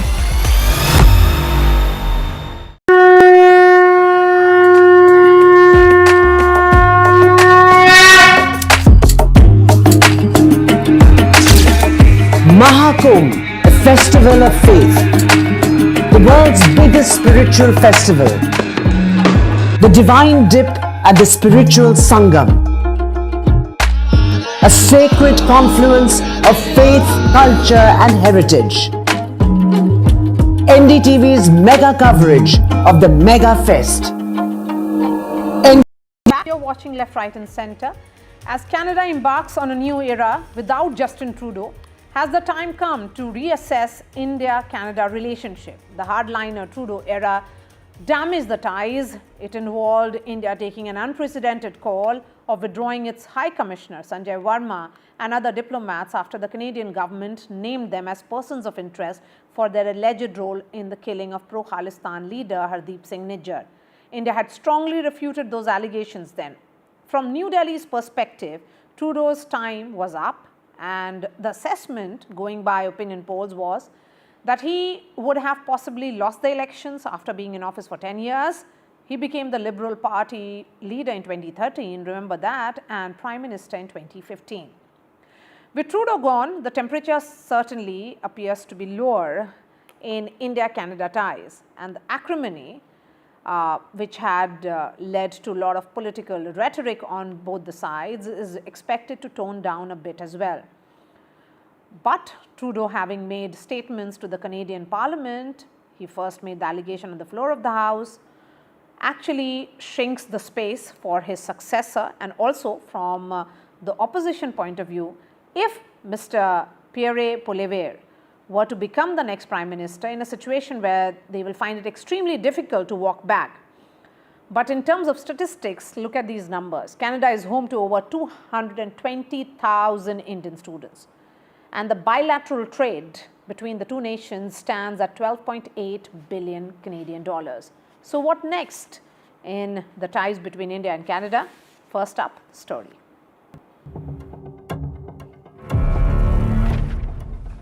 I intend to resign as party leader, as Prime Minister, after the party selects its next leader through a robust, nationwide, competitive process. As the outgoing Canadian Prime Minister made the biggest announcement of his career, pages from his speech blew away. Emblematic of the political blows he's faced in the recent month. Canadian politics has now stepped out of the Trudeau era, with the PM's big decision to step down hardly coming as a surprise. Why didn't you do it earlier? Trudeau's departure from the role comes at a particularly sensitive time as far as the India-Canada ties are concerned. The relationship has hit a historic low after Trudeau accused New Delhi of being involved in the killing of terrorist Hardeep Singh Nijjar. Ottawa has not furnished any concrete proof in the case, prompting India to repeatedly refute its claims. Foreign policy experts are saying Trudeau's resignation may provide an opportunity to stabilize a free-falling India-Canada relationship. as India has directly blamed Trudeau for the deep tension. So who's next in line to be at the helm of affairs in Canada? The Parliament will pause until March to allow the party to find a new leader, and several big names are in the mix. Former Bank of England and Bank of Canada Governor Mark Carney has already thrown his hat in the ring. He seems to have favourable views of India, as he has said that New Delhi is central to global climate action. There is Chrystia Freeland, who recently resigned as the finance minister. She's been quoted as saying that Canada's foreign policy supports a strong and united India. Foreign Affairs Minister Melanie Joly, who's walked in lockstep with Trudeau, is one of the top contenders for the post. If she climbs to the top, it would be interesting to see whether her views change. India Origin Transport Minister Anita Anand is also likely to put up a good fight. On the other hand is the Conservative Party led by Pierre Poilievre. It's been topping the popularity charts for a while now, opening a 24-point lead over the Liberals in the lead-up to a federal election. It's made Poilievre one of the strongest contenders for the Prime Minister's post. Poilievre has been quite vocal in his criticism of Trudeau's handling of the Canada-India dispute. He said if he were to become the Prime Minister, he would seek to restore a professional relationship with the Indian government, acknowledging India's importance as the largest democracy on earth. Canada is the only Western state that's seen worsening ties with India in recent years, something the incoming leader would like to change. With Vishal Vivek, Bureau Report, NDTV World. And I'm going to go straight to Ottawa, where Telly Militsky, senior journalist, is joining us. We also have Kenny Chio, former MP of Canada. We'll be joined by Vikas Swarup, former High Commissioner of India to Canada, in just a bit. But beginning with you, Mr. Chio, how do you look at India-Canada ties from here onwards? Do you see an immediate reset, or will it be done by the government which takes charge after the elections? Well, I think it will take a while to dig out from this very bottom of India-Canada relationship. And it's not just India-Canada relationship. Under Justin Trudeau, the Liberals have succeeded in having a problematic relationship with the two most populous country, India and China, and then also the most powerful and biggest economy in the world, in the United States of America. To say that we are in deep trouble cannot be a more understatement than that. So it's going to take a long time. It's going to take some effort. Understand that there are differences between these countries. I mean, Canada has likely going to have a separatist party, the Bloc Québécois, forming the loyal opposition party. And so in Canada, advocating for secession, advocating for separation, it's not illegal. In fact, the loyal opposition party may be the Bloc Québécois. How do we articulate this to our friends and important partner in India? That will be the Prime Minister's job. How do we stress the importance for respect of law and order in Hong Kong, and human rights and democracies elsewhere in China? That would be also the Prime Minister's job. Okay. But the point is to maintain a good relationship, advocating for a better future for Canada. And then unfortunately, under this Liberal Prime Minister, he had totally failed. And that's why Canada, economically, diplomatically, and in many other areas, we are in deep trouble. Okay, Terry, because Justin Trudeau made all those allegations against India on the floor of the House. So going back on it, or turning the clock backwards, will be very difficult for his successor. But New Delhi continues to have its channel of communication open with the leaders in the opposition space and the Liberal Party. Because of the nature of apprehensions which are there between New Delhi and India and Canada, do you think there is going to be a fundamental shift between the two nations from here onwards? No, I think there will be a cosmetic shift. I think that there will be better words, a friendlier relationship. They'll smile at each other, maybe even get a Modi hug. If a new prime minister takes over and takes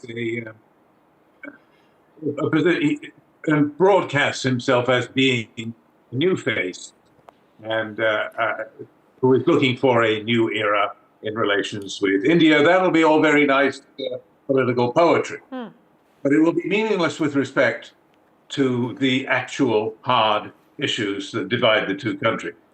And what I mean by that is that it's too late now. The matter of the murder of Ajith Xinhua, not in political hands.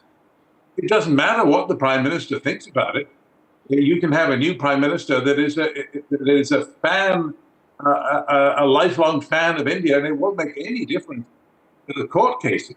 The Royal Canadian Mounted Police, which is not a political organization, has announced 30 suspects, 22 of them charged with extortion and 8 of them charged with murder.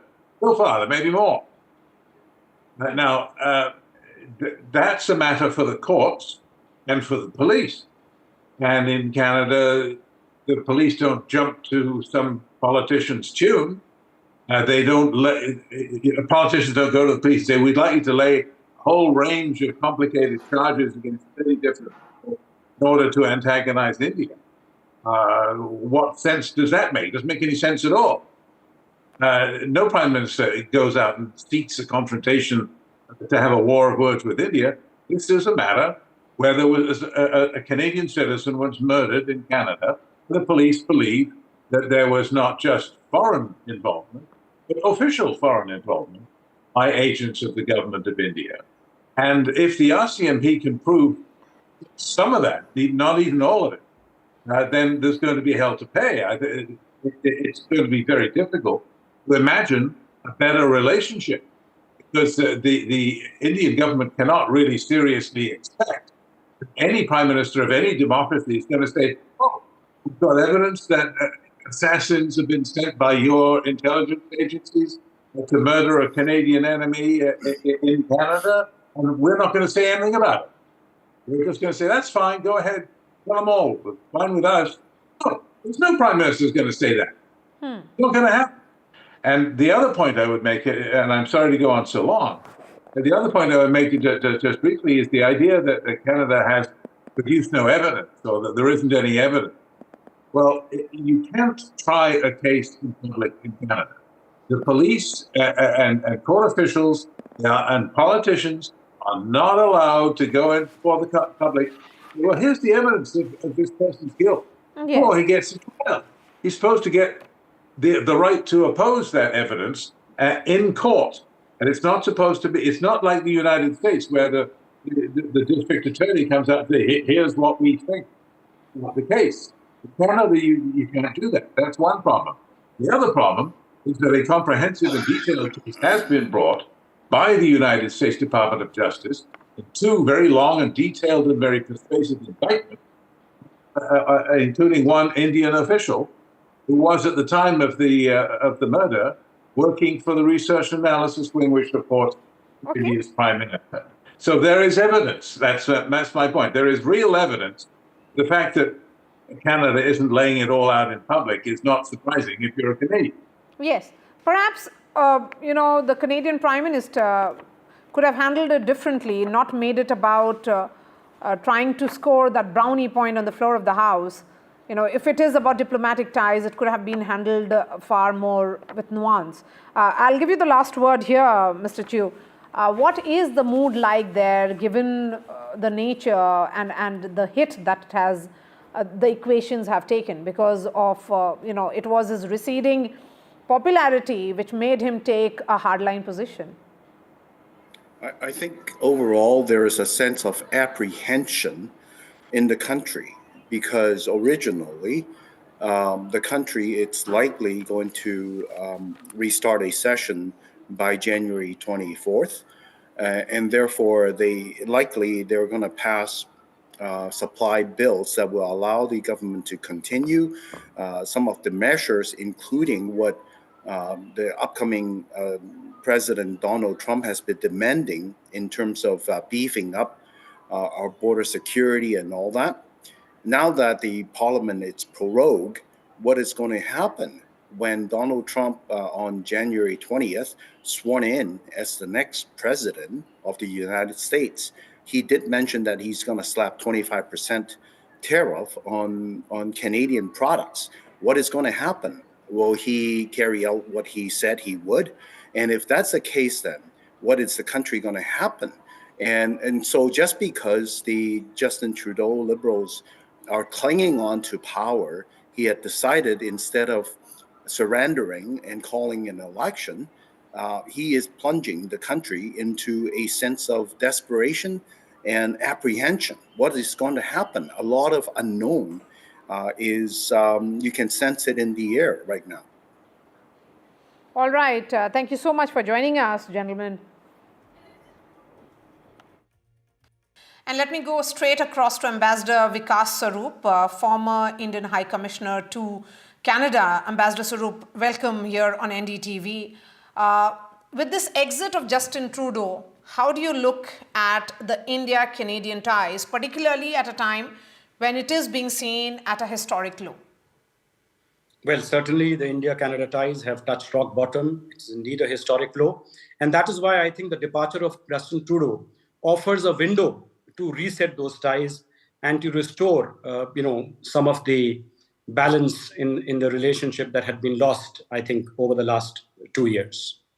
So when you say reset, one of the lows, I would say, was also of, the fact that India decided to withdraw its High Commissioner, Mr. Sanjay Verma, and other senior diplomats because the Canadian government had named them as persons of interest for their alleged role in the killing of pro-Khalistan leader Hardeep Nijjar. What happens to that investigation now? Do you think the government which comes in this interim will revisit most of these decisions which were taken by Justin Trudeau? No. My personal sense is that that investigation will continue. After all, the RCMP has filed charges.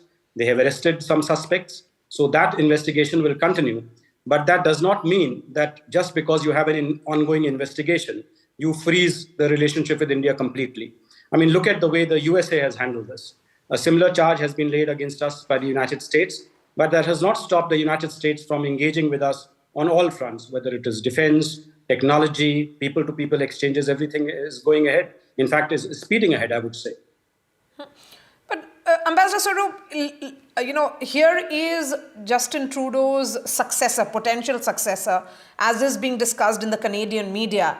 He is completely opposite of the former Prime Minister. How do you look at this entire transition from the India prism? Do you think India will be open to engagement with this, or will they be waiting for an engagement from the other side? My sense is that, look, first of all, we have to see what unfolds on the Canadian political scene. The way things are looking at the moment, there will be a new leadership in the Liberal Party. A new leader will be chosen. When Parliament reconvenes on the 24th of March, I think that new leader will be sworn in as the new Prime Minister of Canada. And soon thereafter, there may be a no confidence vote by the opposition. And if the NDP continues to hold to its promise of bringing down this government, then we will have elections, which means elections which were earlier supposed to be held in October 2025 might be advanced to as early as May 2025. And in that election, I think then the final contours of the new political dispensation will be made clear, whether the Liberals are set to lose, as the opinion polls are currently projecting, or the Conservatives come back to power with a huge majority, as per the current opinion polls.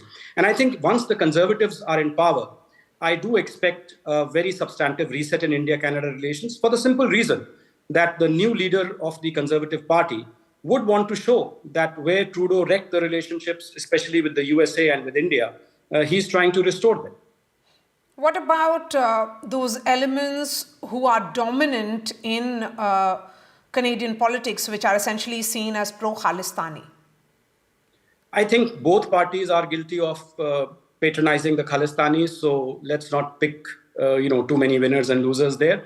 But to me, the Khalistan issue can continue, and that should not stop India-Canada relations from reaching their true potential. So my sense is that the Conservatives will be much more open to looking at India's security concerns more seriously than Justin Trudeau did.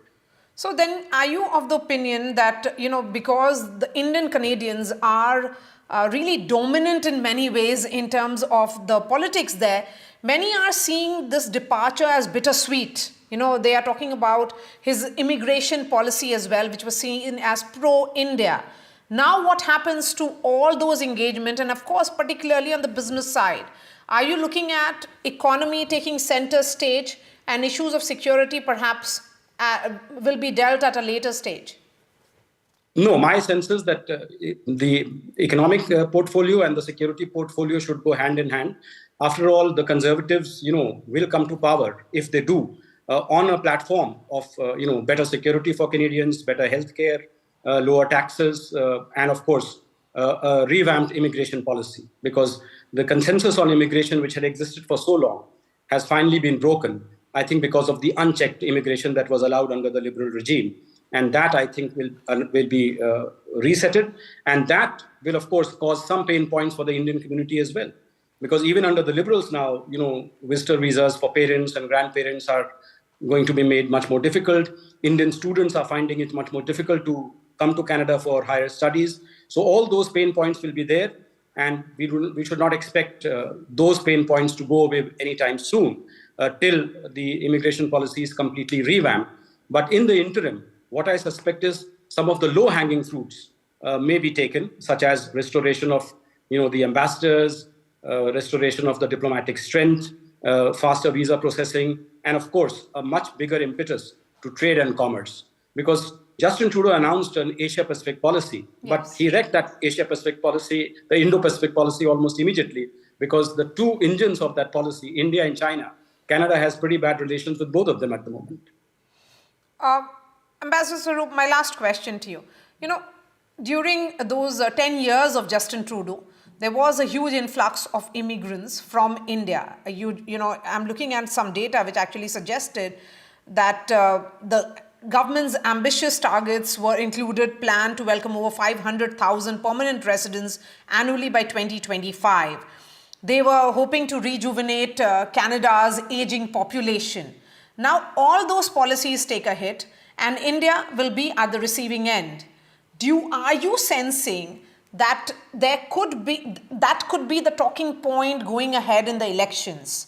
That when elections open up, when the campaigning begins, just as it happened in neighboring America, where immigrants were seen as infiltrators in many ways. Donald Trump talked about it the way he did. Similarly, Indians will be seen as outsiders intruding and taking away the plush and the important jobs in Canada. No, I don't think so at all. In fact, I think the Indian community is pretty well respected in Canada.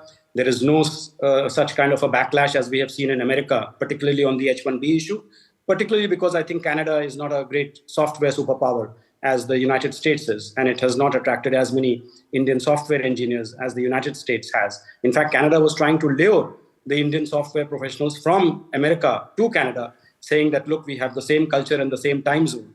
And if you are not welcomed in America, please come to Canada and form a new Silicon Valley here. So I don't think that is an issue. Immigration certainly will be an issue in the Canadian elections, but not Indian immigration as say. India is not an issue in the Canadian elections. Yes, Justin Trudeau's handling of the relationship with India, with the United States, with China, with many other countries would certainly be under the scanner, where people will say that, look, he did not fulfill the promises that he had made in terms of diversifying Canada's external engagements. But Indian immigration will not be an issue. India is not going to be an issue. This is going to be fought mainly on domestic issues, the cost of living crisis, the housing crisis, the inflation, and the immigration.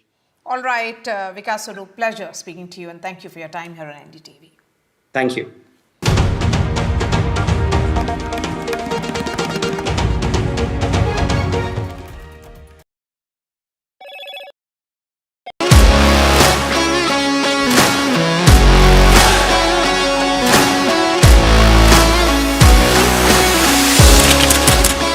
We are able to maintain the democratic fabric and the democratic system. I want to do something that can make a difference. लगातार जनता की आवाज को सरकार तक पहुंचाने का काम मैं करता हूं.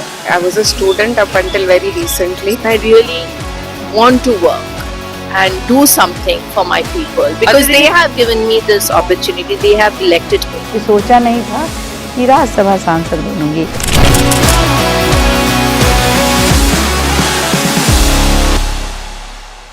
I've been reporting on all issues, big and small, from Andhra Pradesh, Telangana, rest of South India, bringing you all the action, all that you need to know, all that you want to know. The energy of Maximum City is infectious. I bring in that energy in our news coverage from financial capital Mumbai. Covering from the southernmost part of India over the last 23 years, I bring in-depth and 360-degree coverage from the Dravidian heartland. The land of Mishti is also known for its bitter politics. I have seen much water flow under the Howrah Bridge, covering Bengal in all its vivid colors.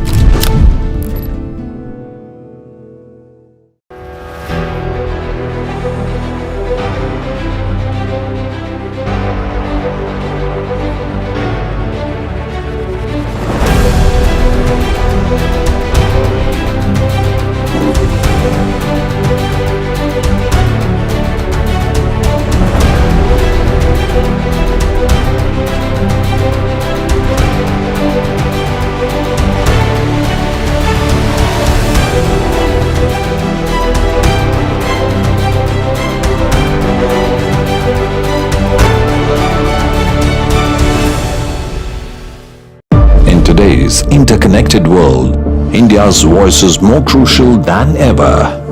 When India speaks, the world listens. At NDTV World, we are that voice, bringing you intelligent and insightful news from India and beyond. From geopolitics and diplomacy to economic shifts, migrations, tech disruptions, and the stories of our diaspora. We cover the news that shapes our global future.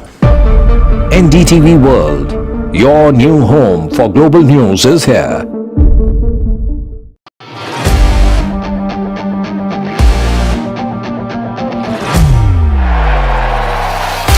All set for Trump 2.0. Countdown to January 20th. Terror shadow, visa wars. All the twists and turns. Tracking Trump takeover. Every day at 10:30 p.m. only on NDTV 24/7.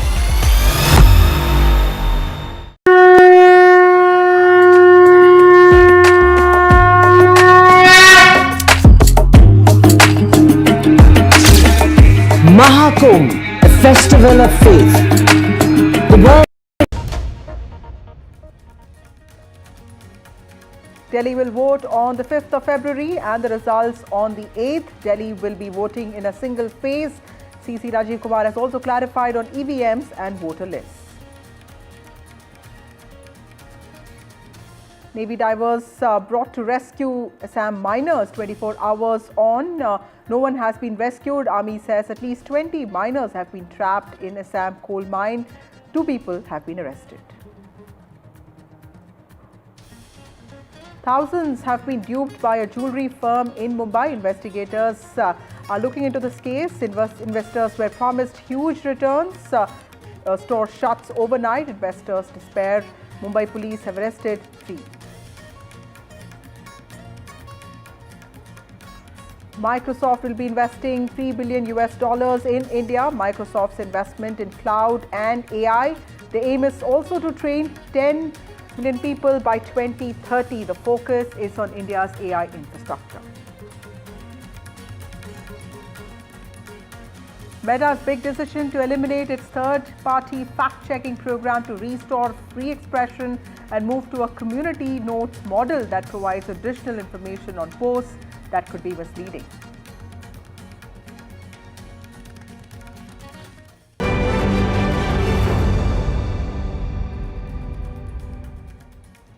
First up, the date is all set for Delhi to decide and deliver its verdict. The national capital will be voting on the 5th of February and the results will be declared on the 8th of February. A bitter and heated battle between the Aam Aadmi Party and the BJP, with the Congress as the third corner in this triangular battle, is all set to stage now. In fact, it's going to be a charged campaign. Already there's been a bitter and personal exchanges between Aam Aadmi Party and BJP leaders. In fact, today Chief Minister Atishi has alleged that she was evicted twice from the Chief Minister's house by the Public Works Department, something that the PWD has completely denied.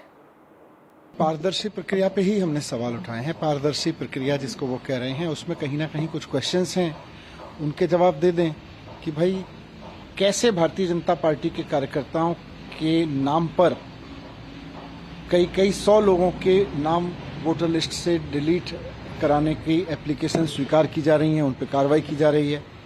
कैसे ये हो रहा है कि जो लोग दिखाए जा रहे हैं कि इन्होंने किसी का वोटर लिस्ट से नाम कटाने के लिए नाम दिया, वो लोग ही गायब हैं, वो लोग ही नहीं हैं। फर्जी एप्लीकेंट्स वोट कटवाने के लिए फर्जी एप्लीकेंट्स के नाम का इस्तेमाल किया जा रहा है। कैसे हो रहा है? सर, डेट्स अनाउंस हो गई है, बीजेपी कैसे देख रही है? हम इन डेट्स का बहुत बेसब्री से इंतजार कर रहे थे और मैं स्वागत करता हूं। 5 फरवरी दिल्ली में बदलाव का दिन होगा। दिल्ली के 1,55,24,858 मतदाता दिल्ली का भविष्य तय करेंगे। एक बेहतर दिल्ली, सुंदर दिल्ली, स्वच्छ दिल्ली और एक सशक्त दिल्ली बनाने का संकल्प उस दिन दिल्ली के मतदाता लेंगे और 8 तारीख को जब रिजल्ट आएगा उसी दिन ये स्पष्ट हो जाएगा कि आपदा सरकार जा रही है, भाजपा सरकार आ रही है। लेकिन केजरीवाल ने तो आज एक सॉन्ग रिलीज कर दिया कि केजरीवाल फिर से आएंगे। नहीं, आपने ध्यान से नहीं सुना। वो गाना है फिर जाएंगे केजरीवाल, तिहाड़ जाएंगे केजरीवाल। कि पहले ईवीएम की सफाई पर आते हैं। इलेक्शन कमीशन ये चीज़ बार बार कहता है, लेकिन इलेक्शन कमीशन ये नहीं देख पाता कि एक तो बहुत से लोगों को इस बात पर संदेह है कि वोट कहीं करते हैं, जाता कहीं है। महाराष्ट्र में भी कई ऐसे उदाहरण आए कि जहां वर्चस्व में कांग्रेस को वोट पड़ा और दिखा कि ईवीएम में कहीं भी वोट नहीं है। तो ये जो संदेह की भावना आती है, इसको इलेक्शन कमीशन दूर नहीं कर पा रहा। वर्चस्व होता था जिस पार्टी का, उसके लोग जबरदस्ती वोट डाल देते थे, जबरदस्ती अभी भी वोट डाल सकता है। तो इनके कह देने से कि रिगिंग नहीं होती है, ये तो बात मैं बिल्कुल नहीं मानूंगा। भ्रम केवल पॉलिटिकल पार्टीज में नहीं है, आम जनता में है। आप वो भ्रम हटा दो। अगर आपको लगता है कि सब कुछ सच है और अगर प्रोसेस इतना आपका अच्छा है तो लोगों में संदेह क्यों हो रहा है, ये भी तो सवाल बनता है ना। Now, a jewelry chain with several stores in Mumbai has allegedly duped hundreds of people through a Ponzi scheme promising high returns. Taurus Jewelry has, however, shifted the blame to its CEO and other staff members, alleging that they conned customers through a fraudulent scheme and also robbed and vandalized stores, part of the chain. Here's a report. A large crowd waiting outside a Taurus store in Mumbai's Dadar for over 24 hours. All of them are in shock. They have lost their investment, a few thousand rupees, to crores in the jewelry firm. They were expecting big returns, but have now found that the company suddenly shut shop on the 5th of January. 9 महीने से ये business खोला गया था, तभी ये सरकार कहाँ थी, तभी ये बंदोबस्त कहाँ था, पब्लिक को बेवकूफ़ बनाया जा रहा था, टैक्स जा रहा था, सब कुछ जा रहा था, तो ईमानदारी से बिजनेस हो रहा था ना। तो जब ये ईमानदारी से बिजनेस हो रहा था तो आज ये इतना फ्रॉड 420 क्यों नाम दिया जा रहा है? The company set up its headquarters in Dadar in February 2024. They offered a return of 11,000 rupees on a weekly basis for every 1 lakh rupees invested. The interest rate was initially 6%. It gradually rose to 11% before the shop shut.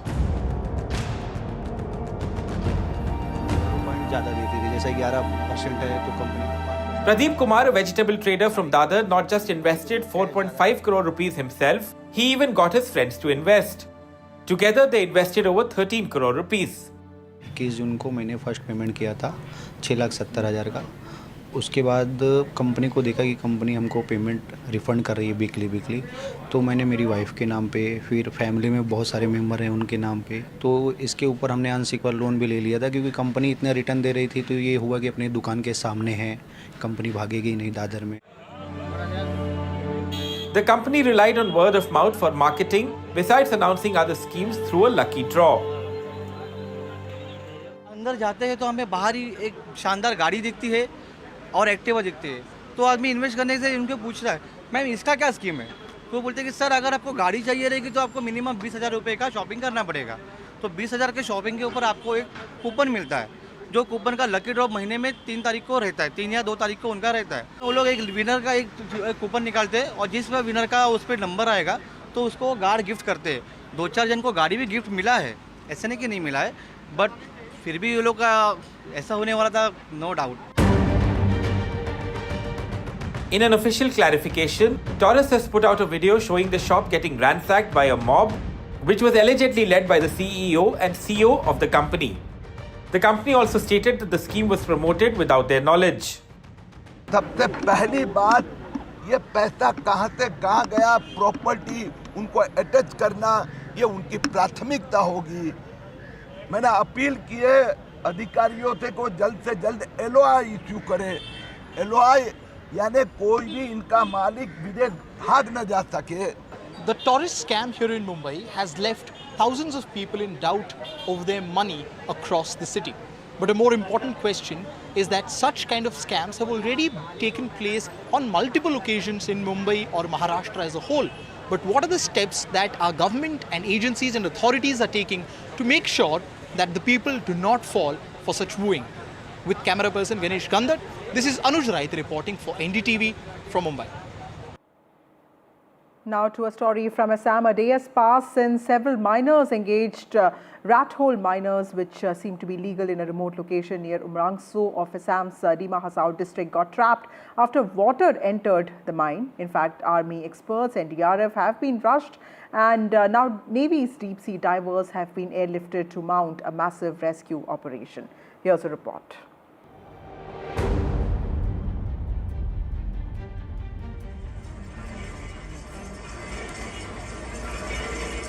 A massive search and rescue operation underway in Assam's remote Umrangso, close to Meghalaya's Jaintia Hill region. On Monday morning, water flooded into a rat hole mine, some 300 feet deep. Several miners were inside the mine at that time. One of the trapped miners is from Nepal and another from Bengal. 300 feet से अधिक की जो depth है केवल इस कुएं का है, और पानी का जो लेवल है वो 100 फीट से अधिक है, और 100 फीट पानी से अधिक होने के चलते हमारी जो एक लिमिटेशंस होती है एनडीआरएफ की, हमारे डीप डाइवर्स जो एक्सपर्ट है वो 35 से 40 फीट तक काम करने के इन जनरल में, लेकिन यहाँ पर 100 फीट से अधिक पानी हो, वो भी कुएं के अंदर, तो वहाँ पे डीप डाइव करके हुए सर्च करना बहुत मुश्किल है। सीएम से पूरा चीज का मॉनिटरिंग कर रहे थे, कल वो मुंबई में थे, वहाँ से भी मॉनिटरिंग हुआ, पूरा रात भर उन्होंने इस चीजों को, सबसे डिस्ट्रिक्ट एडमिनिस्ट्रेशन भी कल से लगा हुआ है। The Indian Navy's deep sea divers have been airlifted from Visakhapatnam by the Indian Air Force. The tragedy has brought back memories of the 2018 coal mine tragedy in neighboring Meghalaya's Jaintia Hills, where after many months of searching, the bodies of only 2 of the 15 trapped were found. Back in Umrangso, people are hoping for survivors. An eyewitness says he was lucky to escape. পাঁচটা মানুহ কালি কেইটা মানুহ ওলাইছে কালি 6টা ওলাইছে 6টা ঘৰত 2-5টা আছে আৰু মানে এটা ঘৰত গ'ল এটা ঘৰত 5টা আছে এতিয়া আপোনাৰ জানামতে ভিতৰত কেইটা মানুহ হ'ব আইডিয়া আছে নেকি মোৰ জানামতে 8-9টা মানুহ The police have registered an FIR and arrested one person. They say it seems to have been an illegal mine. But the big question is, were no lessons learnt from the 2018 Meghalaya coal mine tragedy? With Ratnadeep Chaudhary, Bureau Report, NDTV. Now, in a move to deepen its presence in India, Microsoft chairperson and CEO Satya Nadella has announced a $3 billion investment in cloud and AI space, infrastructure and skilling initiatives over the next 2 years. My colleague Sakshi Bajaj has more details. I'm very excited to announce today that our commitment, which we have always had, now is to train 10 million people in India around AI skills by 2030. And to me, the thing that is always most important is to not think of the skilling in the abstract, but to see the skills translated into impact right here, one community at a time, one industry at a time. In a significant development, Microsoft has announced a $3 billion investment in India. Remember, this comes just a day after Microsoft CEO Satya Nadella met Prime Minister Modi. This is as far as the chronology is concerned. But why is this investment significant? Well, this investment from Microsoft in India is going to be over 2 years. As far as the sectors it is going to look at, it is going to look at cloud, AI infrastructure, and skilling at large. It is also going to look at the establishment of new data centers. So in a sense, the investment aims to accelerate the AI innovation in the country. So this is really a significant milestone. Remember, when we talk about jobs and skilling and artificial intelligence taking over, well, skilling is at the heart of job creation. So skilling is therefore crucial, and the Microsoft statement also very clearly saying they're looking at aiming and training around 10 million people in 5 years with the help of this investment. Satya Nadella, Microsoft CEO, also tweeting that he's thrilled, also mentioning very, very clearly in his statement that this investment reaffirms his commitment to making India AI first. Well, time for a short break. More news and updates on the other side.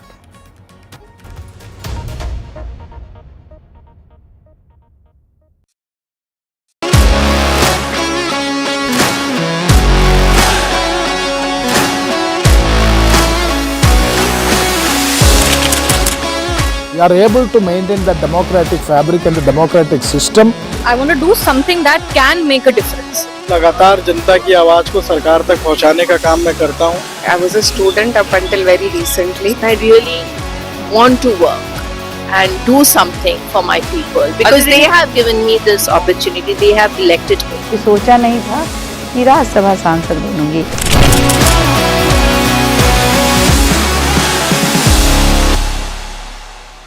I've been reporting on all issues, big and small, from Andhra Pradesh, Telangana, rest of South India, bringing you all the action, all that you need to know, all that you want to know. The energy of Maximum City is infectious. I bring in that energy in our news coverage from financial capital Mumbai. Covering from the southernmost part of India over the last 23 years, I bring in-depth and 360-degree coverage from the Dravidian heartland. The land of Mishti is also known for its bitter politics. I have seen much water flow under the Howrah Bridge, covering Bengal in all its vivid colors.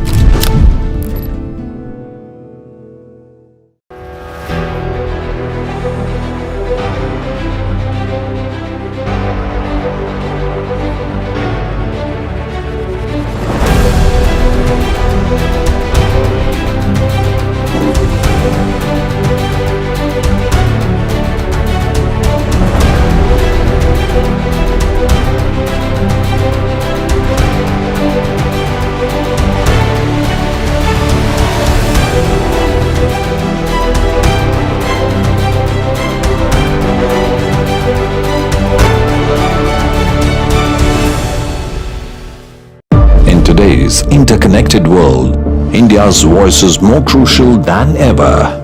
When India speaks, the world listens. At NDTV World, we are that voice, bringing you intelligent and insightful news from India and beyond. From geopolitics and diplomacy to economic shifts, migrations, tech disruptions, and the stories of our diaspora. We cover the news that shapes our global future. NDTV World, your new home for global news is here.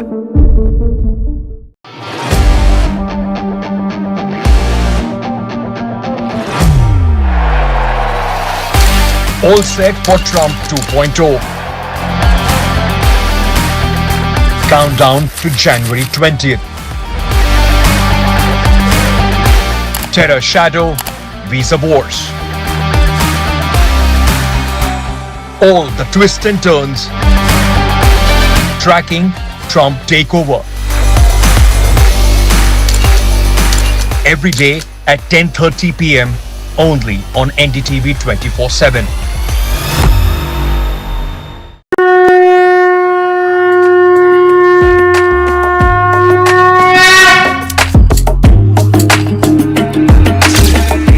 Mahakumbh, a festival of faith, the world's biggest spiritual festival, the divine dip at the spiritual Sangam, a sacred confluence of faith, culture and heritage. NDTV's mega coverage of the Mega Fest. NDTV at Mahakumbh 2025.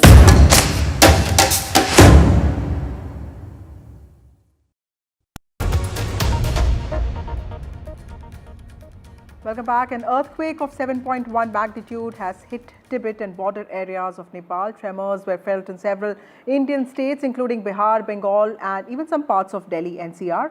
As per Chinese media reports, the number of dead could be about 126.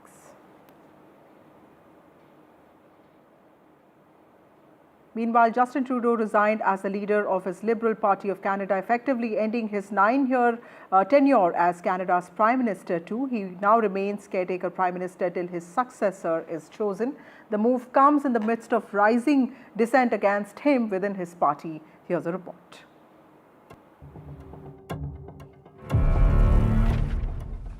I intend to resign as party leader, as Prime Minister, after the party selects its next leader through a robust, nationwide, competitive process. As the outgoing Canadian Prime Minister made the biggest announcement of his career, pages from his speech blew away. Emblematic of the political blows he's faced in the recent month. Canadian politics has now stepped out of the Trudeau era, with the PM's big decision to step down hardly coming as a surprise. Why didn't you do it earlier? Trudeau's departure from the role comes at a particularly sensitive time as far as the India-Canada ties are concerned. The relationship has hit a historic low after Trudeau accused New Delhi of being involved in the killing of terrorist Hardeep Singh Nijjar. Ottawa has not furnished any concrete proof in the case, prompting India to repeatedly refute its claims. Foreign policy experts are saying Trudeau's resignation may provide an opportunity to stabilize a free-falling India-Canada relationship, as India has directly blamed Trudeau for the deep tension. So who's next in line to be at the helm of affairs in Canada? The Parliament will pause until March to allow the party to find a new leader, and several big names are in the mix. Former Bank of England and Bank of Canada Governor Mark Carney has already thrown his hat in the ring. He seems to have favourable views of India, as he has said that New Delhi is central to global climate action. There is Chrystia Freeland, who recently resigned as the Finance Minister. She's been quoted as saying that Canada's foreign policy supports a strong and united India. Foreign Affairs Minister Melanie Joly, who's walked in lockstep with Trudeau, is one of the top contenders for the post. If she climbs to the top, it would be interesting to see whether her views change. India Origin Transport Minister Anita Anand is also likely to put up a good fight. On the other hand is the Conservative Party led by Pierre Poilievre. It's been topping the popularity charts for a while now, opening a 24-point lead over the Liberals in the lead-up to a federal election. It's made Poilievre one of the strongest contenders for the Prime Minister's post. Poilievre has been quite vocal in his criticism of Trudeau's handling of the Canada-India dispute. He said, if he were to become the Prime Minister, he would seek to restore a professional relationship with the Indian government, acknowledging India's importance as the largest democracy on earth. Canada is the only Western state that's seen worsening ties with India in recent years, something the incoming leader would like to change. With Vishal Vivek, Bureau Report, NDTV World.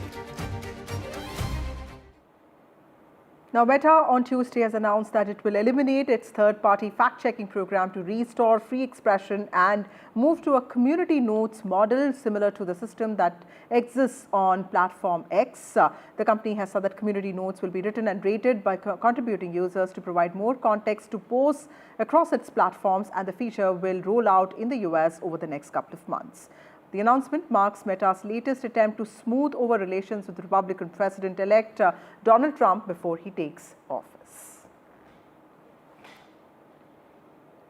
After snowfall in Himachal in the last 24 hours, more than 150 roads, including 2 national highways, are closed. Hundreds of water projects are also stalled. After snowfall in Himachal Pradesh in the last 24 hours, life has become chaotic. After snowfall, more than 150 roads, including 2 national highways, are closed and the roads are slippery. Vehicles are skidding and over 100 bus routes have also been stalled. Hundreds of buses are stuck. There is power outage in many places and many water projects have also been stalled. Now, we have been following Texpedite, a very exciting startup accelerator program by Games 24/7 since it was launched in Bengaluru in October. And not only has this program been providing critical resources to startups that have applied and gotten selected, it's also organizing meetups, mentorship and knowledge sharing events across our country. Here's a brief report about Texpedite's New Delhi and Hyderabad events.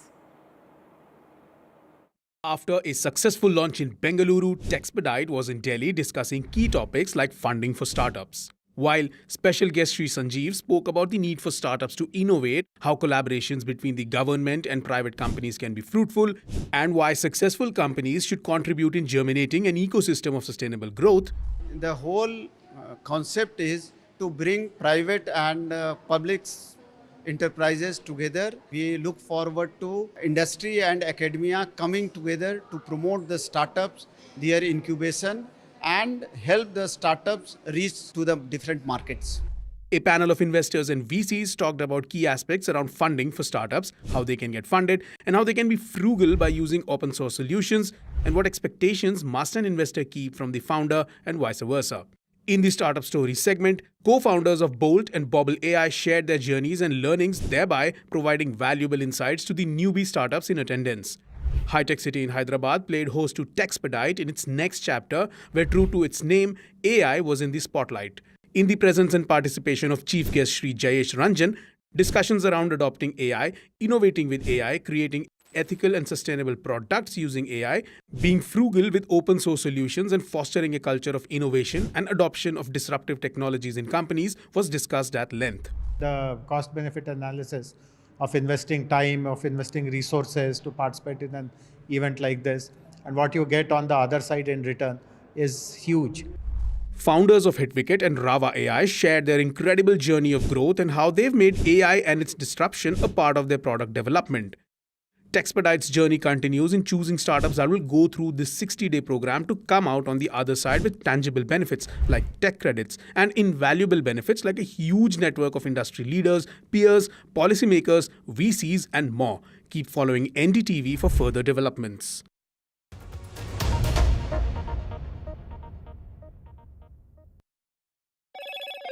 Hello, Moto. Motorola Edge 50 Pro, world's first AI-powered pro-grade camera. 12 great Indian bustards were spotted at all at once in Jaisalmer. The critically endangered species, the great Indian bustard, has been threatened with extinction due to hunting in Pakistan and loss of its habitat in the desert region.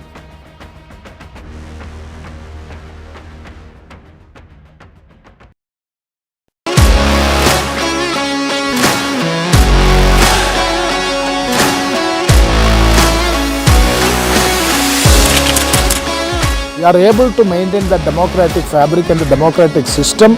I want to do something that can make a difference. लगातार जनता की आवाज को सरकार तक पहुंचाने का काम मैं करता हूं. I was a student up until very recently. I really want to work and do something for my people because they have given me this opportunity. They have elected me. सोचा नहीं था कि राज्यसभा सांसद बनूंगी.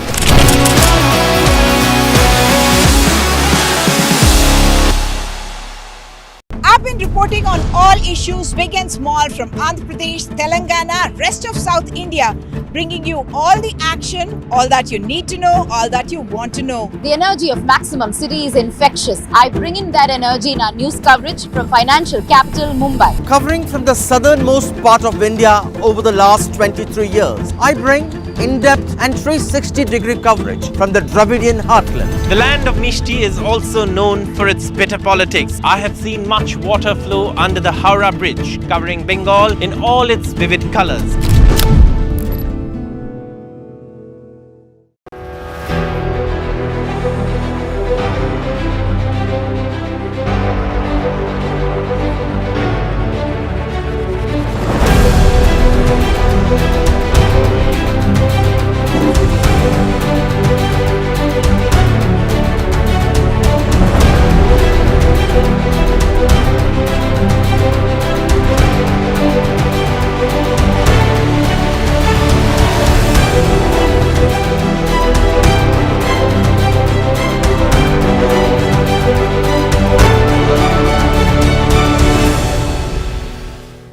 In today's interconnected world, India's voice is more crucial than ever. When India speaks, the world listens. At NDTV World, we are that voice, bringing you intelligent and insightful news from India and beyond. From geopolitics and diplomacy to economic shifts, migrations, tech disruptions, and the stories of our diaspora. We cover the news that shapes our global future. NDTV World, your new home for global news is here.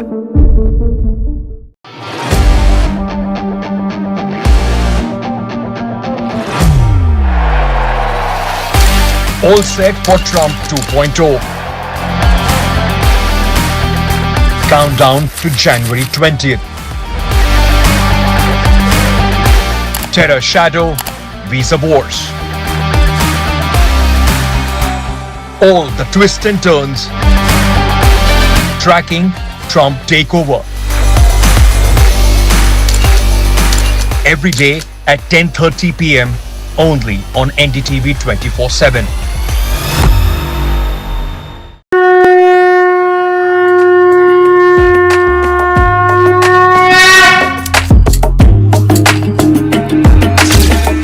Mahakumbh, a festival of faith, the world's biggest spiritual festival, the divine dip at the spiritual Sangam.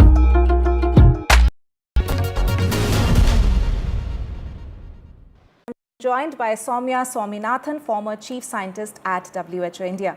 Ms. Swaminathan, thank you so much for speaking to us here on NDTV. My first question to you is, what do we know about this virus? How is it different from other respiratory illnesses currently in circulation? So thank you very much for doing this to dispel some of the panic and the myths that are circulating about this virus. As you just mentioned, it's a known virus. It's one of the respiratory viruses that is well known, the human metapneumovirus. And it causes symptoms which are very similar to a common cold or to the flu. So cold and cough and some fever and occasionally some breathlessness. And like any other respiratory virus, like most of them, it usually has mild symptoms which pass off in a few days. But occasionally in some people who either have underlying illnesses or in very small children who have very narrow airways and which get easily blocked, with mucus and inflammation, or in the very elderly, this could actually become a pneumonia. And again, this is a pattern that's common to many respiratory viruses. This is not the only one. So it's just that it's a new family. I think people have not heard about this name very much. It's not routinely tested for or talked about, and therefore perhaps it's come as a bit of a shock to people. But certainly doctors, respiratory specialists, infectious disease specialists, and scientists are well aware of this and have known about this virus family for a long time. The other thing I'd like to mention here is that the ICMR has been doing some surveillance across all the virus labs that it has across the country, and they routinely look at people who have influenza-like illness or severe acute respiratory illnesses And of all the cases that they test, about 3% turn out positive for the HMPV, but actually a much higher number are positive for SARS-CoV-2 that we're not talking about at all, and for influenza A and B and respiratory syncytial virus. So this is only 3% of the overall, spectrum of viruses that are causing respiratory illnesses currently. This changes again from month to month. The pattern keeps changing. So advantage of us. And one of the problems that I have, and I've said it openly, I said it to President Zelensky, Europe is in for a tiny fraction of the money that we're in. Now,